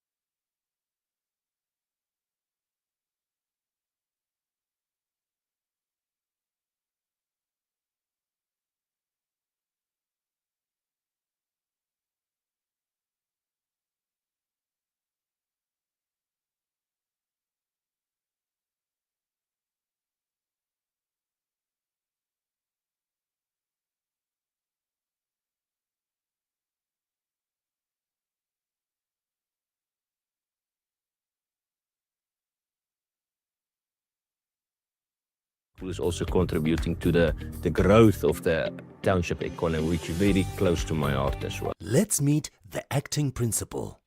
I'm sitting here with the acting principal at President Mangope Technical High School, Melipogole. Thank you very much. Thank you so much for having us. Thank you very much for coming to our school. Would you be able to give us a brief history of school? Yes, our school, President Mangope Technical High School, was established in 1976. By then it was former Buputa Swana. It is named after President Lucas Manyane Mangope. So in 2017, they took off the commercial side, so it became Technical High School only. Okay. Yes. And with regards to the three-stream model, because we want to highlight that, initiated learning Muskulu. It was started in 2021 in grade 8 only. So it started as the 3 streams, that is civil technology, mechanical technology, and electrical technology. So in our school we have 6 classes. So in grade 8, 6 classes, 2 classes will be doing civil technology and mechanical. The other 2 will be doing electrical and mechanical. Then the other one will be doing civil again and electrical technology. How are the marks looking? I mean, I have to dive into that. Yes, we have to. Last year, grade 12, we went to 95.2% pass with quality results. In our vocational subjects, all the subjects got from 95% to 100% pass. So we had 12 distinctions in technical subjects. But because of the technical subjects, they can go to TVET colleges where they can do engineering subjects. And then remember, when they go to that colleges, already they're accredited. They don't start in level 1. They start in level 2. So it's an advantage to our learners. Thank you very much. Thank you so much. You guys have such a beautiful school. I want to go explore. Thank you very much. You are free to go anywhere. We have a very beautiful school. Done. And we're here at Kimberley Technical High School. I'm standing with the principal of the school, Mr. Michael Ludek. How are you today? I'm good, and you, sir? I'm very good. I'm so happy to be here at your school. Can you give us a brief history of Kimberley Technical High School? Kimberley Technical High School is the only technical focused school in the Northern Cape. We started in 1976. A goal of our school is that when learners leave the school, that they not only excel academically, but that they have technical skills that will allow them to be productive citizens in the fourth industrial revolution. And with regards to the vocational and occupational subjects that you offer at the school, what are those? So currently we do automotive technology, we do fitting and machining, we do welding, civil services, woodworking, and electrical technology. How do you balance both academics as well as the technical subjects together? We believe that the young staff complement we have at the school are focused on connecting with our learners instead of just normal instruction and taking their attention away from not only working academic, but there are certain subjects that they can be creative, they can be innovative, and this helps the learners to achieve at our school. What kind of achievements have you been able to achieve with partnerships at school? So we enter a lot of innovation competitions, that's including Department of Water and Sanitation. They have what they call Youth Water Prize. We enter the ESCOM Exco competitions and things like that. And for instance, in one of these competitions, last year we received second place in South Africa. And these learners received full bursaries from the Department of Water and Sanitation. And now they're starting to be electrical engineers, they're studying electronics, they're doing geoinformatics. Through these type of partnerships, the learners then get the opportunities to be productive members of society. One other thing that you guys really impressed me with, working with NASA? Yeah, the project that we do with NASA, the learners use hydroponics to grow plants. So they basically have a station that simulates the environment that they'll have in space. So the learners look at red light and green light and blue light and what effect it has on the plants, and they investigate in which setting the plants will grow the best. My name is Sibusiso Mazabane, and I'm the Deputy Chairperson of the RCL Executive Group for 2025. Now, the name of our project is known as the EcoFlow Innovation, inspired by the idea of improving livelihoods, recycling irrigation services, and last but not least, prioritizing resource conservation. We have one probe which is connected to our soil sensor, and the other probe which is connected to our submersible motor pump, responsible for the flow of water. I have two bisected half bottles in front of me, each containing wet soil and dry soil. As soon as the soil sensor detects the moisture level of the soil, indicating that it has high resistance, it will then transmit signal by means of the probe to the Arduino microcontroller, ensuring that the relay module will allow the motor pump to pump water. The soil sensor detects the resistance of the soil, where the motor pump will then pump water through our drip sprinklers, as you can see, whereas if we place it in the dry soil, the system immediately shuts down. The main objective behind this project was to prioritize water conservation, unfiltered water, and also the loss of water as well. Thank you. South Africa, born 30 years ago as a new nation, united and free from apartheid. A great wave of global solidarity of the peoples of the world, led by the United Nations, championed our freedom. Today, South Africa is a flourishing democracy, a multicultural and diverse nation. We are Africa's most industrialized economy, a country of breathtaking beauty. Our greatest strength is our people. We remain rooted in our African identity, but fully integrated into the global community of nations. We are a country that fights for peace and justice. We are honored to lead the Group of 20 from 1 December 2024. South Africa is committed to multilateralism with the United Nations at its center.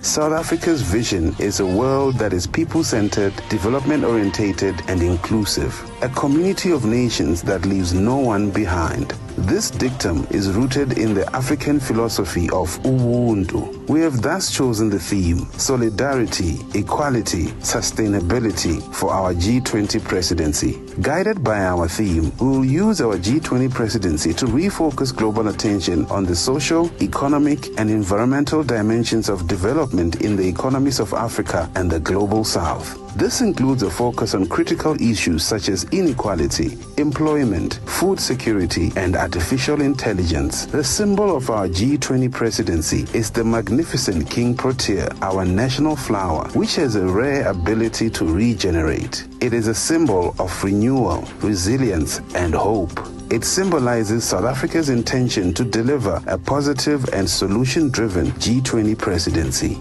By reigniting our common humanity, South Africa will use its G20 presidency to harness the power of global collective energy to confront our common challenges. And as we have done over the past 30 years, we will serve to bridge the gap between the global north and the global south, being uniquely positioned at a point of intersection between both worlds. We are ready. Are you? We welcome you to Africa. We welcome you to South Africa.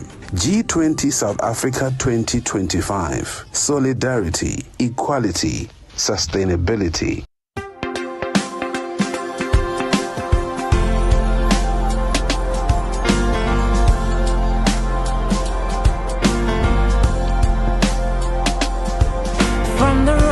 Savannahs to the rivers wide, Africa's heartbeat, dreams can't hide. A land of promise, rich and strong, her voice rising, her people's song. G20 holds a key in hand, a chance to heal, to understand, to bridge the gaps, to pave the way for Africa's dawn, a brighter day. G20, hear the cry, lift our hopes to the sky. Build the roads, let the rivers flow. Let seeds of promise start to grow. For Africa's future, bold and free. A hope for all in unity.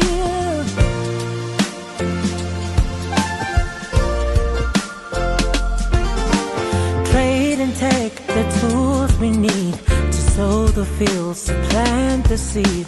Empower the youth, the dreams they bear. A global promise to truly care.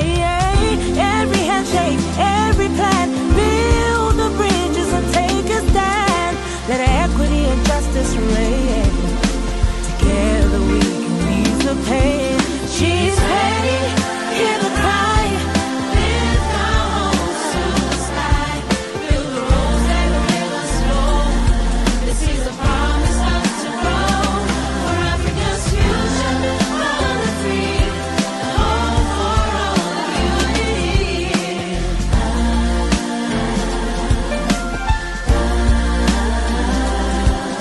Education for all, dreams to ignite. Energy to power the darkest night. The wealth of nations shared and fair. Together we rise beyond despair. G20, take your place. Stand with Africa, embrace her grace. A better world for us to see. A better Africa, bold and free. For every child who calls it home. Together we'll build, they'll never roam. No.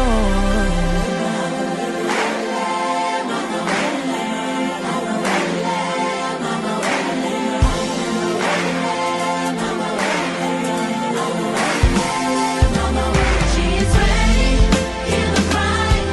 Lift our hopes to the sky. Build the roads and the rivers flow. The seeds of promise start to grow. For Africa's future, bold and free. A hope for all in unity.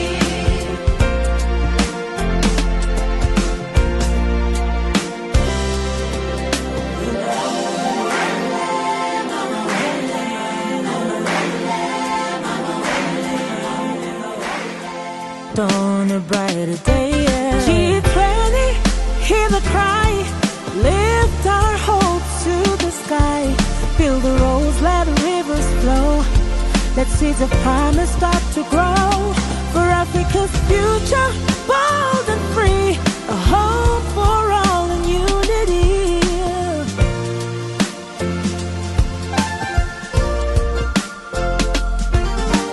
Trade and tech, the tools we need to sow the fields, to plant the seed.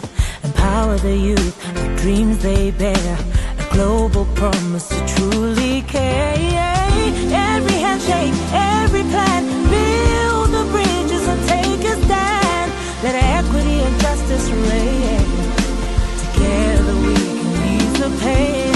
She's ready, hear the cry. Lift our hopes to the sky. Build the roads and the rivers flow.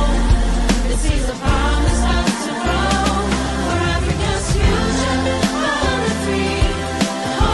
By incorporating robotics into their curriculum, ProPracticum provides students with a unique opportunity to develop practical skills and knowledge in a rapidly growing field. Hi everyone, welcome to Mr. Poole's Coding and Robotics Lab here at ProPracticum School. We are a pilot school for coding and robotics, where we teach our learners how to program, how to use coding, how to use Scratch on our computers you see around me. For learners who do not have a computer at their disposal, we allow them to use their cellular phones because it's part of the coding and robotics program. One of the kits that we use is the 3-2-in-1 microbit wonder building kit. Next to me we've got two projects that learners have built today. On the far left is a little tractor that a learner has built, and to my immediate right is a grappling hook that a learner has built today. To my right, we've got two resin printers which work to print anything you can think of out of resin. You heat up the bed at the top, you pre-program it to print something, and it will heat up the resin inside, and it will electrocute the resin, building the project that you have designed and put on the resin printer to print. Okay, we're also having a pilot program for the grade 8s and 9s for hospitality studies, and that's for the learners to get introduced to hospitality studies so that they know by grade 10 what the subject is going about. The practical exams, it's like a restaurant evening, and we invite people and they have a sit-down meal. At Morgenson Landbou Academy, the students are learning the skills needed to succeed in this critical industry. So I'm also happy to mention, or proud to mention as a principal, that we're the only school with an accredited drone academy. And, we've also got a K53 driving school. We feel that's a basic life skill, so learners are doing the Code 10 driver's license at school. So we start off with a simulator, and then we assist them to obtain the driver's license. Then we were also fortunate enough to build a gala-sized swimming pool, which it's unique for a township. And all our learners are swimming. So it's also an accredited program by Swim South Africa and Gauteng Aquatics. So I'm also happy to mention, or proud to mention as a principal, that we're the only school with an accredited drone academy. So we do training at school. And then the important one also that we have, regardless of us being an engineering school, we do have hospitality studies. So those are the four specializations that we're offering in the school. So how important is the three-stream model? Three-stream model, it's one of the most, I think, important initiatives by the Department of Basic Education. For us as an engineering school of specialization, there are so many benefits for our learners. It works as a career guidance, and our learners in senior phase, they are doing all the subjects simultaneously. We end up having learners who are graduating from this school sure that they want to be engineers in terms of electrical or mechanical or civil or even hospitality. So our hospitality learners now are making food, selling it to their friends and to their fellow learners, also for us teachers. So we go and buy food produced by our own children, and the money that we're generating from the tuck shop come back to the school as a fundraiser. Whether motor mechanics or electrical, John, all students are setting themselves up for exciting careers in industries that are always in need of skilled workers. This is a domestic and appliance trainer. This is basically the domestic installation in a household. We use this to practice on how to connect plug sockets and intermediate switches that connect the plugs. I will connect the switch so that it connects the bulb for you right now.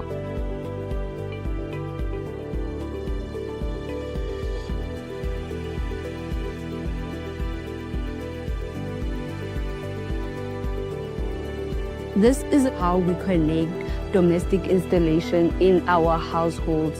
I think it's important to mention that a school cannot be successful without public-private partnerships. So we are fortunate, we've got more than 42 partners involved in the school, and they are creating opportunities for our learners from a young age. So we always encourage companies to adopt learners. They assist with additional resources, opportunities for learners, and then most of these companies adopt these learners after grade 12 as well in terms of apprenticeships, learnerships, and providing them with bursaries to further their studies. So that's a way, indirectly, how the school is also contributing to the growth of the township economy, which is very close to my heart as well. Let's meet the acting principal. I'm sitting here with the acting principal at President Mangope Technical High School, Melipole. Thank you very much. Thank you so much for having us. Thank you very much for coming to our school. Would you be able to give us a brief history of your school? Yes, our school, President Mangope Technical High School, was established in 1976. By then it was former Buputa Swana. It is named after President Lucas Manyane Mangope. So in 2017, they took off the commercial side, so it became Technical High School only. Okay. Yes. And with regards to the three-stream model, because we want to highlight that, it was started in 2021 in grade 8 only. So it started as the 3 streams, that is civil technology, mechanical technology, and electrical technology. So in our school we have 6 classes. So in grade 8, 6 classes, 2 classes will be doing civil technology and mechanical. The other 2 will be doing electrical and mechanical. Then the other one will be doing civil again and electrical technology. How are the marks looking? I mean, I have to dive into that. Yes, we have to. Last year, grade 12, we went to 95.2% pass with quality results. In our vocational subjects, all the subjects got from 95% to 100% pass. So we had 12 distinctions in technical subjects. But because of the technical subjects, they can go to TVET colleges, where they can do engineering subjects. And then remember, when they go to that colleges, already they're accredited. They don't start in level 1, they start in level 2. So it's an advantage to our learners. Thank you very much. Thank you so much. You guys have such a beautiful school. I want to go explore. Thank you very much. You are free to go anywhere. We have a very beautiful school. Done. And we're here at Kimberley Technical High School. I'm standing with the principal of the school, Mr. Michael Ludek. How are you today? I'm good, and you, sir? I'm very good. I'm so happy to be here at your school. Can you give us a brief history of Kimberley Technical High School? Kimberley Technical High School is the only technical focused school in the Northern Cape. We started in 1976. A goal of our school is that when learners leave the school, that they not only excel academically, but that they have technical skills that will allow them to be productive citizens in the fourth industrial revolution. And with regards to the vocational and occupational subjects that you offer at the school, what are those? So currently we do automotive technology, we do fitting and machining, we do welding, civil services, woodworking, and electrical technology. How do you balance both academics as well as the technical subjects together? We believe that the young staff complement we have at the school are focused on connecting with our learners instead of just normal instruction and taking their attention away from not only working academic, but there's certain subjects that they can be creative, they can be innovative, and this helps the learners to achieve at our school. What kind of achievements have you been able to achieve with partnerships at school? So we enter a lot of innovation competitions, that's including Department of Water and Sanitation. They have what they call Youth Water Prize. We enter the ESCOM Exco competitions and things like that. And for instance, in one of these competitions, last year we received second place in South Africa. And these learners received full bursaries from the Department of Water and Sanitation. And now they're starting to be electrical engineers, they're studying electronics, they're doing geoinformatics. Through these type of partnerships, the learners then get the opportunities to be productive members of society. One other thing that you guys really impressed me with, working with NASA? Yeah, the project that we do with NASA, the learners use hydroponics to grow plants. So they basically have a station that simulates the environment that they'll have in space. So the learners look at red light and green light and blue light and what effect it has on the plants, and they investigate in which setting the plants will grow the best. My name is Sibusiso Mazabane, and I'm the Deputy Chairperson of the RCL Executive Group for 2025. Now, the name of our project is known as the EcoFlow Innovation, inspired by the idea of improving livelihoods, recycling irrigation services, and last but not least, prioritizing resource conservation. We have one probe which is connected to our soil sensor, and the other probe which is connected to our submersible motor pump, responsible for the flow of water. I have two bisected half bottles in front of me, each containing wet soil and dry soil. As soon as the soil sensor detects the moisture level of the soil, indicating that it has high resistance, it will then transmit signal by means of the probe to the Arduino microcontroller, ensuring that the relay module will allow the motor pump to pump water. The soil sensor detects the resistance of the soil, where the motor pump will then pump water through our drip sprinklers, as you can see, whereas if we place it in the dry soil, the system immediately shuts down. The main objective behind this project was to prioritize water conservation, unfiltered water, and also the loss of water as well. Thank you. South Africa, born 30 years ago as a new nation, united and free from apartheid. A great wave of global solidarity of the peoples of the world, led by the United Nations, championed our freedom. Today, South Africa is a flourishing democracy. Thank you very much. And diverse nation. We are Africa's most industrialized economy. Give yourselves a big hand of applause. Amazing discipline. The rest will follow. We follow the program and not the crowd. The crowd will follow. Okay. We're starting with the session after lunch. I'm looking for the program director to come and hand over to the team that is going to take us through the next session.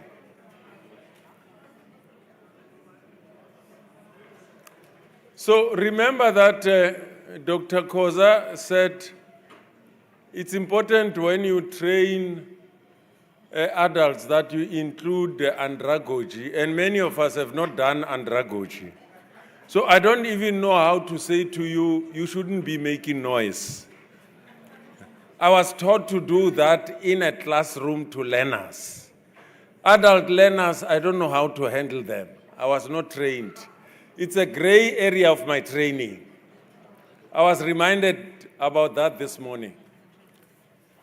I'm waiting for the program director so that we proceed.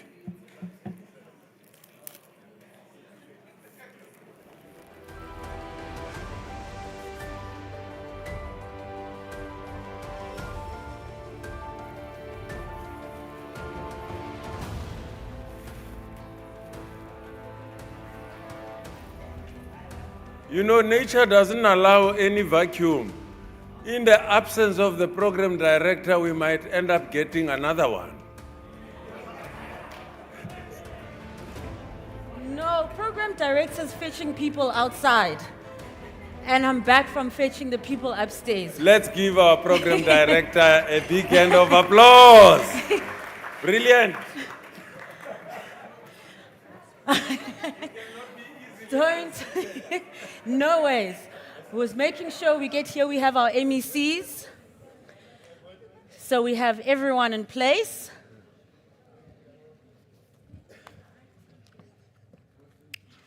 I hope everyone has had a great lunch. Yes, I was away. Sure. And it's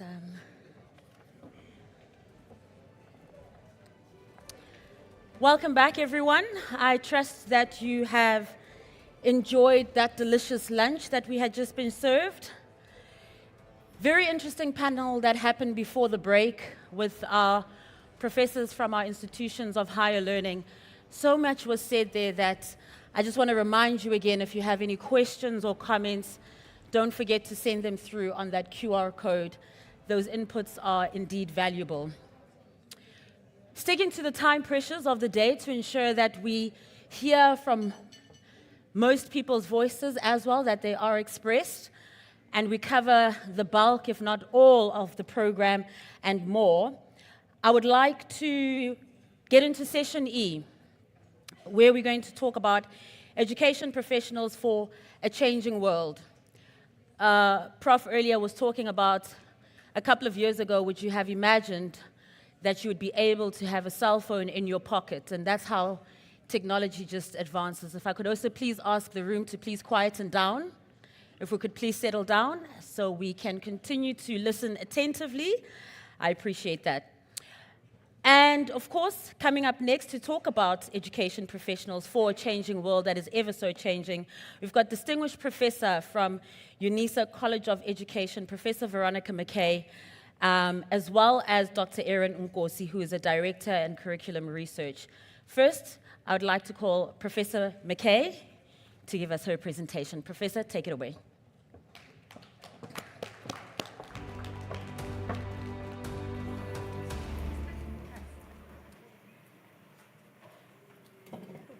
Sorry, I'm short, so I have to.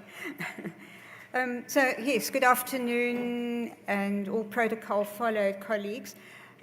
Today, Dr. Nkosi and I will be doing a duet, okay?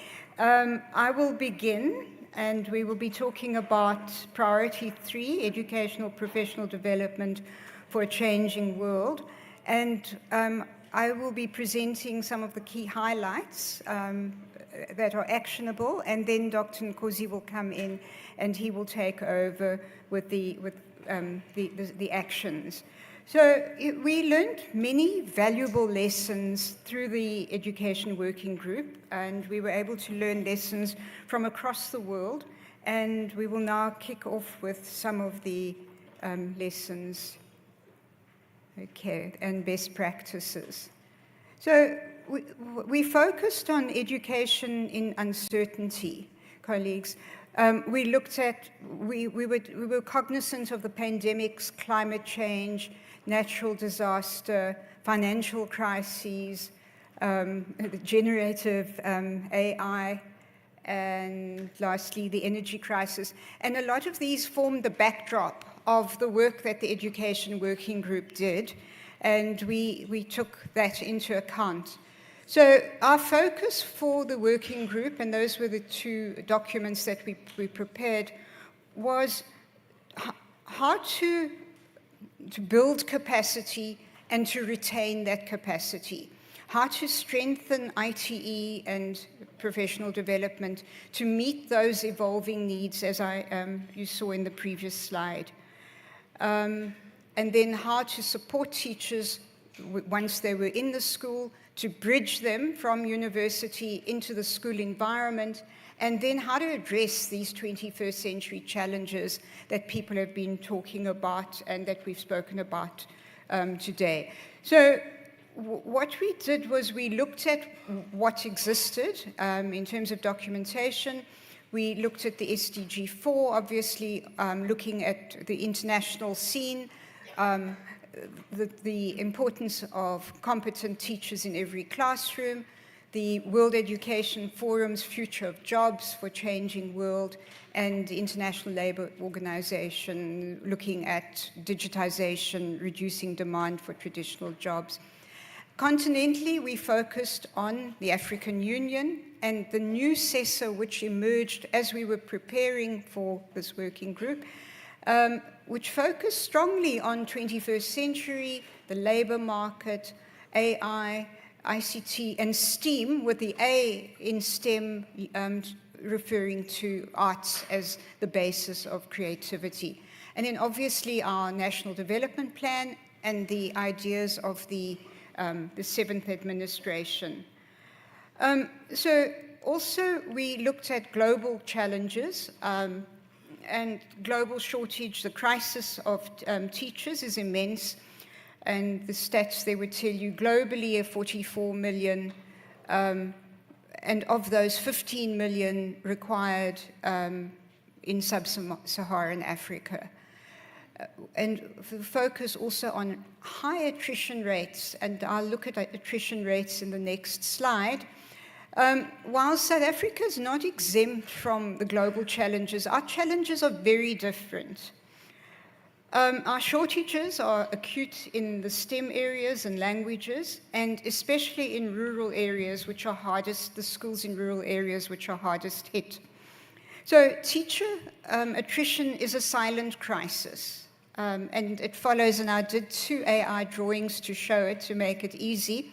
It follows a U-shaped curve. We lose a lot of teachers at the beginning of the careers, and we lose a lot of teachers, obviously, at the end of the careers.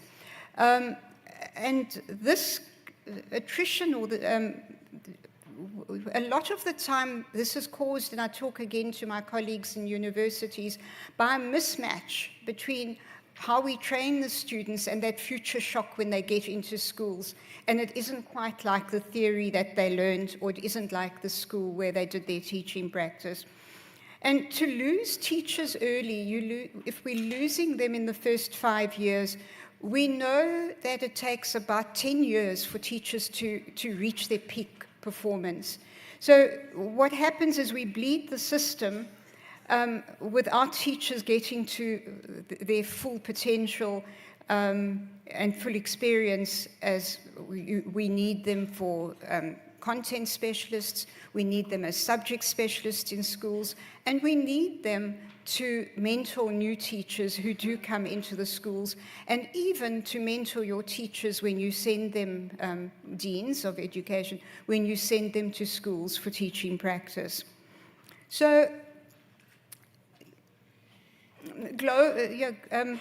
global responses have shown that we need to look at the teacher cycle or the teacher continuum as not a single event. We train and we continue. It's a lifelong event for teachers.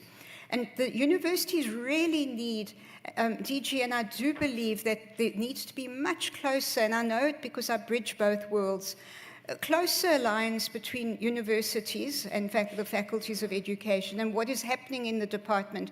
Because often, and I spoke to deans at lunchtime, often we run behind the department because the de facto curriculum is changing and developing, and there's a separation, and the deans are on the other side, and we struggle to catch up. Especially, as one of the deans mentioned, we're training teachers for 4 or 5 years' time. We really need that synergy. There will be reciprocal benefits and a lot of collaborative advantages. The sharing of research, and DG, because I've been inside and outside, I can tell you the research that happens in the department is so impressive. It's really impressive. And if the universities, there would be really a collaborative research advantage if we were able to pool our expertise. There's a lot happening in the department that is very impressive. So other countries, and part of the lessons, countries did stress the importance of bridging new teachers, working closely with teacher development institutions. There was a lot of emphasis in this life cycle or in this ecosystem of, for example, the Japanese lesson study, and I know that some of the universities do lesson study, professional learning communities, induction, mentoring. These were very important. And colleagues, these are not just ideas. There are areas of practice already that we have in the department. And if we could get that synergy and the whole ecosystem really working, I think as higher education, we can be making a much greater impact. So also from the G20 deliberations was what stresses teachers, why do teachers leave? And the findings of research was that teaching is not the main source of stress. We must be honest, teachers are under strain. And this particular chart is from the TALIS, and it measures across countries. The red line shows that teaching itself is not the main source of stress. There's administrative workloads that consumes teachers' energy. And we know that teachers' well-being is important. We cannot expect quality teaching if teachers themselves are depleted. So if we want teachers to stay, we need to address the workload as seriously as we address their training. Also, what we found, and it's something we found, DG, with for example, with the the new teacher induction program, that teachers thrive on collaboration. Collaboration through professional learning communities is very significant for teachers. And the research says that one of the strongest predictors of teacher efficiency is collaboration, where teachers get together regularly, where they observe each other, they co-plan, they engage in professional learning communities, their outcomes improve. And there are studies. I talked to my colleagues from Northwest. I know you've done a study. We've done our own study within the department on the teacher induction program, and we found really positive outcomes. So these are what, within our own courses at universities, deans, it's something that we need to already initiate early on.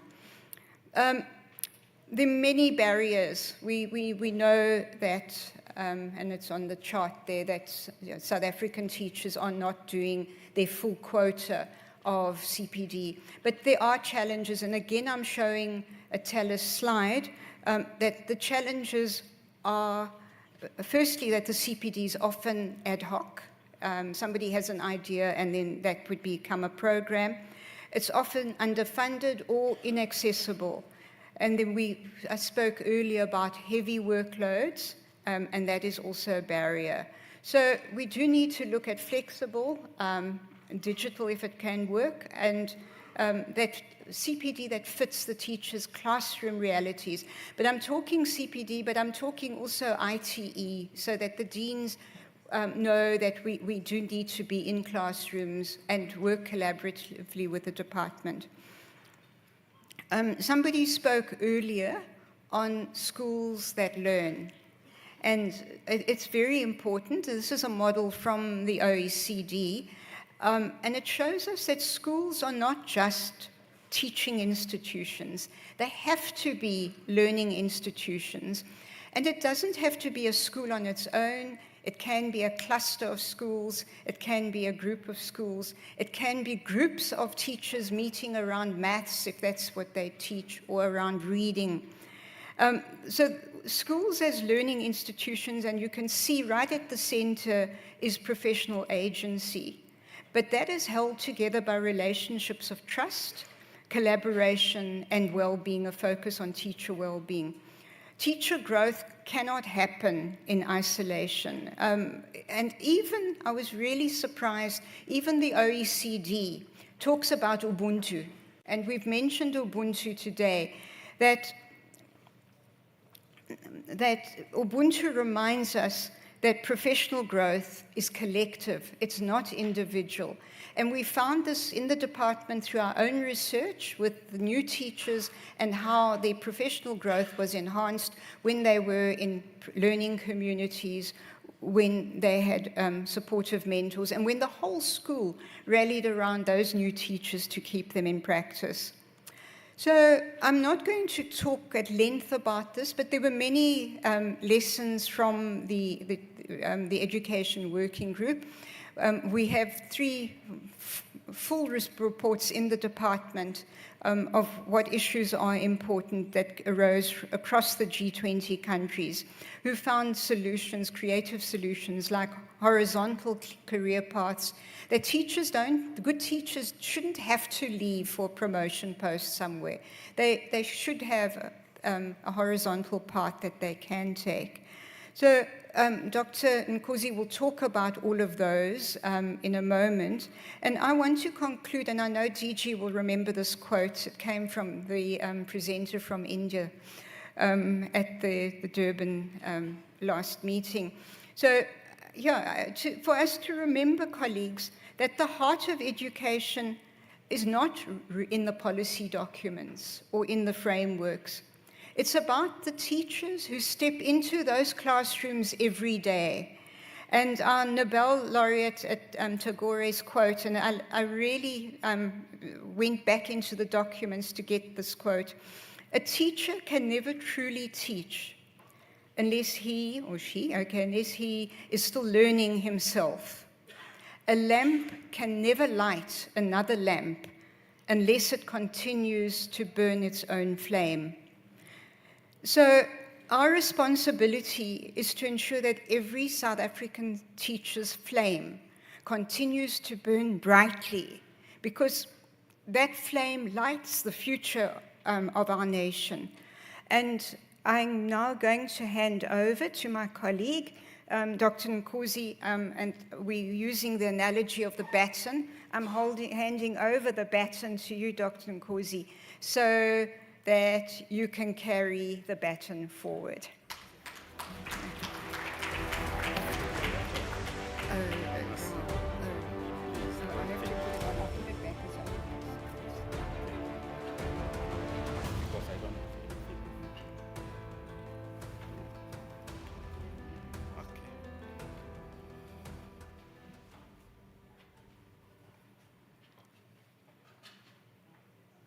Thank you very much, Prof. McKay, for the presentation. I just want to quickly go into the presentation and assist to give responses on the work that has been spoken to here in terms of how do we respond as a sector. It's going to be very critical that we look at how we respond, because that is key in terms of the deliberations of the G20. One of the issues how we respond as South Africa in terms of passing the baton is define the institutional teacher development and professional standards. This is very, very key. Thank you very much, Prof. This is very much key in terms of us doing that. We have to develop and adopt a clear professional standard, and also making sure that we align teacher development with structured career pathways, because that is key to us. This will inform the way we recruit our teachers and make sure that they are well supported. Now, the strengthening of initial teacher education, which is also something that we have to look at, is to revise the ITE curricula to embed inclusive, multilingual, and differential instruction, digital fluency in classroom innovation, and practical school-based experience. Now, I want to hammer a little bit on this one. All teachers that are coming from university must have some sort of practicals. A teacher that is working in an agricultural school that is specializing in animal farming cannot be able to teach in that school if the teacher does not know practice. So any ITE program must be aligned to practice. If you train a teacher on fitting and machining, that teacher must know how a late CNC machine works. If that teacher cannot operate a CNC machine, that means that that teacher is lost in the classroom. In the move that we have as a sector moving towards the expansion of focus schools, that teacher must know how to do practice. The digital fluency and classroom innovation and practical school base is very much important.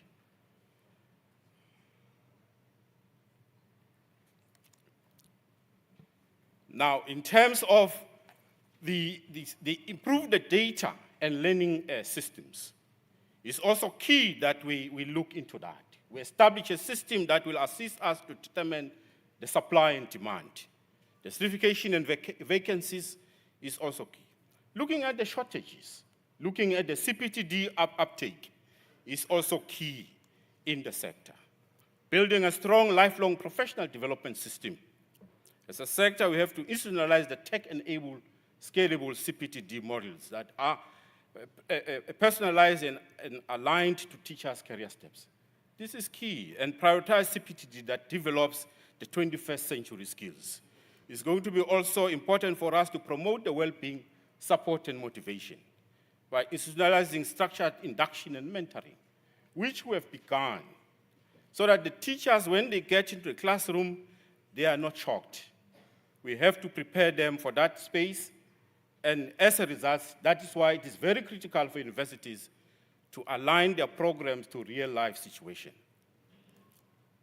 Now, building inclusive and equitable access to CPTD, targeting marginalized groups, including women and educators. Women educators in low-resource settings for access to leadership development, ongoing CPTD and professional networks and peer learning communities. Now, in terms of the fostering multi-stakeholder engagement and collaboration, as a sector minister, we are on right track. We work with our teacher union collaboration to conduct training. We work with the NCT. We work with a number of stakeholders. It is very much key to us to be able to deliver the mandate that we have. So these partnerships have been formalized. Now, institutionalized monitoring and evaluation and continuing improvement. All programs that are delivered, we must determine the impact so that we know that we are in the right trajectory and we are moving in that direction, so that we make sure that learning outcomes are witnessed. The provinces must take a systemic, inclusive, and future-oriented approach. Make sure that teacher development is realized, and also elevating the status of the teaching profession, ensuring equitable access to quality training. This is what we are thriving for. And this is well captured in our 5-year plan for CPTD program. The next 5 years, we are attaching ourselves with what we have worked on in terms of our planning. And provinces have responded positively to this. This is just a summary of the G20 debate, and in terms of looking at integrate global and local innovations, and also looking at the champion teacher agency, regional leadership in CPTD, innovation, strengthening initial teacher preparation, support of early career teachers, scale continuous professional learning and digital transformation for equity, and building collaborative professionalism. With these few words, I want just to say investing in teachers is investing in the future. Ngiyabonga.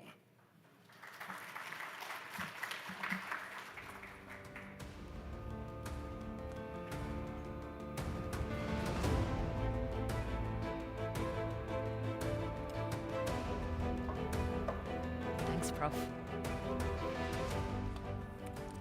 Thank you very much to Professor McKay and to Dr. Erin Ngosi for those insights. And of course, that quote that Professor McKay ended with, really pivotal indeed and profound. Every South African teacher's flame needs to continue to burn brightly, and we need to ensure that that happens as well. And of course, Dr. Ngosi reminding us also that we are still in Women's Month and targeting marginalized groups, including women, when it comes to the teaching profession. We still have your questions that are coming through, and before I actually call on our next panel, I would like to get Ms. Simone Gayer ready and her panelists too, who will be joining. I would also like to acknowledge the questions and comments that have been coming through, even though we aren't able to read all of them on this podium right now. They are coming in thick and fast, and we really are appreciating them. They are going to be consolidated for the department.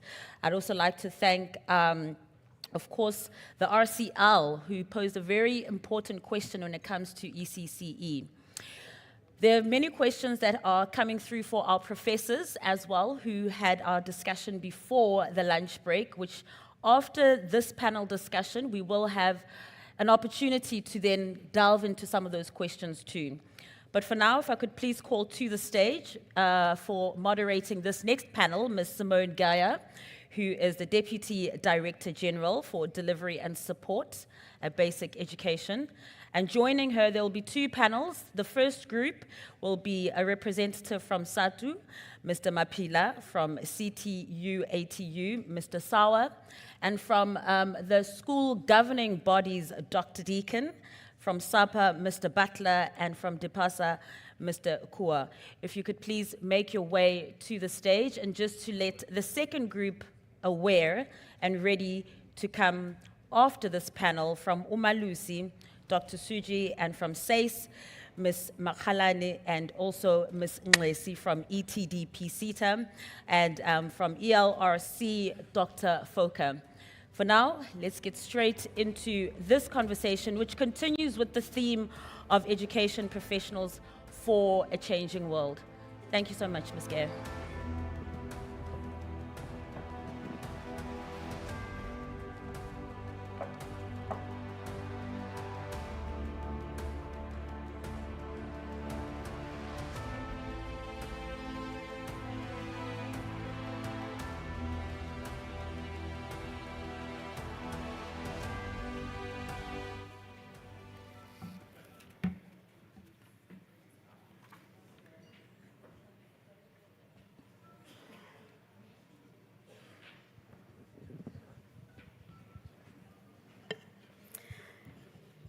Good afternoon to all the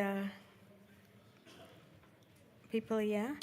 I would like to rise and just say I note all the protocol and not get into all the greeting of everyone, and to indicate that we have a full panel that has now seated here.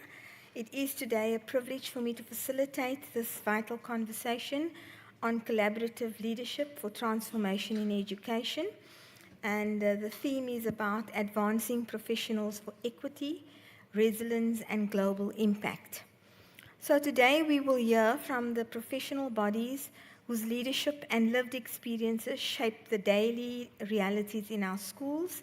Their insights will help us to explore how collaboration across unions, governing bodies, and associations can strengthen the professional ecosystem, ensuring that educators are not only supported, but empowered to lead change, foster equity, and build resilience in a rapidly evolving world. We have various organizations who are here. Right at the end, we have SATU, the president of SATU who's here, Mr. Mapila. We also have CTU ATU, Mr. Sawa, who sits somewhere in the middle there. And then we have the SGB representative, which is Mr. Deacon. We have SAPA, who's Mr. Butler there on the end, and DBSA, who's Mr. Kua, sitting right here. And the way we will structure it is that each of these organizations have a question that they will answer. I will put the question to them, and they have 5 minutes to answer it. We will start from the various themes that we have explored over this time. And in particular, we will start with the ECD. And the first question that I'm going to put to Satu, who will then start, Mr. Mapila, is about how we explore ECD. And the question to him is ECD a potential vehicle in South Africa for addressing deep-rooted socio-economic disparities? Thank you, Mayor Simone, and greetings to everybody, all protocol observed. Yes, ECD is a potential vehicle in South Africa for addressing deep-rooted socio-economic disparities. The 6th administration was correct in moving the ECD from the Social Development Department to the DBE. A number of DB education mahotlas adopted and agreed that ECD belongs to the DBE than anywhere else. More funding is needed to improve on this ideal though. We appreciate and applaud the 7th administration for the promulgation of the Bella Act, which has been consulted upon over 10 years before it came into fruition. According to Bella Act, children must attend grade R. This is a reception year before grade 1 has now been integrated into the schooling system. This undoubtedly helps to improve early childhood education and accessibility to schooling. Also, the Act tries to rectify long-standing disparities in our education system and promote a more inclusive and equitable education system for all in our country. The first 6 years of a child's life are said to be crucial towards early childhood development. A strong early childhood foundation has lifelong benefits. If ECD is taken seriously, the outcomes are enormous. We need to pay attention to teachers' training for this purpose. The low qualifications in this sector must be improved. Literacy and numeracy for those teachers in the ECD is very critical. Upskilling them is very important. We don't have to punish the cohort of the ECD practitioners who kept the fires burning when we concentrated on secondary schooling at the expense of the primary one, especially in the ECD. The disparities in the remuneration of ECD practitioners has not gone unnoticed. They too must feel valued and supported through decent pay to stay longer in this sector. That is why we recommend that funding has to be availed to improve this sector moving forward, to have equal pay for equal work. Skills mismatch can be tackled better if we have a strong foundation phase. Robotics and IT programs have to be introduced at an early stage so that we must move with the times and produce requisite skills for our economy.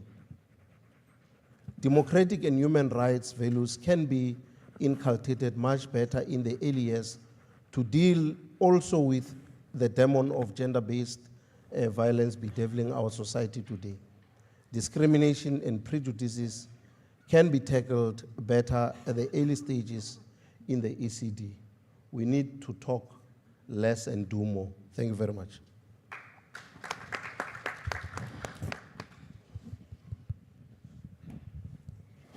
Thank you very much, President of SATU. I'm now moving on to CTU, ATU, and Mr. Sao. I'm taking you now to professional bodies and the role that they can play. The question I'm asking is, what role can professional bodies play in advancing the educators' professional development to transform the early childhood development as well as the education outcomes in the country? Thank you, Mrs. Geye. I think at the first and utmost we have to say we are very positive that the ECD sector has been involved and has been brought in to the foundational skills learning and teaching mode. And I think we need to look at two aspects here. First of all, the grade R that's been formalized by the amended South African Schools Act, or BELA, and that puts a square hold on the Department of Education because it's a legal entity now and it needs to be handled as such. Although we as unions doesn't have a direct role to play within the 0 to 5 year sector, I think it's still important that, first of all, there needs to be, for those practitioners as well as for those educators that are in there, that there need to be really educational goals and standards that needs to be set. With that, the structured CPTD programs that we need to look at in order for them to be actually realize what they need to do and when they need to do is of exceptional value to us. So although a union doesn't have a specific bearing on that specific sector, all of our unions have really invested in professional development across the board, even in the ECD sector that we are looking at for that. Then at the end of the day, as Mr. Mapila has also said, it is very important to us that we need to make sure that the ECD sector, 0 to 5 years, is an exceptional sector with exceptional practitioners in South Africa having a role to fill and to fulfill in a certain way and aspect. And that we really have to make sure that that sector is actually recognized. First of all, they are recognized professionally, but they'll also encourage to make sure that the professional qualities gets up to standard. I think something that we neglect sometimes, and that is that we forget our whole aspect of the recognition of prior learning. And I think recognition of prior learning, especially when we're upskilling our ECD sector, is that we need to make sure that that is not left behind, and that most probably in the broader sector of universities and higher education, we need to bring this into recognition when we actually develop our CPTD structures. Finally, I think we're very excited regarding the ECD, but most importantly, if we are not going to start it correctly with a proper structure, with proper funding, then we are not going to make it work. And I think that is the important thing. Let's rather go slow, and let's rather go recognizing all the steps that we have to do. And if we can take that at a slow pace, I think it will be much better than just jumping into it and making sure at the end of the day that we do not get it right. Thank you very much, Mr. Sao, for those comments. So now I'm moving on to the SGBs. Dr. Deacon, the question I'm putting to you is, in a rapidly changing work world and technology, what is the role of school governing bodies? What role will they play in supporting the ongoing professional development of educators, whilst also building stronger partnerships between schools, communities, and the education authorities? Thank you, Chair. It's a good question. Now, I'm a lawyer in the audience, so I'm not an educator. Now, I know sometimes when you're at functions and people hear you're a lawyer, they want to ask you questions. Even at funerals, weddings. I read somebody said, ask the lawyer at one of these functions, what's the cost for legal advice? And the lawyer said, well, it's 5,000 Rand for 3 questions.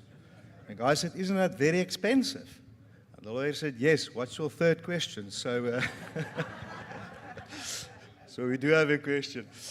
Chair, no, I think that the relevance still sits in that notion that it takes a village to raise a child. And when we say education is a societal matter, even in a changing world, it's so important to bring in your partners in education. Though your parents are primarily responsible for the education of the children, and when it comes to the constitutional right to education in an ever-changing world, your biggest partner in realizing the right to education will be the school and the educators. And to build that bridge and to build a partnership, it will be crucial. Even if you look at the preamble of the Schools Act and you read through the different court cases, we talk about a partnership model and we talk about cooperative governance. And I think when we start to understand that, when governors know our position is to create a framework where our good people can do the work, then immediately I fall back on what the McKinsey report said about the world education systems, that the quality of an education system can never exceed the quality of its educators. So a good governing body and a school community that really take education serious will then not only support your educators, you create a good environment for them to flourish, but also to take part in the professional development, to budget for that, and to make it possible for your staff to go there. Chair, in the same breath, I think it's important when you talk about our village to never forget about the children in our village with special education needs. And I think it's so important then for your governing body and for the parent component to put that on the table to say, remember the children. Remember that we train our educators sufficiently during the initial training phase to make provision for our learners with special education needs. And even in our preschool area, to develop those learners, to get the necessary skills to read the Braille and able to communicate in a deaf community. Chair, the last thing I want to emphasize is when we want to go forward, and we say it's a societal matter, and we say it's a village, don't run projects and programs without engaging with the parents. As partners, we can be a very helpful resource in unlocking this new world we're about to approach. So when we say it takes a village to raise a child, let's really do that. And it says something about cooperative governance, it says something about a partnership, and therefore let's get the best possible people to become our teachers, let's support them well, let's retain them in the system, and let's value them. Thank you so much for that. So our last speaker is DBSA. And so, Mr. Kua, my question to you is, how can schools collaborate with deaf communities locally and globally to share best practices and co-create solutions? Thank you so much, Program Director. The easy way out would be to think about the exchange programs. We're talking about the deaf communities and how the schools can work with them. The easy way out, as I say, one will think about the exchange programs, one will think about the joint practice, sharing webinars, the regional deaf networks and the global citizenship project. That's an easy way out. But I want to paint a picture of what I mean when I say it's an easy way out. Think of a learner, think of a child who comes to the school for the deaf, 3-year-old, a program director, with no language. We usually try to accommodate them at the age of 3, but they will come very late at school at the age of 8, at the age of 9. And there's no language, foundation. Now think about it, and think about the struggle that the school is going to go through. So when you talk about the deaf communities, you really need to understand that now at later stage, this child with no, language foundation, how is this child when you compare the child to, the counterpart in the mainstream schools? So you need to understand it in that context to say, before we can think of these exchange programs, before we can think of, other structures that we can put in place, think about this poor child with no language at all. And in this particular case, this is what we are saying. The G20 actually is actually a platform where we need to think about, what we can do to assist in this particular case. We are only 40 schools in the country, and a lot really can be done in terms of making sure that, we support the deaf children. It's quite a huge challenge, and the challenge will always, be with the poor principals and the teachers at school. So I want to believe before we can even think of what is it that can be done, at international or global level, we have to get our house in order. Thank you, Chair. Thank you very much for that. So there's a very, very important part of a school's life that I nearly left out, and that's the Principals Association that represent the principals. So can I ask you, Mr. Butler, if you could please then indicate to us how would your association help us in terms of collaboration between associations and between government and to advance equity and inclusion in the schools? Thank you for the question. I want to say it's not just my association, but all of us, in fact. And part of the answer to the question on how we can, those relationships can help, is what we're doing here today, the fact that the right people are in the room. I'd like to suggest that we have, in fact, got the relationships between associations and the Department of Basic Education established in a way that it does already benefit some of those outcomes that we desire on equity and etc. But we can do better. And so I thought that maybe if I could spend my 5 minutes plus the 2 minutes the other speakers didn't use collectively, I would love to be able to say to you just a couple of ideas on how I think we can do it better, because we don't do it perfectly. Sir Ken Robinson was at a conference in 2010 where he had to introduce the Dalai Lama. He was very stressed about how you introduce somebody with a definite article in their title, the Dalai Lama. And so he was particular. It's like saying the Minister of Education and then which one? You don't need to. But I want to say that part of the stress was that the Dalai Lama was posed at that conference some very difficult questions, one of which he spent a minute contemplating without saying a word. So Ken Robinson says that the Dalai Lama just sat there and everybody leaned forward in the hope that he would answer. And then eventually he spoke and he said, "I don't know."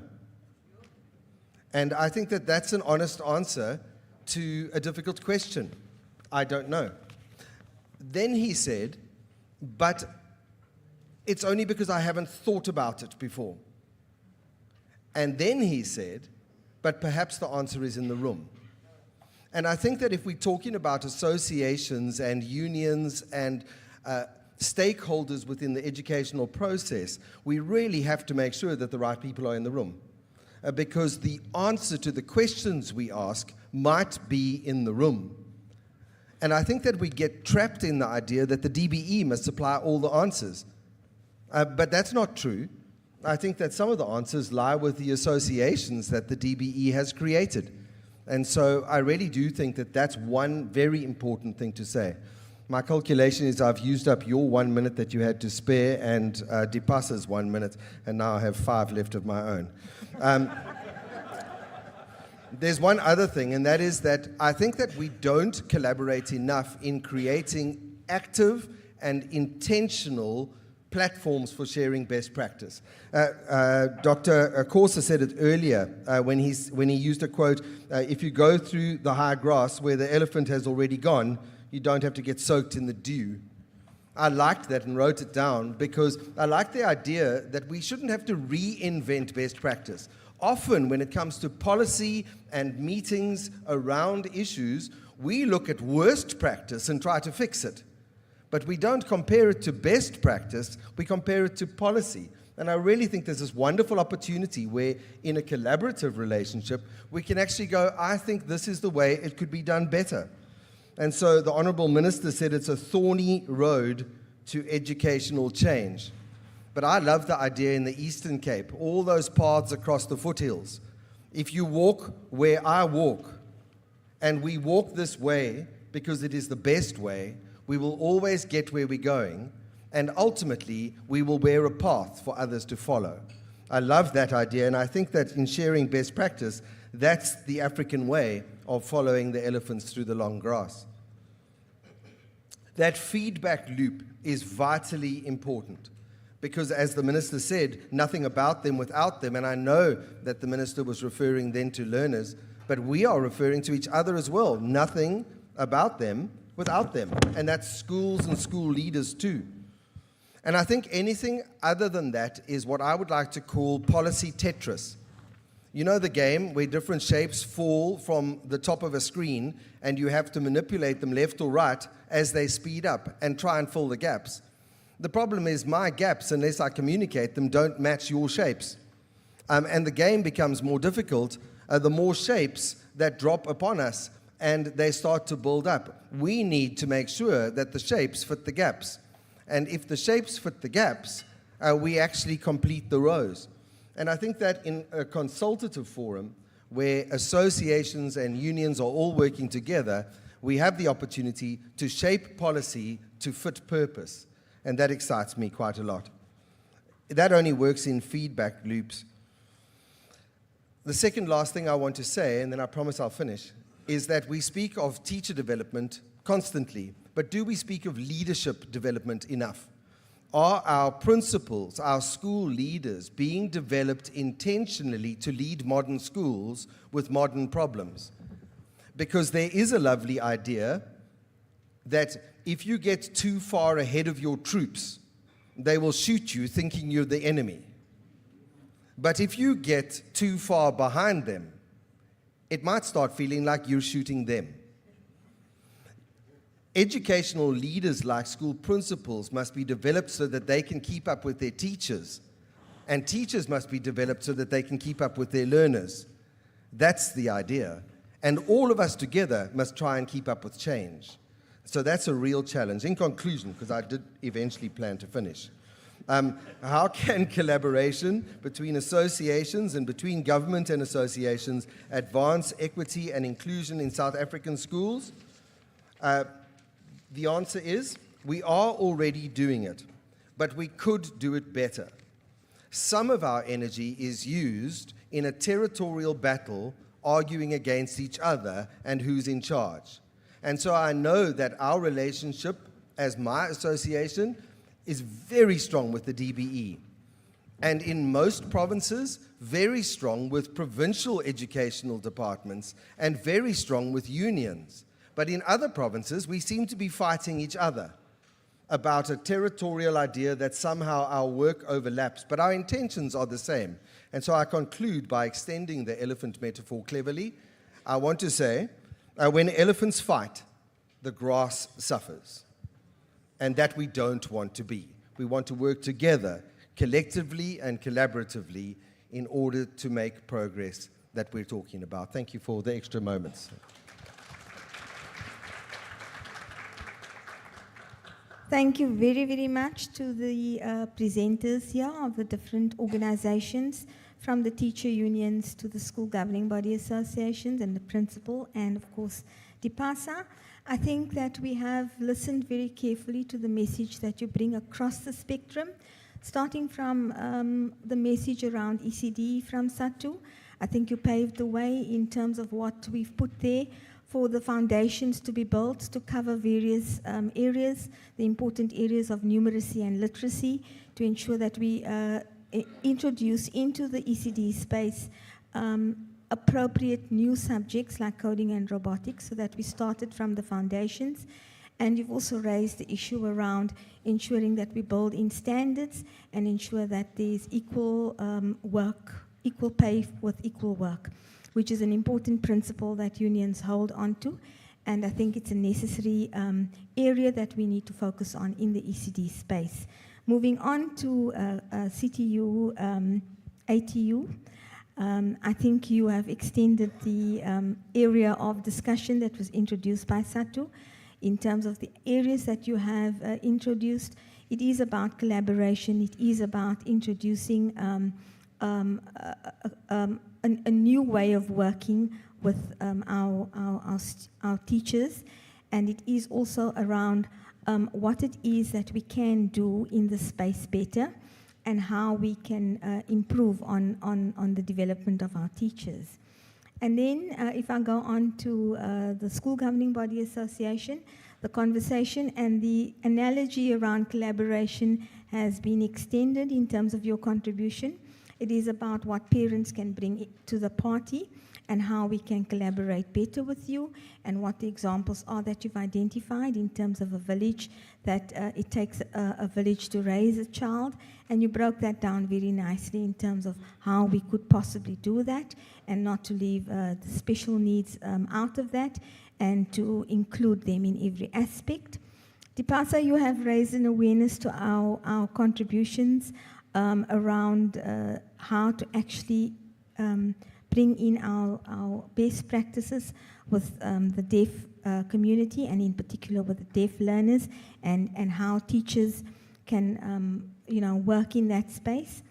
And I think the important message that you bring to us is about access and to be accommodating of what is required in that space. And then lastly, I think from the School Principals Association, Mr. Butler has brought about a very entertaining analogy that he spoke about. But the most important thing that he's answering us in the question that we put to him is that the answer actually lies in the room, and that we can work together collaboratively, we can work together better, we can share best practices that we have. There's a lot that we are already getting right in terms of what we are doing, but there is more that can be done in terms of filling the gaps, in terms of looking at how we develop policy further, and how we can focus on the development, and not only to talk about teacher development, which it struck me quite a bit what you said around teacher development, but to talk about leadership development as well, which comes from the area that you work in, but it does extend into the area that we all work in the sector. If you don't have good leadership, you can't create an enabling environment to ensure that those whom you lead are actually developed and supported. And so with that, I wish to say thank you to every one of you who were part of this panel here. I think that we have covered a very, very interesting area in terms of what all of the associations and unions can do for us in our education sector. You have said it, we have a very good relationship with you, and we are here to build on that relationship. Your contributions have just shed light to all of those who don't necessarily sit with us each day, but have a better understanding of what your contributions can be. I thank you very much.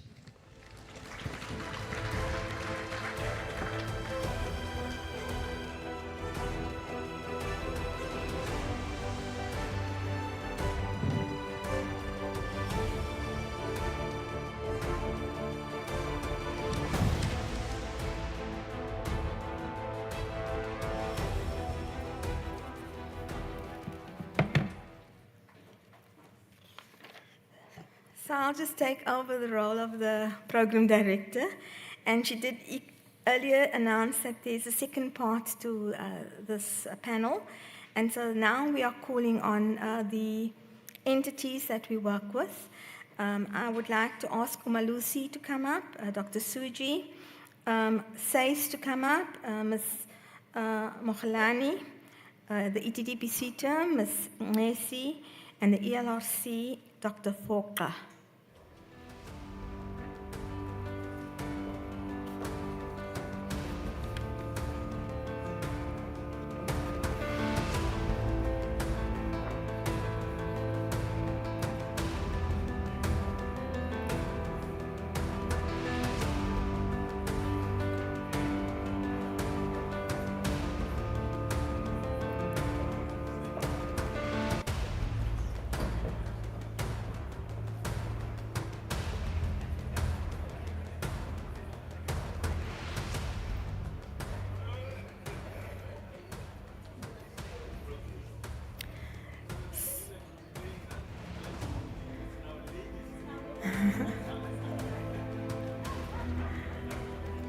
Well, I think we can start now. We have the panelists here, and I'm just picking up on DG's observation. We have an all-female panel, and I think that's really noteworthy. We also have, these are our entities, our public entities, with the exception of the ELRC. We have 3 public entities, and the ELRC is an established bargaining council through the Labour Relations Act. And so it's quite powerful to note that these entities are led by women, and that we are here today to listen to what their contributions can be in the theme that we are covering. The second segment's theme is about empowering education professionals for equity innovation and global readiness. It's an important theme that we have to explore as we turn to the entities and to look at what those mandates are that drive them in terms of systemic development, to look at quality assurance, professional standards, skills development, and labor relations. Their contributions will help us to unpack how policy, regulation, and investment can align to prepare our workforce for the demands of the future. And together these voices offer a powerful lens on what it means to advance education professionals, not just for today's challenges, but also for tomorrow's opportunities. And so with that, I'm going to move over and just ask, maybe if you could start, Dr. Suji. The question we are asking you is, we are living in a world of rapid transformation, from AI to climate change, from shifting labor markets to digital classrooms. The big question is, what role can quality assurance councils like the Umalusi play in preparing learners for a future? Thank you very much for this opportunity, and thank you for the question. Now, Umalusi is a quality council for general and further education and training. He has a pivotal role to play in ensuring that the education is aligned with skills and knowledge for the future. We ensure that educational standards are met and maintained, and that qualifications that we recommend to SAQA, the South African Qualifications Authority, are aligned with skills and knowledge required for the future. Now, as part of our responsibilities, we also appraise curricula that underpin these qualifications, registered on the General and Further Education and Training Qualifications Sub-Framework. Therefore, Umalusi must ensure that new curricula are aligned with the skills and knowledge required for the future. That also influence the relevance of the workforce. We must ensure that education systems are responsive to the labor market's needs that are in demand. Here I'm also referring to technology subjects, engineering, mathematics, science, and the competencies, communication, and collaboration through relevant qualifications and curricula needed for the skills. We engage stakeholders through webinars and seminars, and also our partners to engage on critical matters in education. Now, with regard to future-ready curriculum development, we also work with our assessment bodies or the curriculum developers when they develop and refine curricula that address current and future societal and economic needs. We must evaluate and approve curricula that integrate critical future skills such as digital literacy, problem solving, creativity, and adaptability. This ensures that learners are prepared for emerging industries and technologies. Now, furthermore, with regard to future-ready curriculum, we must ensure that the assessments are aligned with the curriculum goals and global competencies so that our learners can be prepared for both local and international opportunities through our moderation processes. With regard to equity and inclusion, we've heard today that we are learners across diverse educational institutions. We have learners with different backgrounds, and therefore, by maintaining consistent standards, we ensure that all learners, regardless of their background, have access to future-oriented education and are prepared for future opportunities. We also must support policies that ensure equitable access to quality education for learners from diverse backgrounds, and then we also ensure with our assessment bodies that there are accommodations in assessment that are applied to learners with disabilities. We've heard a lot about ICT integration. By promoting ICT in education, learners will be equipped with digital literacy and technology skills essential for the modern workforce. We've learned today that technology is in the classroom. We must see how we can integrate it. Now, we must also advocate for and oversee the integration of e-assessment tools, ensuring that they are secure, reliable, and capable of assessing the high-order skills. As I've already said, we are setting and maintaining standards. We must ensure that the teaching and learning and the assessment practices meet high standards to prepare learners for the demands of a changing world. Very importantly, most of the discussions, the assessment measures must not only measure rote learning, but higher order thinking, creativity, and application of knowledge in real-life context.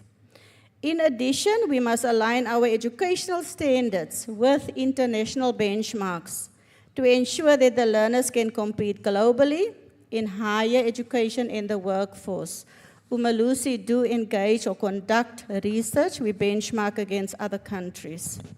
In terms of lifelong learning, we've heard that we must promote a culture of lifelong learning by embedding foundational skills so that will enable the learners to adapt to new knowledge and evolving career paths. The context of today demands continuous upskilling of teachers and the workforce to be able to thrive in a changing world. Now I want to just also elaborate on how to facilitate from Umalusi's viewpoint in terms of teacher development. Our view is that advancing educational professionals isn't a luxury, it's a necessity for survival in the VUCA world, as we've heard this morning. The teachers are the change agents. So we advocate for and support professional development for teachers to enhance their ability to deliver future-focused education. We engage higher education with findings from research conducted by Umalusi, the findings from curricular appraisals also, because one of our criteria when we evaluate a criteria is also to include the envisaged teacher. So we do engage higher education and also the assessment bodies on our findings from appraisals. Now, the training of external moderators should also be focused on the much-needed competencies, such as higher critical skills and higher order skills. As we've heard today and throughout all the discussions, teachers are confronted with technology disruptions, curriculum overload, learner diversity. So when we do the professional training, it's not just a once-off. It must be continuous professional growth. We must do integrate 21st century skills. Very important, we must empower educators as co-designers of learners, not just deliverers of content. And let us not forget, I think it was mentioned, we can't pour from an empty cup, so we must empower the teachers so that they can empower learners. I just have my last points there. We've also mentioned here, it's very important to have alignment across agency. We have to work with our stakeholders to ensure that the critical skills are delivered for a changing world. And also, we must encourage innovation, but also maintain accountability and quality assurance. Last but not least, we've seen a lot of non-traditional learning are gaining traction, so Umalusi must also evolve with what's happening in the environment. Thank you very much. Thank you so much. I'm going to move on now to SACE. Ms. Mogalani, you are a professional regulatory body as SACE, and your purpose is to look at education professionals and to ensure that they are developed and that they meet the standards within the sector. So what we would like to hear from you is the extent to which SACE is responsible for ensuring that professional educators participate in quality, fit for purpose, and agile continuing professional development, and in doing so, how it ensures that it integrates equitable practices, fosters innovative teaching strategies, and cultivates the global competitiveness necessary for learners' success in a rapidly evolving, interconnected world. A long question, and I hope that you can respond to the various areas of that question. Thanks. Thank you very much, Program Director. You are correct. SACE is responsible for playing oversight over the provisioning of quality professional development and not provision it itself. And therefore, having worked with over 500,000 teachers in terms of the continuing professional development system, there's a serious need to reconceptualize and repurpose what continuing professional development is all about. And I think earlier on when the deans were here, it was exciting to listen to some of the conceptualization issues. Because if we don't do that, we continue to conceptualize professional development as something that is done for you or that something that is done to you.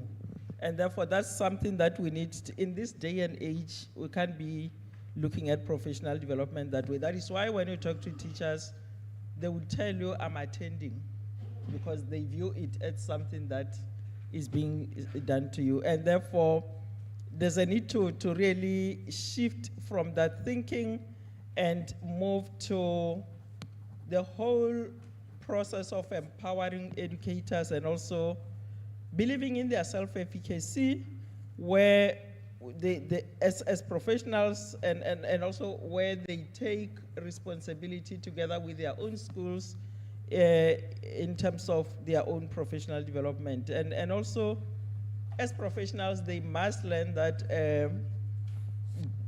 development is inherent part of them being professionals. And therefore, earlier on we spoke about the process of andragogy and the others, heterogogy. And therefore, we believe that self-development becomes very important in terms of them taking responsibility for their own continued professional development, but also to what an extent as a sector, are we really believing in school-based professional development? Because that's where we need to empower. Otherwise, you continue with a dependency syndrome on continuing professional development. And therefore, the concept of school-focused professional development, because it's about encouraging them to deal with the challenges around their schools themselves, in terms of even dealing with teacher-based continuing professional development and research.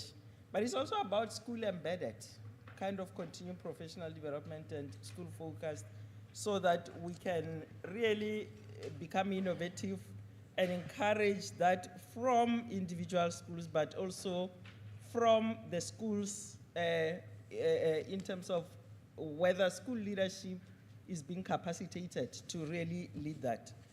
And the other issue is, to what an extent are we also looking at the issue of continuing professional development as something that is being done for teachers in terms of brick and mortar venues and leveraging on virtual and online spaces in terms of beginning to say, we're looking at open education resources, we look at open distance learning, we look at online continuing professional development and a whole lot of material that is out there and programs that are there. But the difference is, if we are going to believe in that, we need to give our teachers, our professionals, an opportunity to repurpose those kind of programs so that we take our own context within the country into account. But I can't leave this stage if I haven't spoken about the centrality of investing in the power of our education professionals' voice and agents. That one it's at the heart of the work that I'm doing.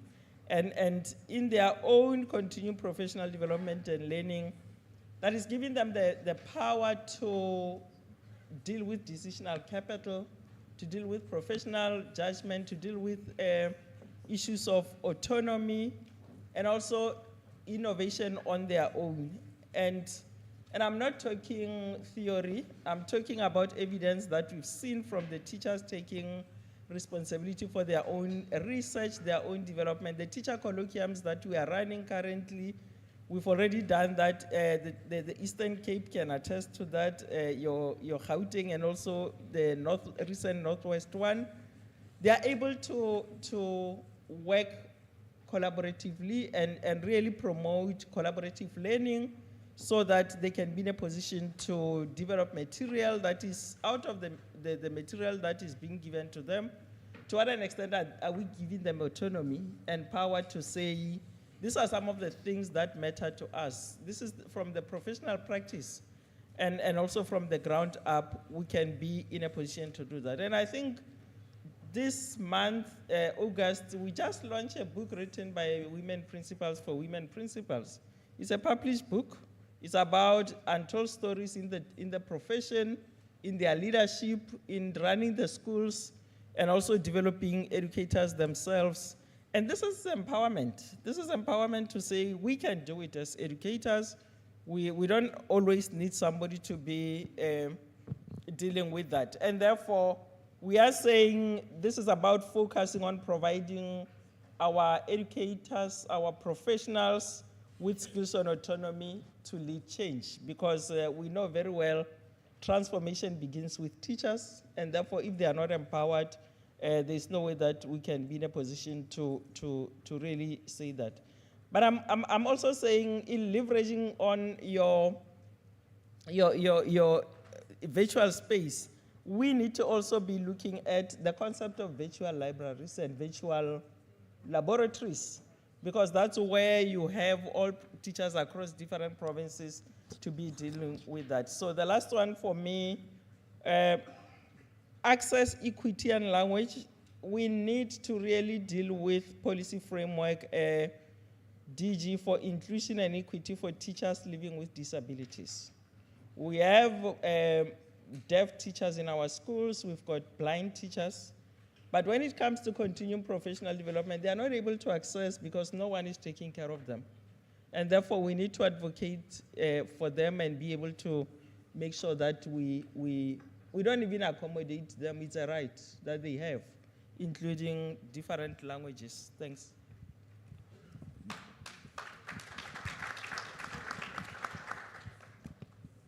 Thank you very much to the CEO of SACE. So the next is the ETDP CETA. And if I can ask Ms. Messi, what are best shared strategies for better skills planning, funding, and partnerships to prepare educators for the future? Thank you very much, Program Director. Let me greet everyone in the House and say all protocol observed. Thank you very much for that opportunity. We have now gone to a stage of developing an integrated strategic planning framework for teacher education and development in the country. That will serve us from 2025 to 2035. That is a decade. This is a second strategic planning framework that we're having. We are revising it from the previous 10-year strategic framework that we had.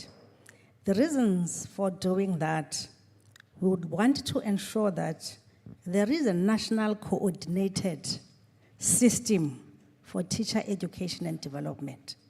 What we're beginning to see is that everybody talks about teacher education, teacher development, which is not coordinated. And at times we talk about teacher development. And those that are coming from afar, they understand that we always said in the developmental appraisal system, you can gauge how far we come from, that you don't develop teachers. Teachers develop themselves, but you create an environment that is conducive for development. So you will see in a flight, everybody carrying a laptop, I'm going to develop those teachers. Let us be careful even in terms of the meaning of the words that we're using. This integrated strategic planning framework for teacher education and development in our country ensures that we have adequate time for professional development and incentives development for our educators, effective governance systems and procedures, sufficient funding for teacher education and development. We heard that from the deans that there is no funding. I will talk briefly about funding.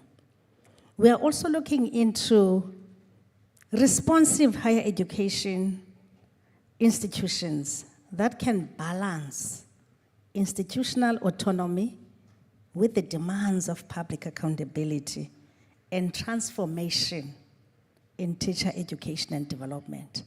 We heard when the deans were speaking as professors, but we're still having teachers that remain unemployed in our system. We'll talk in terms of that. So we do need that responsive higher education institutions that will develop the teachers, because there are skills that are demanded by the country, and there are skills and the context that is required in our schools. That's why we are looking at that planning framework. In terms of better skills planning for educational professionals, skills planning are aiming at all kinds of phases of teacher education and development. One, recruitment. Who should become a teacher? For which phases? And I think the issues of teachers with disabilities have been raised. We can't recruit for the sake of recruiting in this profession. We have to be intentional and purposeful of who becomes a teacher. We need the young and the brightest, not those that have been declined in actuarial sciences, and then they said that at least you fit in the B.Ed because of your point system. We can't do that. The second issue is initial preparation of teachers. That includes LSIN, ECD, technical and vocational education, psychosocial kind of wellness. We have been asking a call for the revision of the Bachelor of Education terms. It has to respond to inclusive education in our country. It has to respond to early childhood development. And DJ, I'm worried to say that now we have developed a diploma on early childhood care and education for grade R. Now we're developing B.Ed ECCE. I do not know what is the purpose for that. Hence, we are having this strategic planning framework so that teacher education and development is coordinated. Not everyone is going to run his or her show somewhere, somehow. It cannot happen in the country that is having resource constraint, and also the kinds of the learner that we're having. The third aspect, we're looking into induction into professional development and into the issues of professionalization and professionalism of a teacher, where we are talking about teachers are professionals and therefore we have to look in terms of their voices. Differentiated induction programs, fit for purpose. Then the other aspect is teaching practice when we're doing planning for teachers. We have seen that teaching practice varies across the institutions that we're having, both private and public institutions. Some are 4 months, some are 2 months, some are at the end. What is the purpose of teaching practice? Let us rethink and repurpose teaching practice so that it's fit for those and the context of our schools. Continuous professional learning and development and strategies for career progression and retention. Those are the aims of our integrated strategic planning framework for teacher education in country for the next decade. We also need mechanisms to ensure inclusion of rural and under-resourced schools. We heard that what is it that is named as under-resourced and under-constrained kind of resource schools? Our schools are under-resourced. The ratio between teacher and learner is huge in the rural areas. And therefore, you can't have professional development of educators under such conditions. I'm not going to talk into the programs under skills planning, but what I would like to say is that there's a lot that has been said about skills planning, about the future skills. We need to have time to engage and agree in the next 10 years, what are these critical kind of skills that we need? What are these occupations that are in high demand that we're having? So that we can be able to redirect our resources. Not everyone is having money and goes and train for the sake of training. Yes, automation and digitization, STEAM, but appropriate and emerging pedagogies. Last time I was in Free State, I spoke about fundamental pedagogies, and the teens were not happy about that. But we're still experiencing fundamental pedagogies. And today we heard about other pedagogies. Environmental skills for sustainability and making sure that we conform to our sustainable development goals in our country. And moving away from training for the sake of training because we want to spend money and tick the boxes. And we need to train and develop the right workforce in education at the right time, on the right kind of content at that time, and make use of these 80 hours of notional time that we're supposed to be using. School management and leadership development. We cannot have most of our principals have not gone into management and leadership in our schools, so this is what we need to do. The challenges that we're experiencing in skills planning are these emerging qualifications that are not for employment purposes, those that I have mentioned. Can you round up the now, diplomas. please, CEO? Yes, okay. In terms of funding for teachers, I should say that as a country, at least, we have the sources of funding. We have Funza Lushaka, we have NSFAS. We need to quantify those issues. We have skills development fund that we're having, where each and every employer must develop 1% of the skills, 1% of the salary bill towards the skills development, and 30% of that is paid to the SETAs. And in this case, ETDP SETA does receive from the government departments, although we have not honored that compliance, but we do have a starter pack for teacher development. On partnerships, the integrated planning framework includes all the key stakeholders that we're having, and the SGPs that are there and NPOs. Thank you very much. Thank you.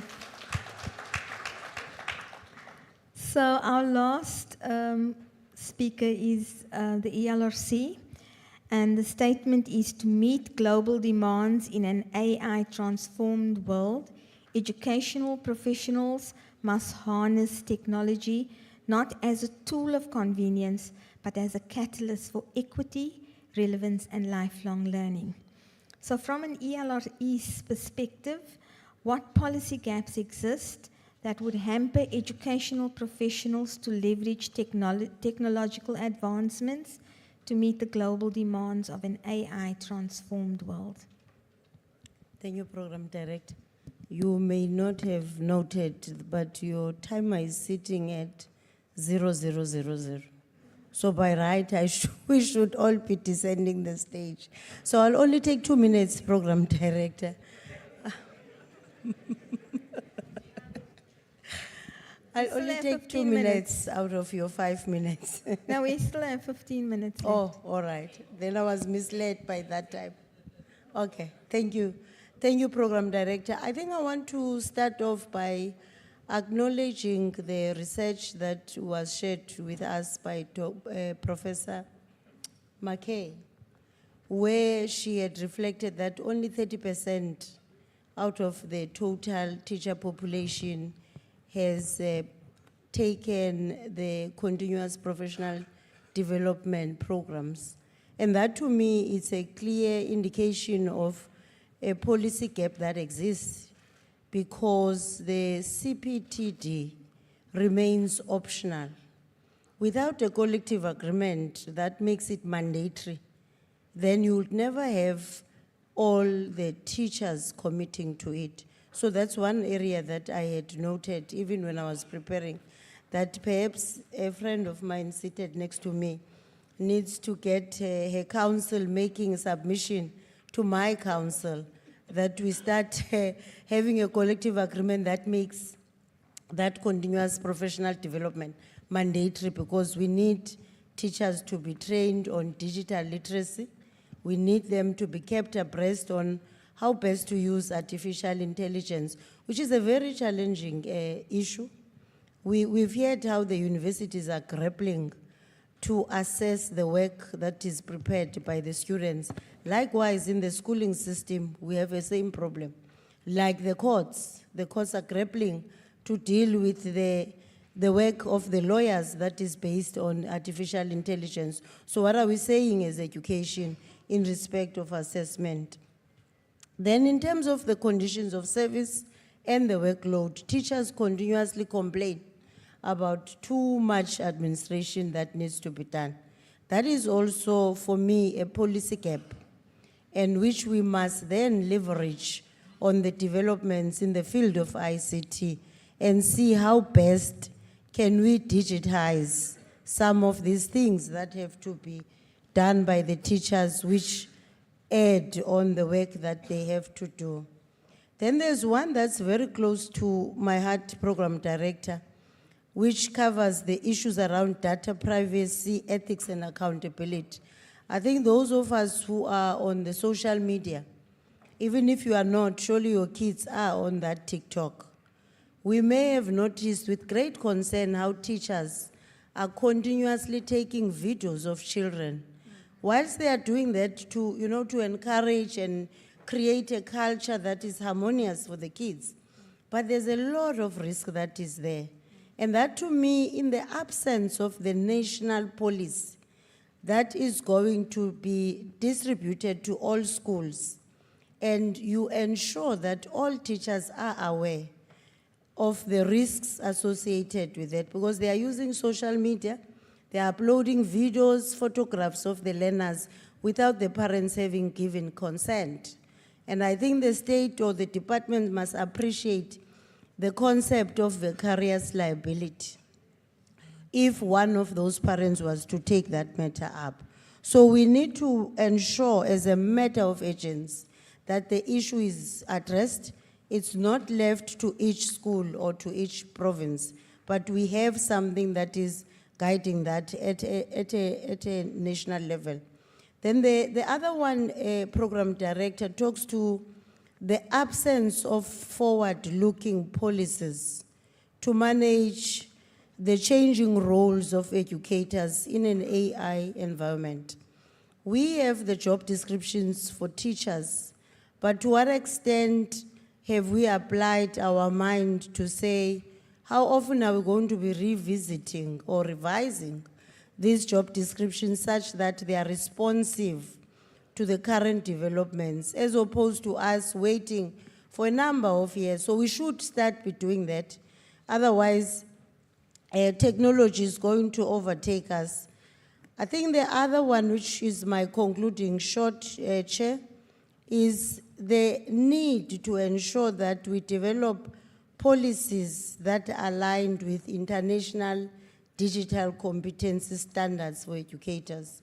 I think there too, my friend seated next to me is best placed to deal with such.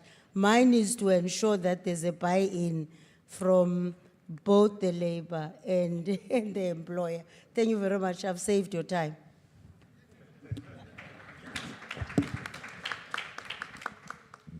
Thank you very much to the General Secretary of the ELRC. I think if I just pull it together and round it up, we heard from 4 different organizations, and each have a very specific mandate. But in some way, there's a common thread that comes through it.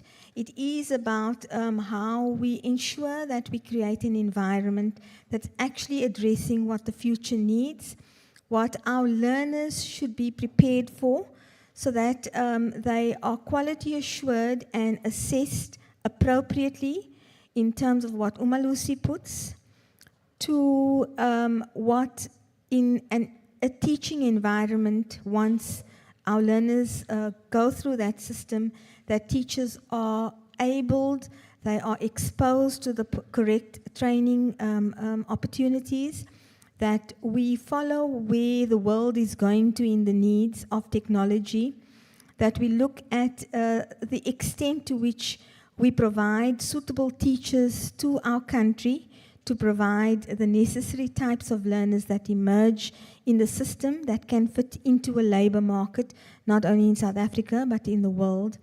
And that we in particular start in the training aspects. There's a close alliance between what SACE and the ETDPC are saying in terms of just the kind of teacher that you train.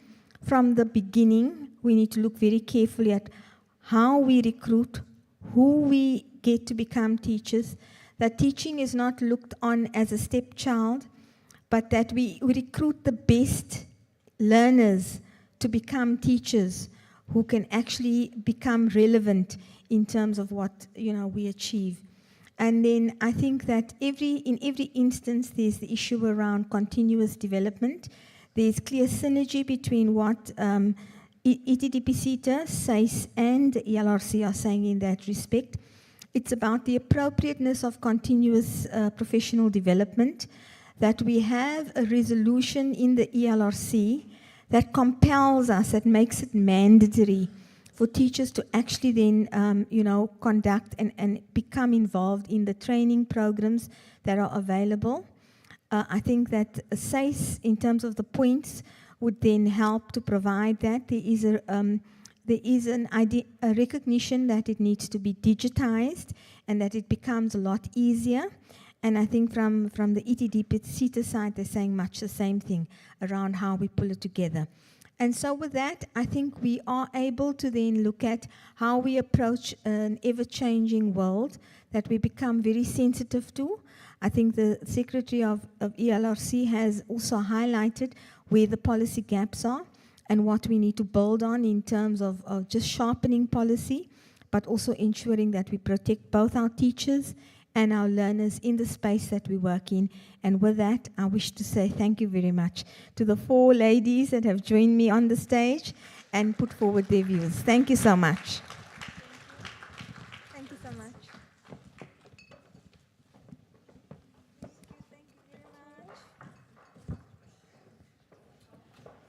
Thank you very much, ladies, and thank you to Ms. Simone Geyer for facilitating that session. Very crucial indeed. In case you thought it was a boys' club, evidently not. We made up very quickly for that one. But, before I even go into some of these questions that we've been getting online, and there's plenty of them, questions and comments, I really would like to focus on what our last speaker, Dr. Foka, had mentioned about AI and the lapse in policy when it comes to teachers on social media and learners on social media. As a journalist, that is exactly what we are constantly reporting about, constantly looking at, and if there is a gap there, it definitely is something that needs to be looked into as well. In terms of the SA Principals Association, Mr. Butler, the right people are definitely in this room. I think that has been evident from all our speakers and all our guests and contributions. To get straight into some of your questions, very important questions coming up. I hope Professor Mudau is still around. And if we can't reach him with a mic, I would like Professor Mudiba to answer this question. And this comes from the session that you had. And the question is, how should teaching and learning be conducted in multilingual schools? Teachers are trained in English by HEIs. How do you then expect them to teach in a language they were not trained in by universities? The roving mic is going around. There we are.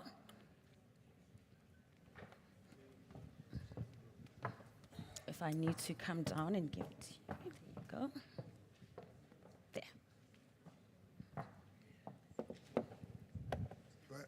Thanks, Program Director. I will take that question, language policy, that's my field. That's my specialization. Yes. Yes, yeah. So the question is, how will teachers be able to teach multilingually if they have not been trained? I know, of course, that's the problem, that in universities, some of the programs are still in English. But what we do, it's compulsory. Students have to do a home language. Because that home language can be English. If the home language is English, then they will have to do another first additional language. And then they also are expected to do a communicative language.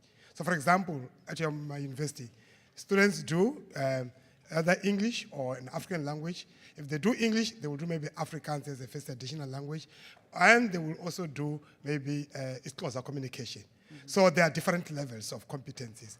So when we are saying that a teacher is teaching multilingually, it does not mean that, these days you have to be teaching in all 5 languages, 3 languages, so on. So what we are saying is that you use students' first language, home languages, as the language in which they're strong in. That's why we talk about mother tongue-based bilingual education. You're using the students.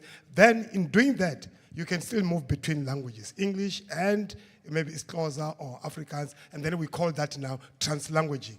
So in the process of translanguaging, we are also transknowledging. So, okay? So we are moving between languages, but we're creating different knowledges, including indigenous, whatever, and so on and so on. So I think learning is a game. Yeah. When you're teaching, it's a game, and learning is a game. So that idea that you have to teach with one language alone, I think that it's gone in a multilingual context here. Transknowledging, I like that. I think while you're up as well, DG, you have something to add? No, thank you for the privilege, Program Director. I want to stretch translanguaging and transknowledging further. My training taught me that when you teach somebody a home language, you are not necessarily teaching that person in the language of a content subject. A content subject has got its own language. Let me give an example. Metamorphosis is not English as home language. It's English for life sciences or other sciences that are related to that. And therefore, the language of the content subject does not necessarily translate from the home language. That's where the difficulty is. But I think we'll have a bigger debate some other time. Thank you. Thank you very much. I don't know if Professor Govender is still in the room. There is a question posed to Professor Govender, and if not, again, back to Professor Mudiba, if you will be able to answer this. And it's a pertinent question one as well about universities preparing teachers for effective training, teaching, learning, and assessment in multi-grade and multi-level classrooms. Do university lecturers understand the real context of such classrooms? You happy to answer yes, that? Oh, there's Professor Govender. Yes, our colleagues at universities do understand the situation, and they are aware of what we expect to do, but actually doing the full mile is the challenge. I mean, for example, at our university, we do have what we call multimodal engagement in terms of the languages, where the material is taught probably English, but the students do have versioning in isiXhosa and Afrikaans so that they can, with the peers, understand what the real content is about in a particular language domain or in a particular subject domain. But in terms of the special subjects, it is a challenge currently. And for example, at my university, we are engaging in terms of developing the bilingual education programs across all the streams. But that takes a lot of human resource capacity and time and energy. So the drive is there, but I think it needs a lot of rethinking and how we're going to strategize around accomplishing that.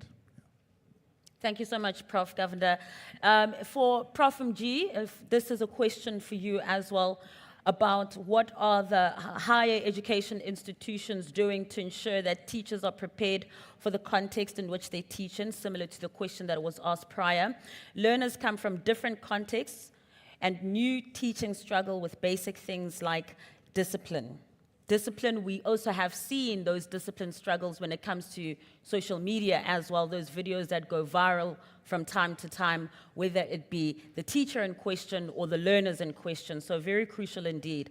So the question then still stands, how then do HEIs ensure that these teachers are prepared for these environments and are able to discipline, and holistic training for any context is key?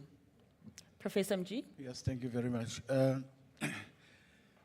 What is obvious in our situation is that what happens within the HEIs, what happens within the classroom is a reflection of society.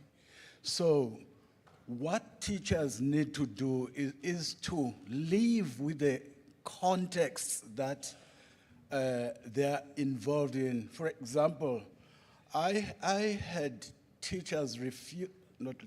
lecturers refusing to go to Philippi because one was hijacked.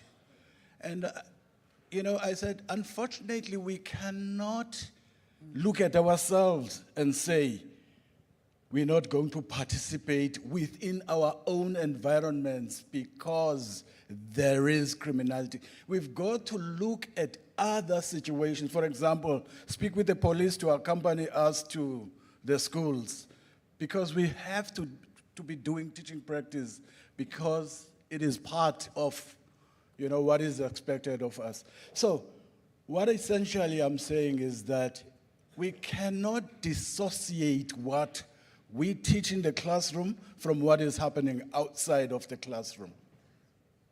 Thank you. That's true. The classroom is a true reflection of the society we already live in.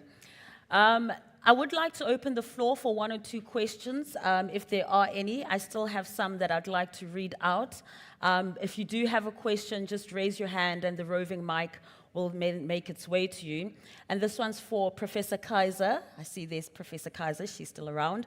This question's for you, Prof. Can the theoretical and knowledge creation component of ITE be limited to the first 3 years of study, allowing students in the 4th year to study to spend 80% of their time in schools under a blended teaching and learning model, focusing on practical components of teaching? Sure, that's a tall order. I know, right? That entails quite a lot of changes in the way that we are training our teachers at the moment. And what I said in terms of our responsiveness and our flexibility is we still have to remain within the prescribed qualification frameworks that we have to work in. But I think it's time to think outside the box. And if we don't start, when will it start then? But we find that we need to break down the observation, Lottie's, what do we, students see teaching for 12 years and they have an idea and they think they can be teachers from their first years. And deconstructing that, we need to start that from the first year. We cannot wait for 3 years in which to do that. So that's my one concern there. But it's quite an interesting, and I know other universities are already following a similar model. So I can speak from my institution's point of view. So an interesting idea, but also breaking down misperceptions about teaching and deconstructing it and allowing students to experience the realities as they are and not necessarily as they only experienced for the first 12 years is really important. And that cannot start in the 4th year. So that's my main concern there. Thank you. Thank you so much for answering that question. We do have a hand up here and one hand over there, so we'll take those 2 questions before we move to our next session. You may go through. Thank you, Program Director, for the opportunity. Mine will be very short. I'll start by the conspectus that was provided by Dr. Khoza and the inputs from other colleagues, that it is critical because out of all the deliberations, I haven't really heard us emphasizing the need to address legislative policy gaps, because I believe that legislations and policy is what drives implementation. So if we are not zooming on that, we may hit a rock going forward in terms of implementation.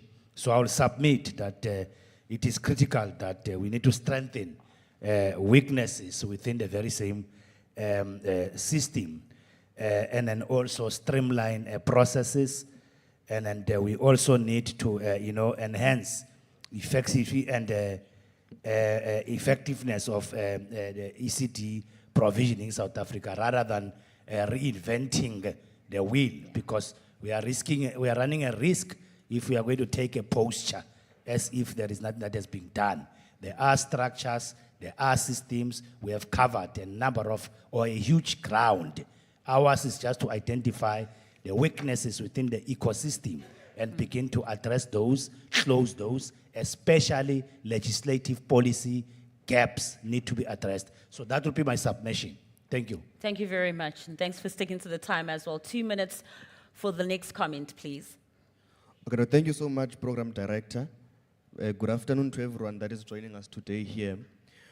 The latter speakers were focusing specifically on innovation and global readiness in the context of improving the training of professionals, right? Now, my question in relation to that is that, number one, what are we looking at achieving in terms of what we're calling our readiness for at the global world? And what we're looking at there is such things as Society 5.0. We're also looking at radical transformation in terms of artificial intelligence. We're looking at quantum computing. We're looking at many, many computer sciences improvements in the world generally. Do we believe, therefore, that with the current system of higher education that is being given to our educators, we may be able to achieve all of those things? Because we're forward-looking, and what we want to bring to the learners is the skill that they are going to be able to use to bring themselves out to the world in representation of what they're given in the classroom. Because one of the problems that we have up until today, the employment of a teacher, is that I'm going to consider in this school the person that has 15 years experience. What does a person that has 15 years experience have? They have higher education that was taught to them, probably without even Excel as a beginning and as a basis, or without even Microsoft Word as a beginning, as a basis. But we're saying in terms of our schools that the person must be given then, therefore, a chance to be a teacher because they have this amount of experience. So in terms of ourselves being forward-looking, because if we're talking about the global world, we are not talking about a world whereby we're still learning Word, Microsoft Word, Microsoft Excel. We're talking about a world that is running from a programming language which is assembly, to another programming language which is Python, to another programming language which is C++, to another programming language which is other R as well for data analytics and other things. So what is this? Are we sure that our long-term objective is being met by another long-term intervention. When we're saying we're training educators, is it a long-term intervention indeed? Because the context to which we're saying this in is not such that these teachers are as qualified as computer science specialists who can be able to have a full understanding of the current digital world that we exist in. So I think we should answer that question and observe as well what really we're looking forward to in terms of this work. Thank you so much. Thank you very much. And that is a very important point that was also raised by Umalusi just now from Dr. Suji when she was talking about ensuring that educators are aligned with the skills and knowledge required for the future. So very important indeed. And on that point, when we're talking about youth and learners, clearly I was looking forward to this panel. I was preemptive of it much earlier. It is my honor to call our young learners, our young leaders to come forward for this panel discussion, which will be moderated by the Junior Councillor and Mayor of the City of Johannesburg, Kgaugelo Madikane. I'd also like to call again Ntutule Sandra Leshabela from Limpopo, Angeline Mokoena from the Northwest, Eric Maya from the Free State, Lindogutle Bigli from the Eastern Cape, as well as Erin Joy Damons from the Western Cape. And shortly after that panel discussion, the Joburg Mayor will also invite COSAS to have a short presentation until they then summarize. I would also like to acknowledge in attendance in the room, we do have the Junior Mayor of the City of Cape Town as well, Michael Daniel Bum. Michael Daniel Bum, thank you so much for joining us, and we acknowledge your presence in the room. Let's give him a round.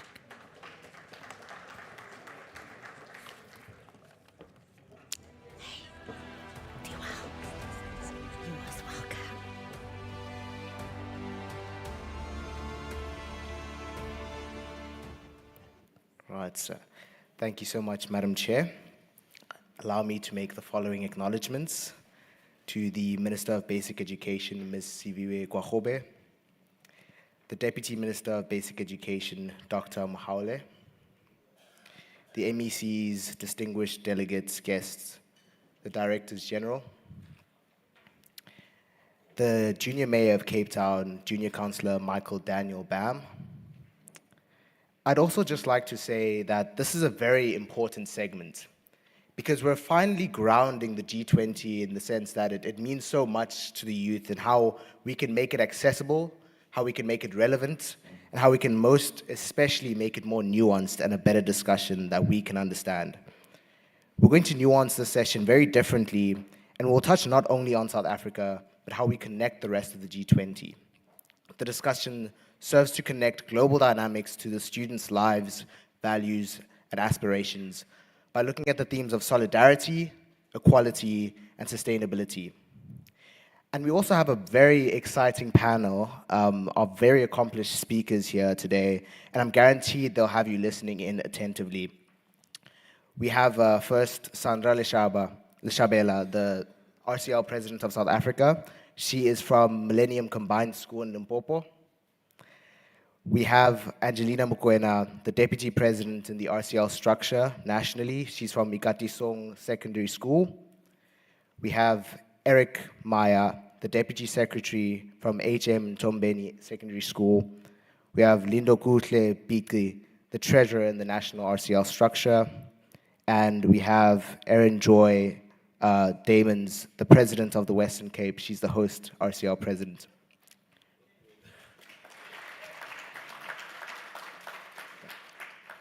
You know, just as a matter of getting the ball rolling now, I'd just like to start with the first question, which I'm directing to you, Erin Joy.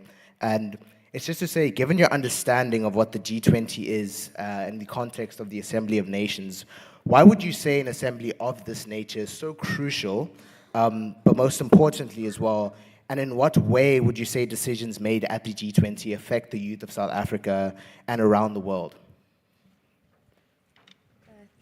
Thank you. The G20, it stands for Group of 20. It consists of 19 countries and the European Union. Together, they represent the world's largest economies. They meet and discuss in a way that challenges such as climate change, financial crisis, and pandemics on and these challenges can tend to be global in their nature. The G20 makes decisions that can significantly impact young people, not only in South Africa, but young people globally. These can vary from trade, education, employment, and climate action. Now, these decisions affect the job market, education systems, and environmental conditions for the youth. These decisions can empower the youth by providing opportunities for the youth to gain advanced skills. This can contribute to global competitiveness and employability. Decisions on climate need to be made with young people in mind, as the youth will inherit the consequences of today's climate. The G20's decisions shape the future, and it's the young people who will live its future. Thank you. Thank you so much, Erin Joy. I truly do believe you're right there when you say the youth will shape the future and those decisions. And, you know, it really is on us to make sure that we become the people that create the world we want to live in. So, Lindo, this question that I have for you, it's really just a perspective placer, you know, putting yourself in the shoes of somebody that's not you. And I would just like to ask you, if you were a youth ambassador at the G20, what issue would you raise on behalf of your community? And how do you think international cooperation can help solve problems in your school and neighborhood? Just think about yourself as somebody who's a youth ambassador. Well, thank you very much, Mayor, for that question. You know, before you answer this, you have to be able to understand, as a youth ambassador, what is your aim going to represent a country or something at a community level? For instance, if I were a youth ambassador to the G20, my aim would be to empower youth through education and sustainable practices, because that can drive positive change, not only in my country, which is South Africa, but around the globe, which is something that we are all looking for, right? Now, as a youth ambassador, there are 4 main issues I would raise at the G20 summit. The first one is education and employment skills. Around the world, we all know that countries have constitutions which, you know, govern them and control who wields power in the country. And those things can sort of help us in terms of raising this issue. You look at Article 7 of the German Basic Law, which regulates the education system. You look at the Section 21, Article 21A of the Indian Constitution, which provides education and says that education is compulsory for all learners from 16 to 14 years old. You also look at South Africa's Section 29 of the Constitution, which guarantees and provides the right to free education. Now, I think that going to this, we have to raise this issue, right?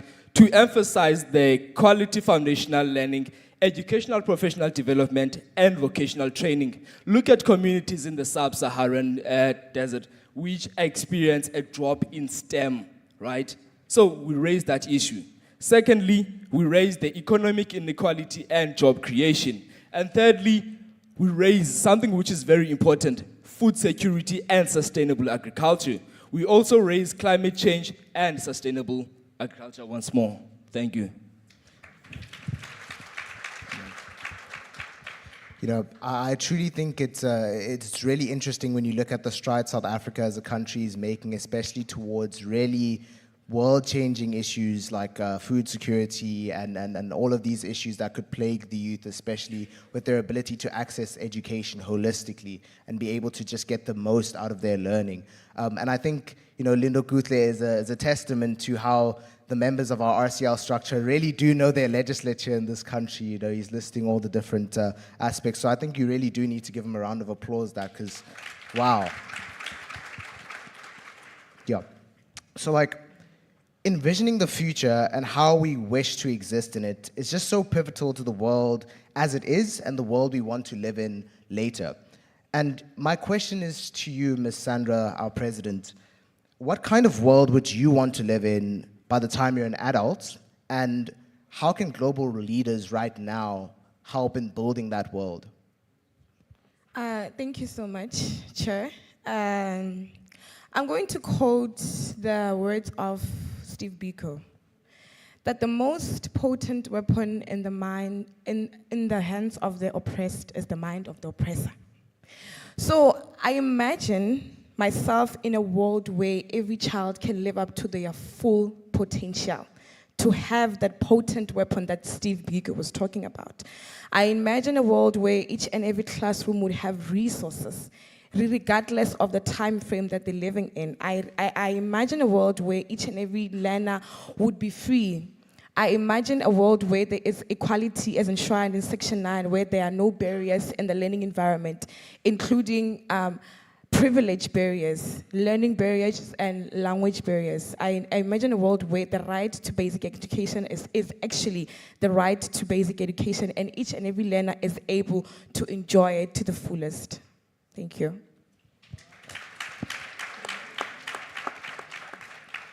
I think it's incredibly paramount that we have a vision of the kind of world we want to live in, you know, just as educators, as parents, because we truly are the people that can take those strides towards building a world that's just far easier to live in, where people are able to access information. And I know there are plenty of strides being taken by many countries, especially to be able to access that information on digital platforms. And I think that truly is amazing. So envisioning that world that we want to live in is absolutely true. But the second question I have for you, Ms. President, is just how can young people influence global decisions even if they're not at the table? So for instance, even if they're not part of an RCL structure, how can we encourage them to influence those decisions on a global scale?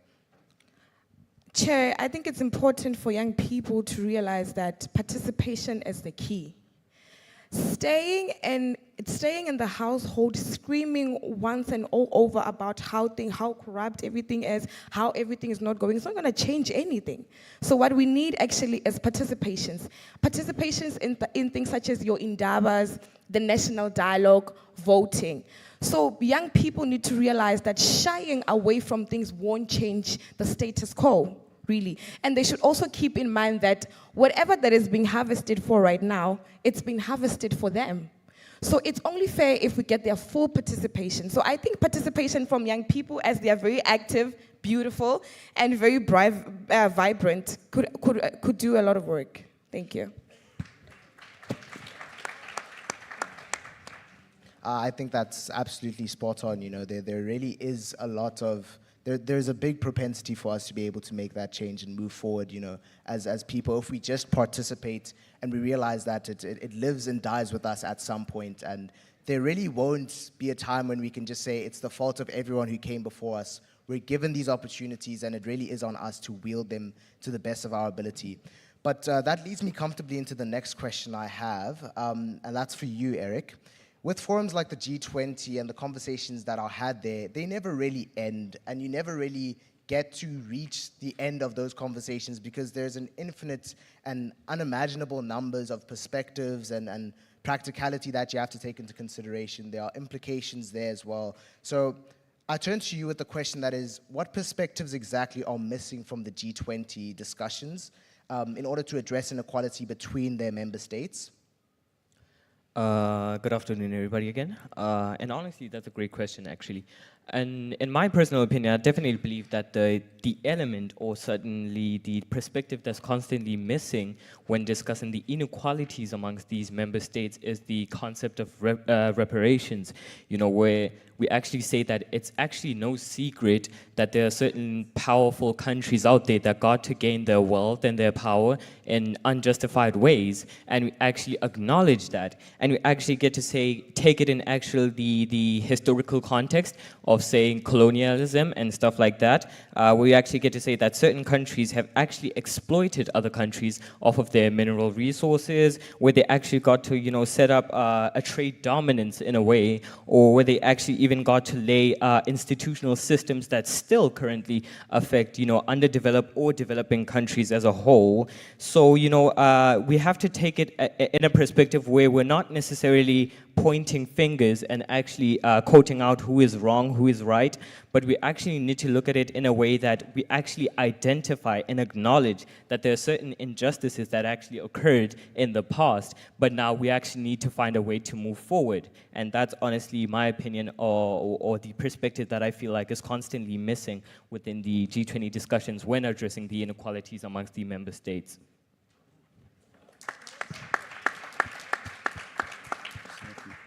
And you know, as a youth, when we engage, you know, with events like the G20 on digital platforms, any global event, you know, we get the sense that there's a rush for a lot of countries that have gone through injustices to reach the point where they're like, it's in the past, and just leave it behind, but never really delve into how those things really shape our future. You can't know as much as you want to know about your future if you don't know your past well enough. And I think that's something that that you can draw from that. I think it's something we need to take into consideration, especially when we're talking about the G20 countries and their relations with inequality. Being able to have those conversations about how inequality looks like at its core is something exceptionally important. But Angelina, just as a matter of creative and refreshing engagement with such an important conversation, if you could design a G20 summit for younger people, what would it look like? Okay, being an innovator, being a leader, you must be thinking about some things that will cater everyone who will be attending that summit. So I'll be creating a summit that will include inclusivity, interactive, and also be an action-orientated summit. Excuse me. I'll be having young people who will be discussing and making decisions and policies, not only for our country, but for our nations, for our world as a whole, that would focus on topics like digital tools, enhancement strategies, creating job opportunities, educational systems that truly prepare us for the ever-changing world, advanced skills development programs which will only focus on what our country truly thrives in. And not just our country, but the world. As you said, we have 19 countries and 2 regional bodies. So if we all have our differences, if we all thrive in what we do, we will reach the destination we want to reach. You know, we talk about making policies. You talk about making policies that are truly accessible for people who want to make a change in this world. I think that's exceptionally important, especially when you think of the fact that the way we engage with the news right now is in a way that we know that changes are being made, we know that there are strides being taken, but do we understand what is actually happening? We just end up seeing the change, we don't understand what went into it. And thus, I think it becomes difficult to engage with the topic of how you can create those policies, and if you had to have an event that's for younger people at the G20, what it would look like. And I think you've done an amazing job in answering that question, because it speaks directly to what young people want to see for the engagements among themselves as they grow as people, and what they expect from the engagements between countries as well. But then, if you had to propose a slogan at that G20, what would it be? And what would that message be that it carries? Youth voices global decisions. That will be the slogan. The slogan incorporates the essence of empowering young people and to keep contributing and delivering to global decision-making processes. I believe giving the voice to young people can harness the energy and creativity, also the perspective to drive a meaningful change, not only in our countries, but the world as large. As I said, we will be focusing on things that we strive in. Let's look at India, for example. India thrives in IT and technology sectors. If we have those in South Africa, our economies will be more better, would be more efficient. Our learners will have more opportunities because it seems like our opportunities are limited because we have limited resources. But if we do this and thrive in what we can do, for example, we are rich in agriculture. If we stick to agriculture, we will have more impact. We will have an economy that is really thriving in amongst those 19 countries and 2 regional bodies. So my message is that let's just strive in what we are best at. Let us just strive in what will make us shine. Thank you.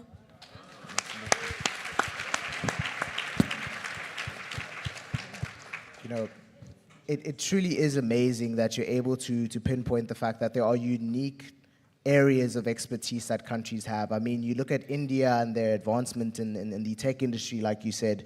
I think there are significant things that are happening in that industry that are making the way we learn about our world, the way we learn about our issues, far more accessible in a way that's really revolutionary. And I think noticing how we can help each other, how we can build that solidarity is something exceptionally important and something that I would love to see, you know, at the point where we get to be at the G20 ourselves. I think that's amazing. But I direct the following 2 questions to the whole panel, and I'd like you to engage with it in any particular order. But my first question then is just, what are your thoughts on the approach of choosing a side when it comes to dialogue about conflicts around the world?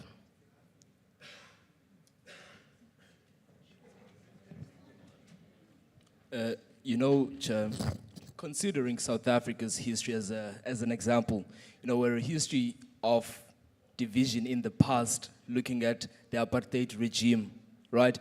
Now, if you're going to choose a side in a country which was like that, you're going to have troubles because you choose a side that you can say we have many political parties in the country and they are all fighting for different agendas. That is something we cannot run away from. But they all say we want to help the people. But you look at these political parties, they all want something different. Others want economic freedom. Others want the land back. You know, I'm serious, honestly speaking, look at this one. Some want the money, some want the land. You know, now, how can we choose a side in a country that is united? As the G20's influence is very big. You know, it should work to influence countries to say, work together towards a similar goal, one goal. Because if you're working towards something that's the same, you can be able to give each other, you know, advice, you know. And going to that thing of saying international cooperation can help in this term, right? Because if you have international cooperation, you share best practices. Like Angelina and the chair already indicated, India is advancing in the technological sector. That if we had international cooperation, that could help South Africa, right? And international cooperation in terms, it could also help in access to funding and resources. Not each and every country needs something from the other country. Now, how are we going to get that if you do not cooperate with other countries? Don't choose a side. Don't want to exploit others, but instead promote fair partnerships, right? And as a youth ambassador, I'd like to believe that it's our duty to not choose a side, but to commit to amplifying voices at community levels on global platforms like this, you know, because we as the people, we have to work together to make a difference and shape a world that values solidarity, equality, and sustainability. Thank you.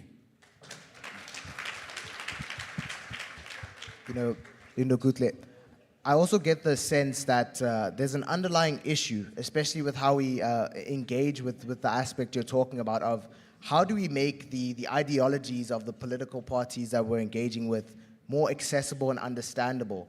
Because I think there's an implication in our country as well that we have these ideologies, we have these political parties, but with the same goals, those goals end up being fragmented and we end up achieving things in bits and pieces.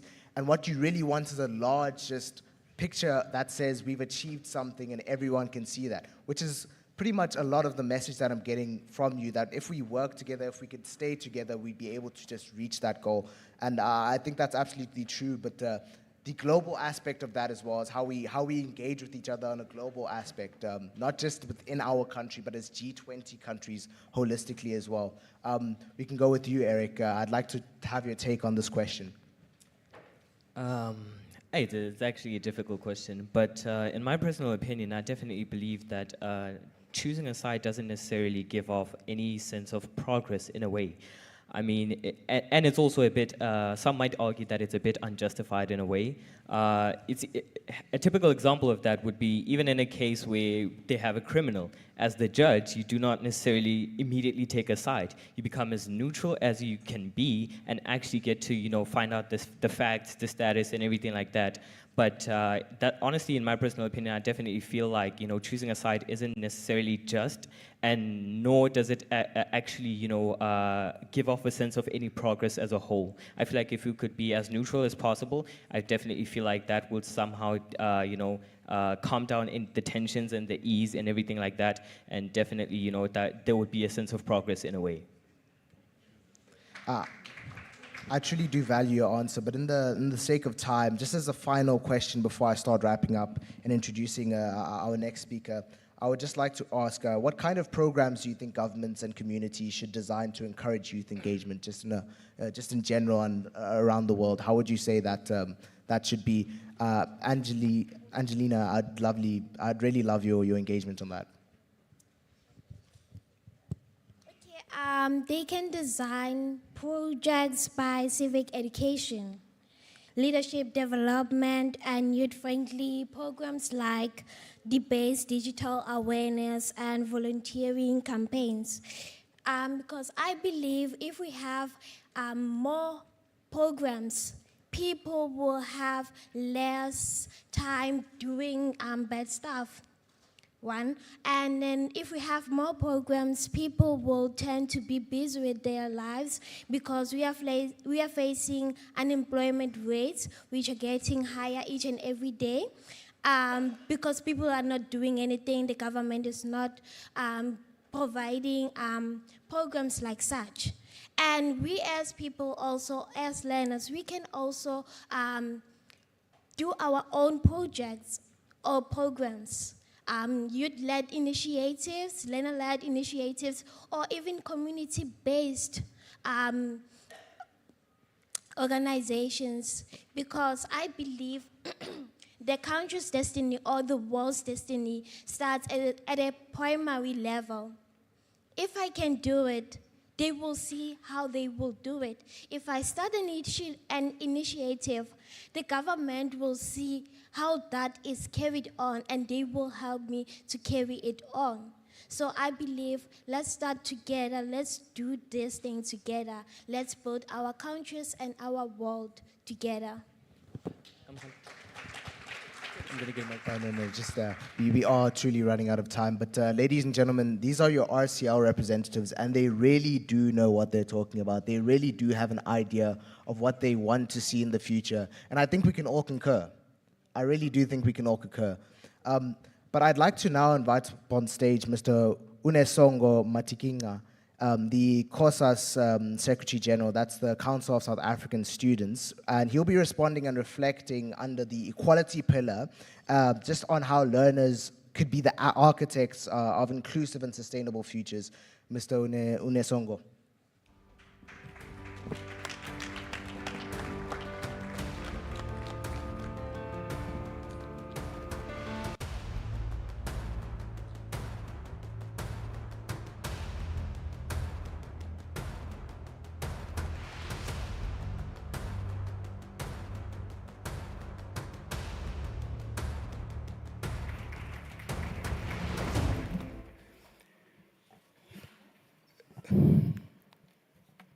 Just breathe on the mic. Let me take this opportunity and greet all of you. One, greet the Minister of the Department of Basic Education, greet the Deputy Minister, and accordingly greet the DG. And in respect to the time limit and time constraint that I have, refer to everyone else as protocol observed. In great, great respect. Now, I am here to expand on this because one, I think we should note the importance of why we're here. It's not because of teachers, it's not because of people that are employed within the Department of Basic Education, it's all because of learners. That is the main reason we're all here. And to classify that further, I will be speaking on how do we take these learners from the classroom and present them to the world, and them as architects of inclusive and sustainable, of their own inclusive and sustainable futures for that matter. And the first claim that I must make in this context is that what we want to achieve as a G20 of 2025-2026 is that of advertising ourselves as relevant citizens to the global economy. And therefore, when you talk about taking learners to the world, you may, and in fact, you will never be able to achieve it if the learners have nothing to present or have nothing to offer to the world itself. Now, we have to then answer the question of how do we make these learners relevant to the global world such that in this G20 partnership that we're in, they have something to present, they have something to offer. Now, in answering that, I speak specifically on what we know now as the digital age and advancements in technology. And we've already spoken about vocational education and curriculum content. I'll cover those as well. Now, we already understand that we are in the digital age. We've arrived on a situation whereby we're in the digital age and there's intense and productive advancements in technology. The question that we must ask ourselves, how do you also get to that point in terms of advancing the skills and the knowledge that learners have in the classroom? We need to first present a starting point. I'll refer back to a former speaker here who came and said, we have translated the lack of resources to a lack of knowledge. That is, if you don't have resources, then you are in poverty in terms of our intellect.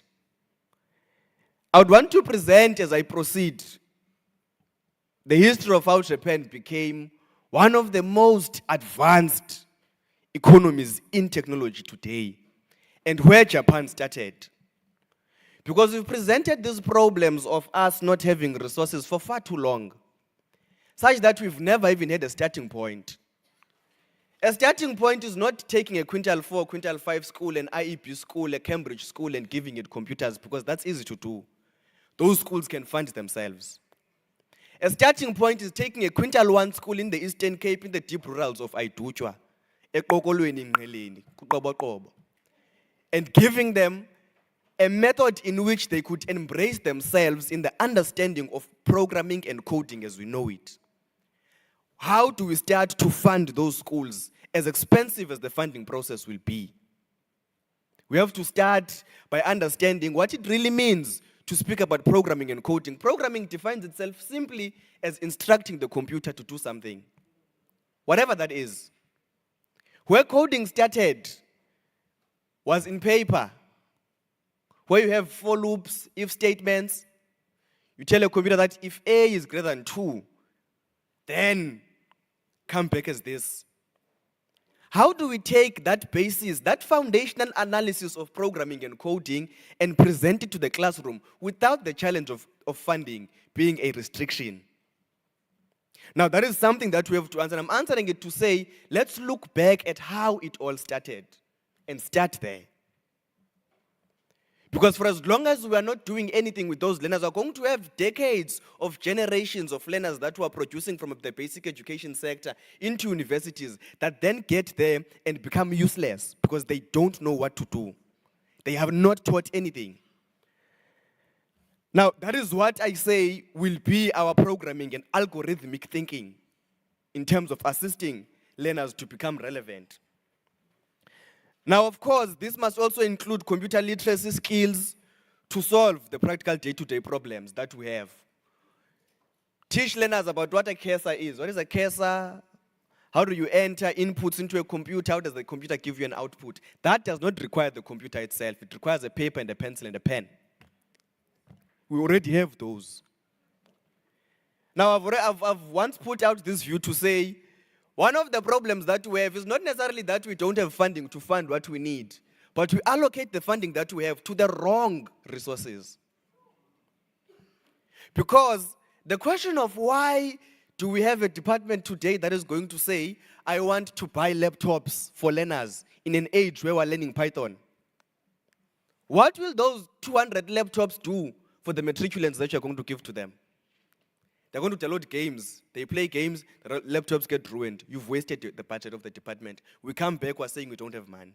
Why not rather take that 90 or however much that money would be and fund 20 computers that are going to sit in a computer lab at a school. That computer lab will be used on a weekly basis by 200 matriculants who will come in tens. Then we know that there is some sort of coding and programming that is being done here on a computer. We've not wasted funding on something that does not help. Because a laptop, for example, or a tablet that we want, they do not even have Excel. They do not even have Word. Those things don't operate there. If they have them, they don't have all the infrastructure that we need to teach the learner on the skills that we want them to know. So we have a resourcing question that I've answered and said, let's take these resources and ask ourselves, what is really the need? If you go at university institutions, I saw the professors here, there are labs, there are computer labs, but the number of computers in those computer labs is not even 5% of the number of students that are admitted to the university, but they all work at the best interest of those students. If you calculate the ratio of computers in a university to the number of students that are there, you will find that not even 5% would amount to that. Now, we have to also answer the question of where are we going? What is the future looking like in terms of this work?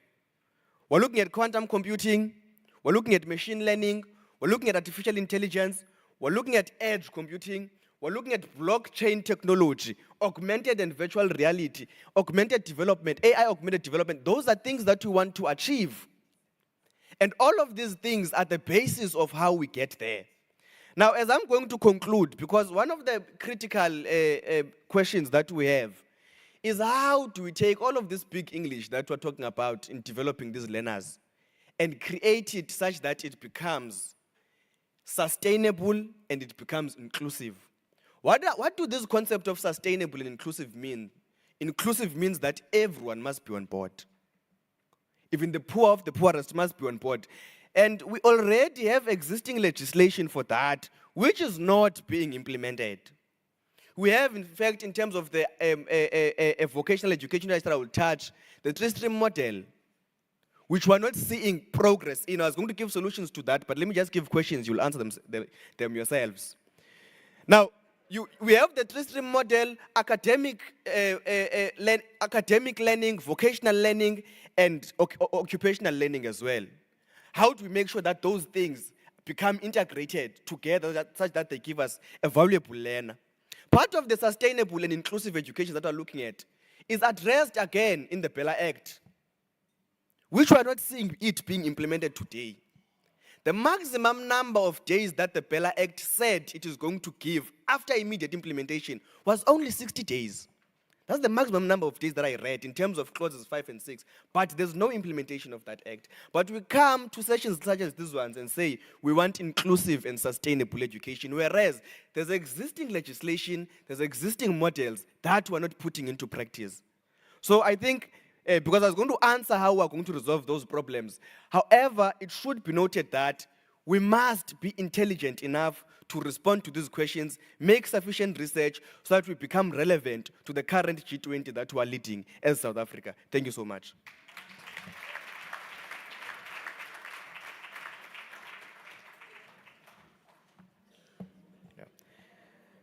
Esteemed guests, ladies and gentlemen, I think it's incredibly fitting that we left the youth leadership panel discussion for last, because we've spent all morning and our entire day talking about policies and frameworks that are for us, but now we've given you the impression of how we're going to receive those policies and frameworks. You know where we stand, you know how we're going to think about the G20 moving forward. You know that there are a number of issues that we are well aware of. There's a very high expectation, and I'm very certain that we'll be able to meet that expectation. But let us all remember solidarity, equality, and sustainability most importantly. Because if we don't remember that last one of sustainability, this whole morning, everything we've spoken about, everything we've worked for, will be in vain. I just want to thank all the stakeholders who continue to make it possible for us to learn and improve our learning. And I look forward to welcoming you all and the rest of the G20 to Johannesburg, the City of Gold, in November for the G20. I'm Kamokhelo Malekane, the Junior Mayor of the City of Johannesburg, signing out.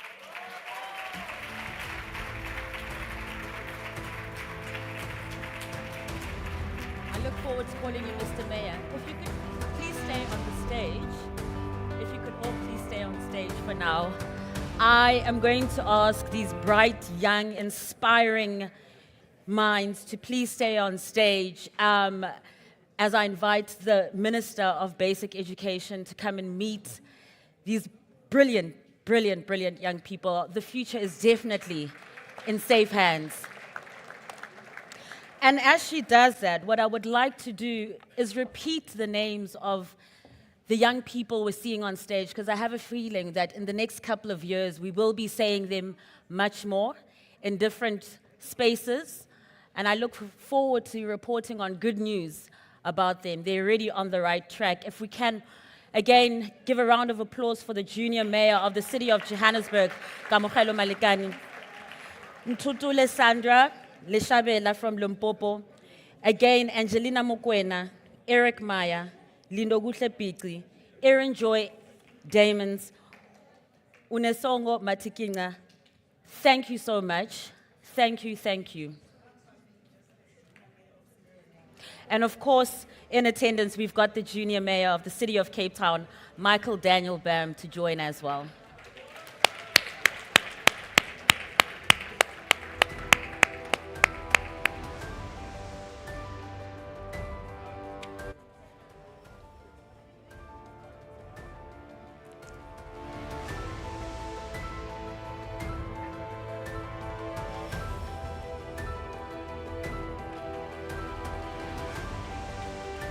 Wow, incredible. Minister, these are some impressive beneficiaries you have here. Very impressive. I'm inspired. I was almost looking for a ballot to go vote. They really, really are impressive indeed. Another round of applause. You know, we're near to wrapping up the day, but I also wanted to commend the Department of Basic Education. If I could ask for us to settle down a bit. If we could please settle down.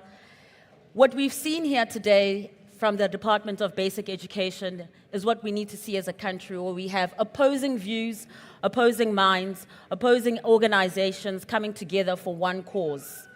And what the vision of the kind of world we want to live in, if we could please settle down. Thank you very much. What has been illustrated not only by these young minds, but throughout the day and the morning, is how diverse opinions, diverse views, diverse organizations can still come together for one goal. And I really think that is impressive of the Department of Basic Education to not only have echoing voices in the room, but voices that are also of disagreement, and we can do so in a respectful manner. After that inspiring panel discussion, I'm going to give over to another inspiring man who has an impressive resume when it comes to the Department of Education and the sector of education, and to remind us of the call to action that is the G20 that is hosted by South Africa. It is not just a talk shop, it is not an event, it is the beginning of a journey that has already started. Dr. Sizwe Ngasana, the Chairman and National Education Collaboration Trust, I'd like to invite you to the podium. Thank you.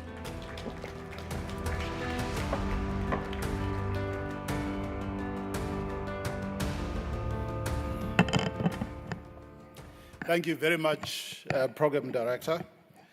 And all protocols have been established from earlier on today. So I am going to go straight into, the summation. And I decided that I'm not going to murder you with a PowerPoint presentation. Minister and the deputy ministers and the MECs, DG who are here. It's been a wonderful couple of months of various stakeholders, obviously led by the Department of Basic Education in all the 9 provinces, exploring all the interconnected themes that have been part of the discussions at provincial level, but culminating in this G20 Indaba. And it's really it's pleasing to see a number of really important discussions that have taken place since the start of the Indabas, which, as we know, is feeding into the plans of the department, because, the call to action will mean nothing unless, DG, we can see the APPs of both the national department as well as the provincial departments incorporating some of the key priorities that were discussed from when we started about 5 months ago. Because my understanding, and I'm very young program director in this sector of education, I'm still learning a lot.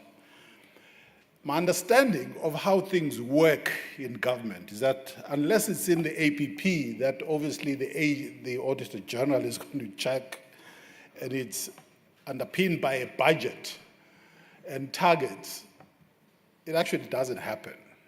So unless a lot of these things that we've been talking about here today are summarized, and I like what the MEC of the Northern Cape said, that perhaps we need to start looking at the APPs as living documents, not as documents that just happen, once every now and then, because we know we have a 2025 to 2030 strategy, which in fact the provinces, follow as well. So, but I think it's important to just acknowledge and congratulate the department for what has happened today. For those who've listened to me, particularly at the DBE Lekgotlas, you will pardon me because, Minister, I'm really concerned, and I was trying to look for colleagues from the Department of Higher Education and Training here. Maybe they are here. I mean, I'm not talking about the professors from the universities. I'm talking about colleagues from the DHET. And I might dare say colleagues from the Department of Science, Technology and Innovation as well, because essentially they have quite an important role to play in a lot of things that we are talking about. The professors talked about Mr. Tech, they talked about the frameworks, legislation or policies that they have to follow as the higher education institutions. And essentially, we know the separation that took place in 2009 that created DBE and DHET was based on very important principles. But essentially, this is one big department with sub-departments where I look at it. So we can talk about ECCE, the issues of foundational learning, the comments that were made by the learned professors, but unless those things translate into how the department that's responsible for the supply side of teachers, DHET in other words, are responding to some of the issues and recommendations and observations that were made here, we have a problem. So for me, part of the call to action extends beyond what the Department of Basic Education must do. It extends to those things that the Department of Higher Education and Training particularly must do. But the other departments, and I'm going to talk a little bit about that, such as the Department of Communications and Digital Technologies, the president of SASCO was here, was talking about digital learning and all that is going on in the digital or in the technology space can never happen as long as we have the disconnect of what is happening in DCDT and its related entities, including the regulator, ICASA. But I must just come back now and summarize some of the key things that come out of this Indaba. And there are 5 themes that emerge from the discussions that have taken place. And the more important thing is that we need decisive collective action to implement a lot of these things. The first one is on resourcing. We must address how the infrastructure challenges are going to be met and how we're going to expedite the rollout of appropriate ECCE infrastructure. At the same time, professionalize the ECCE educators and practitioners. And you know, just listening to the panel early that started off this morning, led by the Chief Director for Foundational Learning, Gulula Manona, it just struck to me again how complex this issue of dealing with early childhood development, care and education, or ECCE, is going to be. Because already, when you're asking practitioners or those who operate early learning centers to register, you talk about infrastructure. I've spoken to a couple of people in the country who run ECD centers, and they think the government is now going to build early learning centers for them. And I don't think the government has money to do that. I think we're going to have to move very carefully in clarifying what we mean by investing in ECCE infrastructure, because otherwise we may find ourselves in a situation where people are like, well, you promised us infrastructure for early learning centers, but actually it's not forthcoming. So finances are crucial. We need to expand the collaboration between the public and the private sector in mobilizing the resources, particularly money, cash, to be able to do a lot of these things that have been talked about here today in an environment of fiscal constraints and budget cuts. So we're going to have to be really innovative in terms of how we're going to do this. So as the NECT working with the Department of Basic Education, and just listening from for those who attended the luncheon yesterday, as the NECT, we're going to package some of the key priorities in the department, work with the department, so that we can have disaggregated packages of all the actionable areas that support the priorities. And this would include all the inputs from the stakeholders from Indaba into bankable, I used to be a banker before I saw the light, into bankable proposals so that, private funders and donors can easily support these priorities. The second area is around the proactive modeling and meeting the human resources demands of the sector.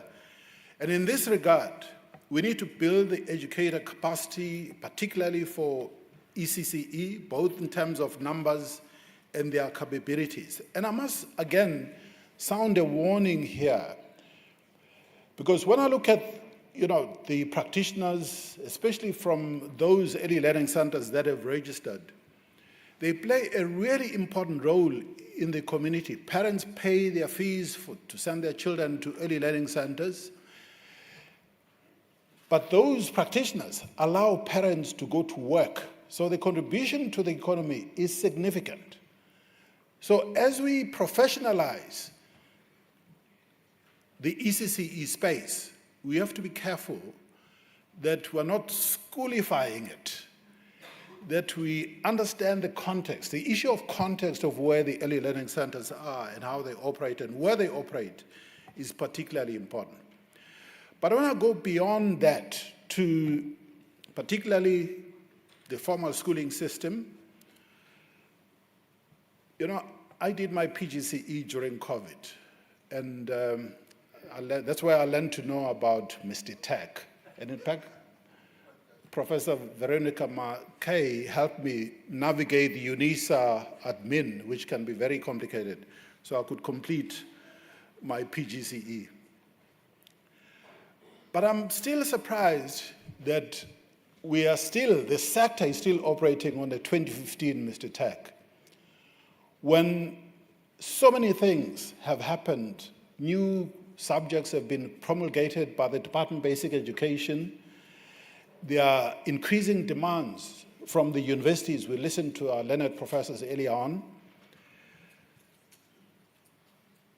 But we still have a 2015 Mr. Tech.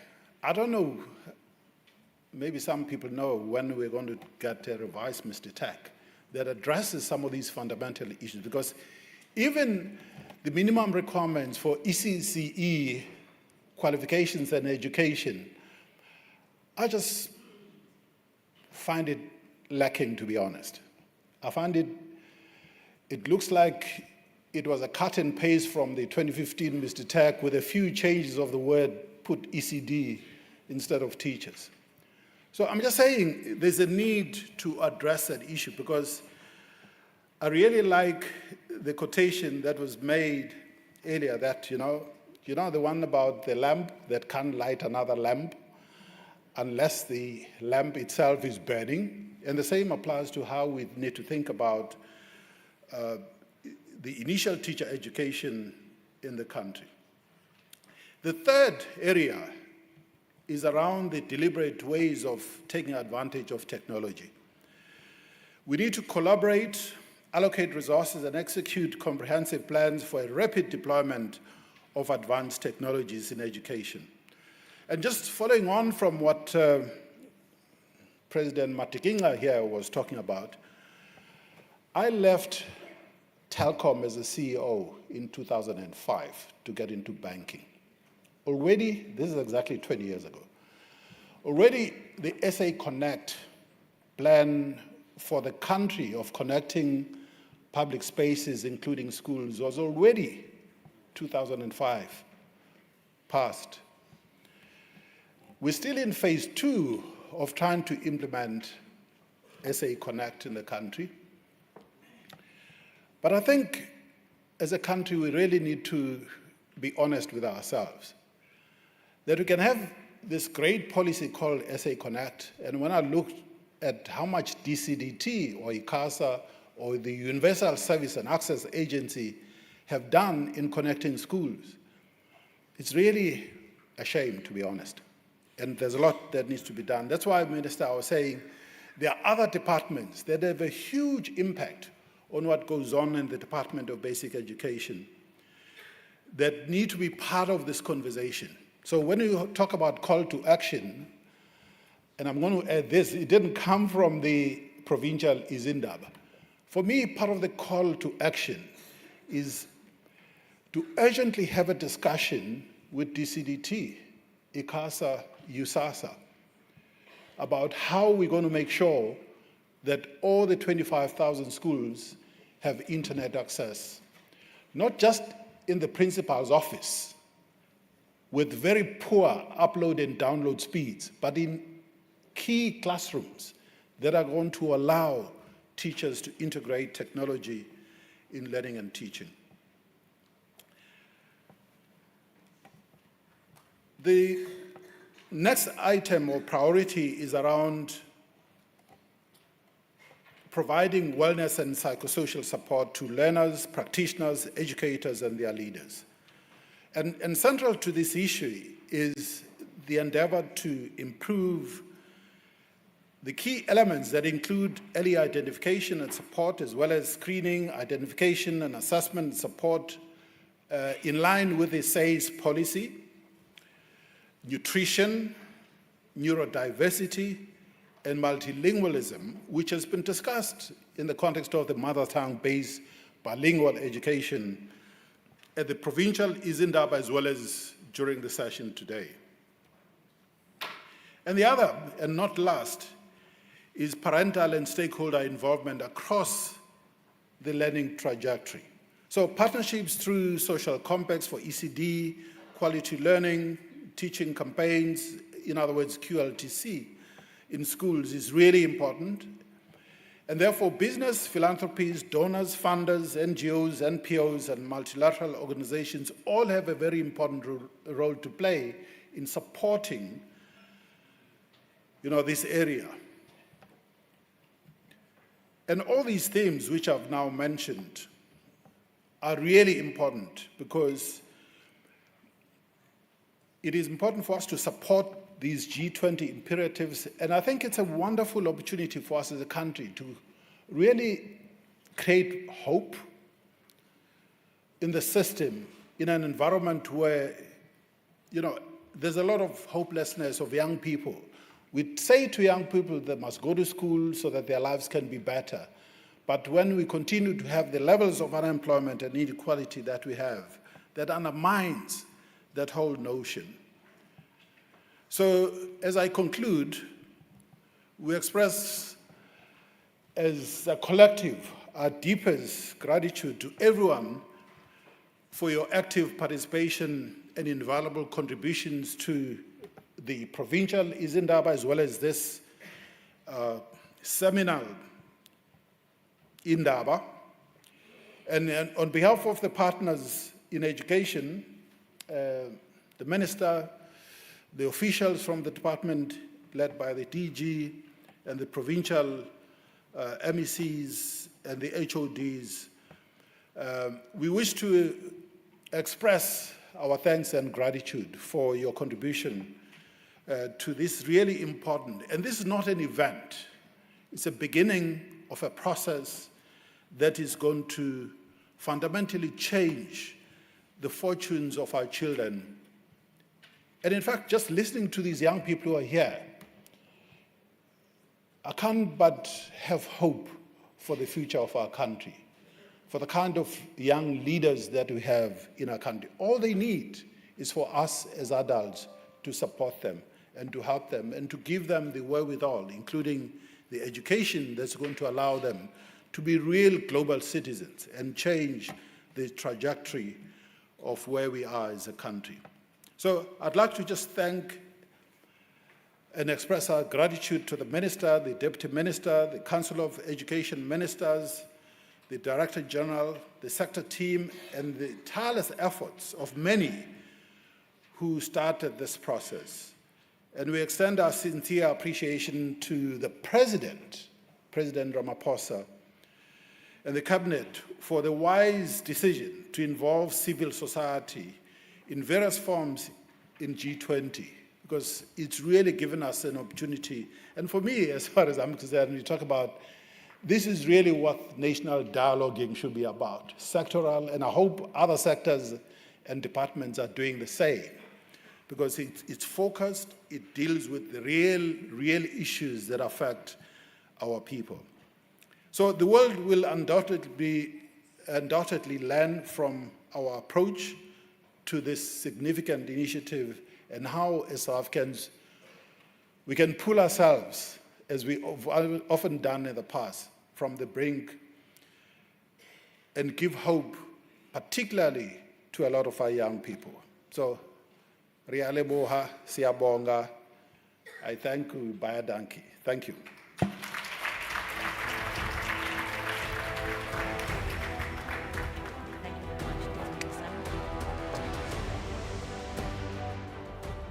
Couldn't find a better person to give that clear and call to action. We have reached almost the end of the day, but before we do so, the man who's pretty much the glue of the department and also a bit of the vibe as well, I would like to call the DG, Mr. Mweli, to please come and give his closing remarks. Mr. Mweli, we look forward to hearing from you.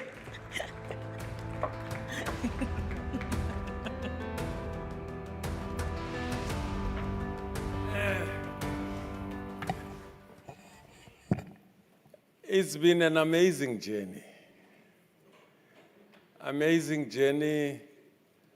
As I was listening to these young people, I had a conversation with God. I said, please keep me long enough to see these guys in action, Mr. Walters. The future is not only bright, but the future is just amazing. Amazing young minds. Well, again, the chair of the NECT has succeeded in rendering me completely redundant. He's done such a wonderful job. Next time, I'm going to protest if I have to say anything after you. And I'll request that I speak before you. An amazing man, very inspirational leader of our time. I really want to thank you, Chair. Thank our political leadership.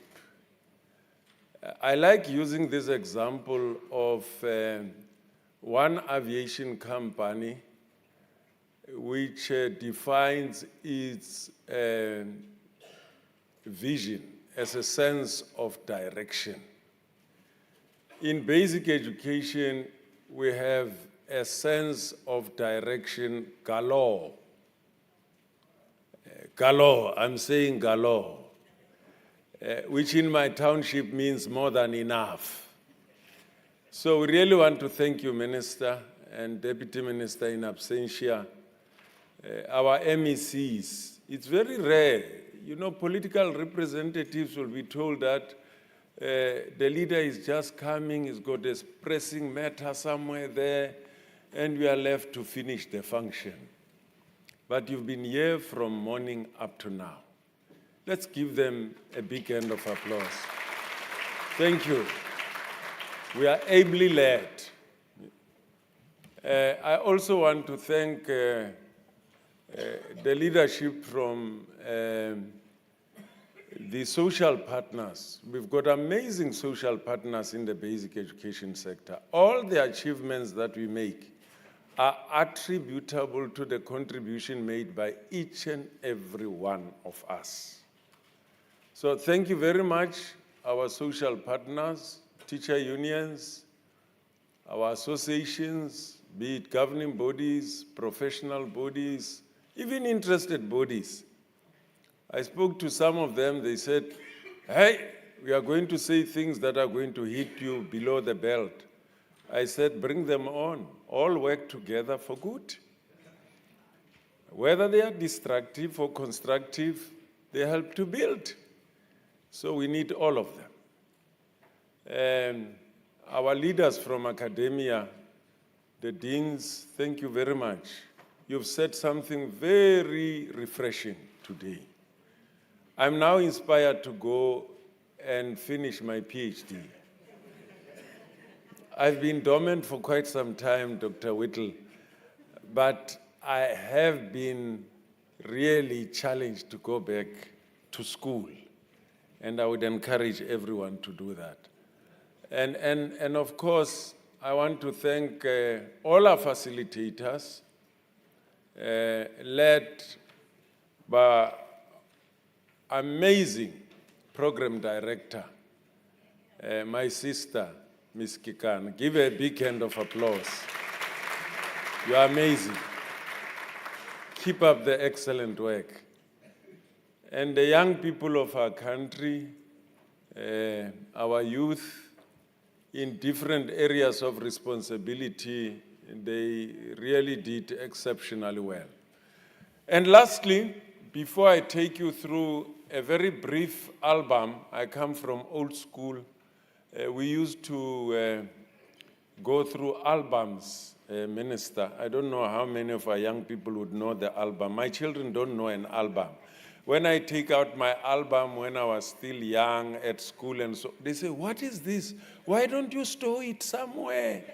The cloud and so on. I take out my album Sunday afternoon to keep me busy. So I want to thank our dream team led by Mr. Padayaki, our officials, HODs, the team that in my next life I would still choose without any hesitation. Let's give them a big hand of applause.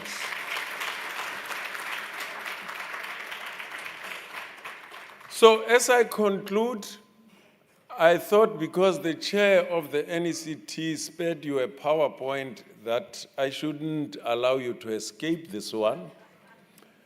And to our young people, this is what the NDP is saying. It says you deserve nothing less than an education system of the highest quality.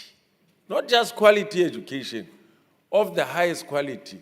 And it says leading to significantly improved learning outcomes. Significantly. That's what the NDP is saying. These are not just aspirational goals, they are stretched goals. And this is what keeps us going to work every day. And I also thought that it's worth reflecting of where we're coming from. Minister, starting from that ECD summit into different shades of our chapters. The slides don't seem to be moving. And then the third education working group. And then the provinces, different provincial chapters. You can see Mpumalanga there, MEC. You had your own thing there, in your own way. And then Northwest, Bukoni Bupirima. And then we had Limpopo. MEC, this was your chapter. And then we moved to KwaZulu-Natal. This is KwaZulu-Natal. And then Gauteng. The minister was also there in Gauteng, as you can see. And then we moved to the Noord-Kaap, the province with the biggest pieces of land, hectares. If you're looking for land, that's the province that you must go to. And then Free State, the minister was there, and you can see the MEC is also there. That's the chapter of the Free State. VESCAP, MEC, we were here about a week or so ago. Same venue, but now bigger volume and bigger space. That's the Western Cape, and then the OSCAP, Eastern Cape, the home of legends. Our minister hails from there as well. And then we moving towards wrapping up G20, and we had a ministerial partnership luncheon, which was an amazing success. I've never seen something like this in my lifetime. And then today, this is the National Indaba.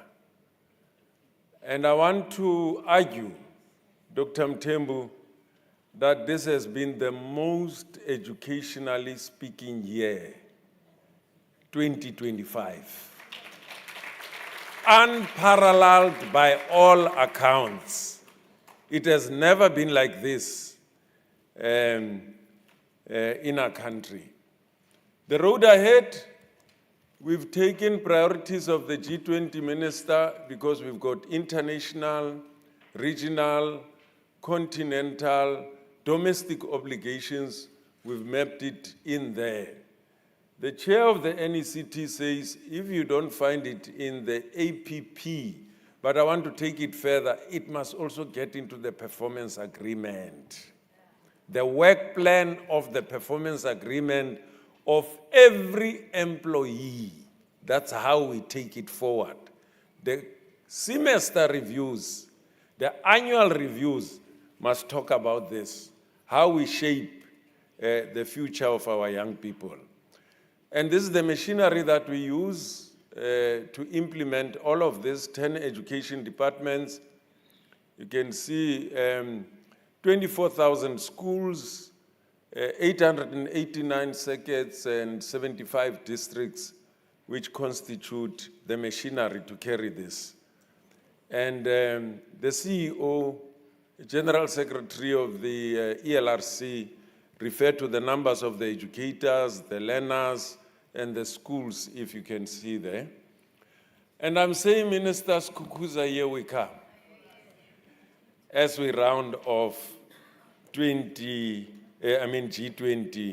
as part of our 2025 year.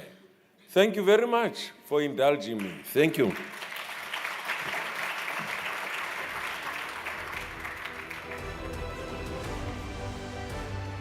What a fantastic day we have had.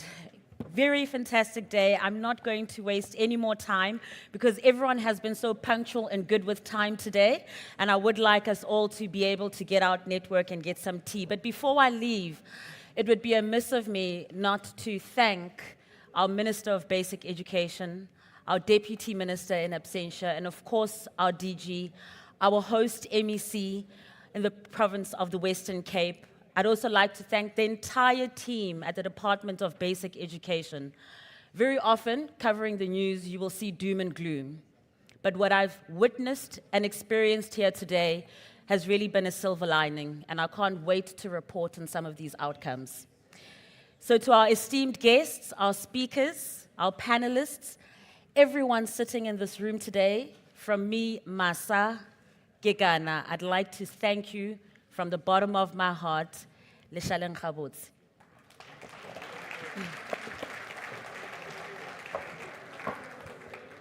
MEC, how are you? Well done. Nice to meet you in person.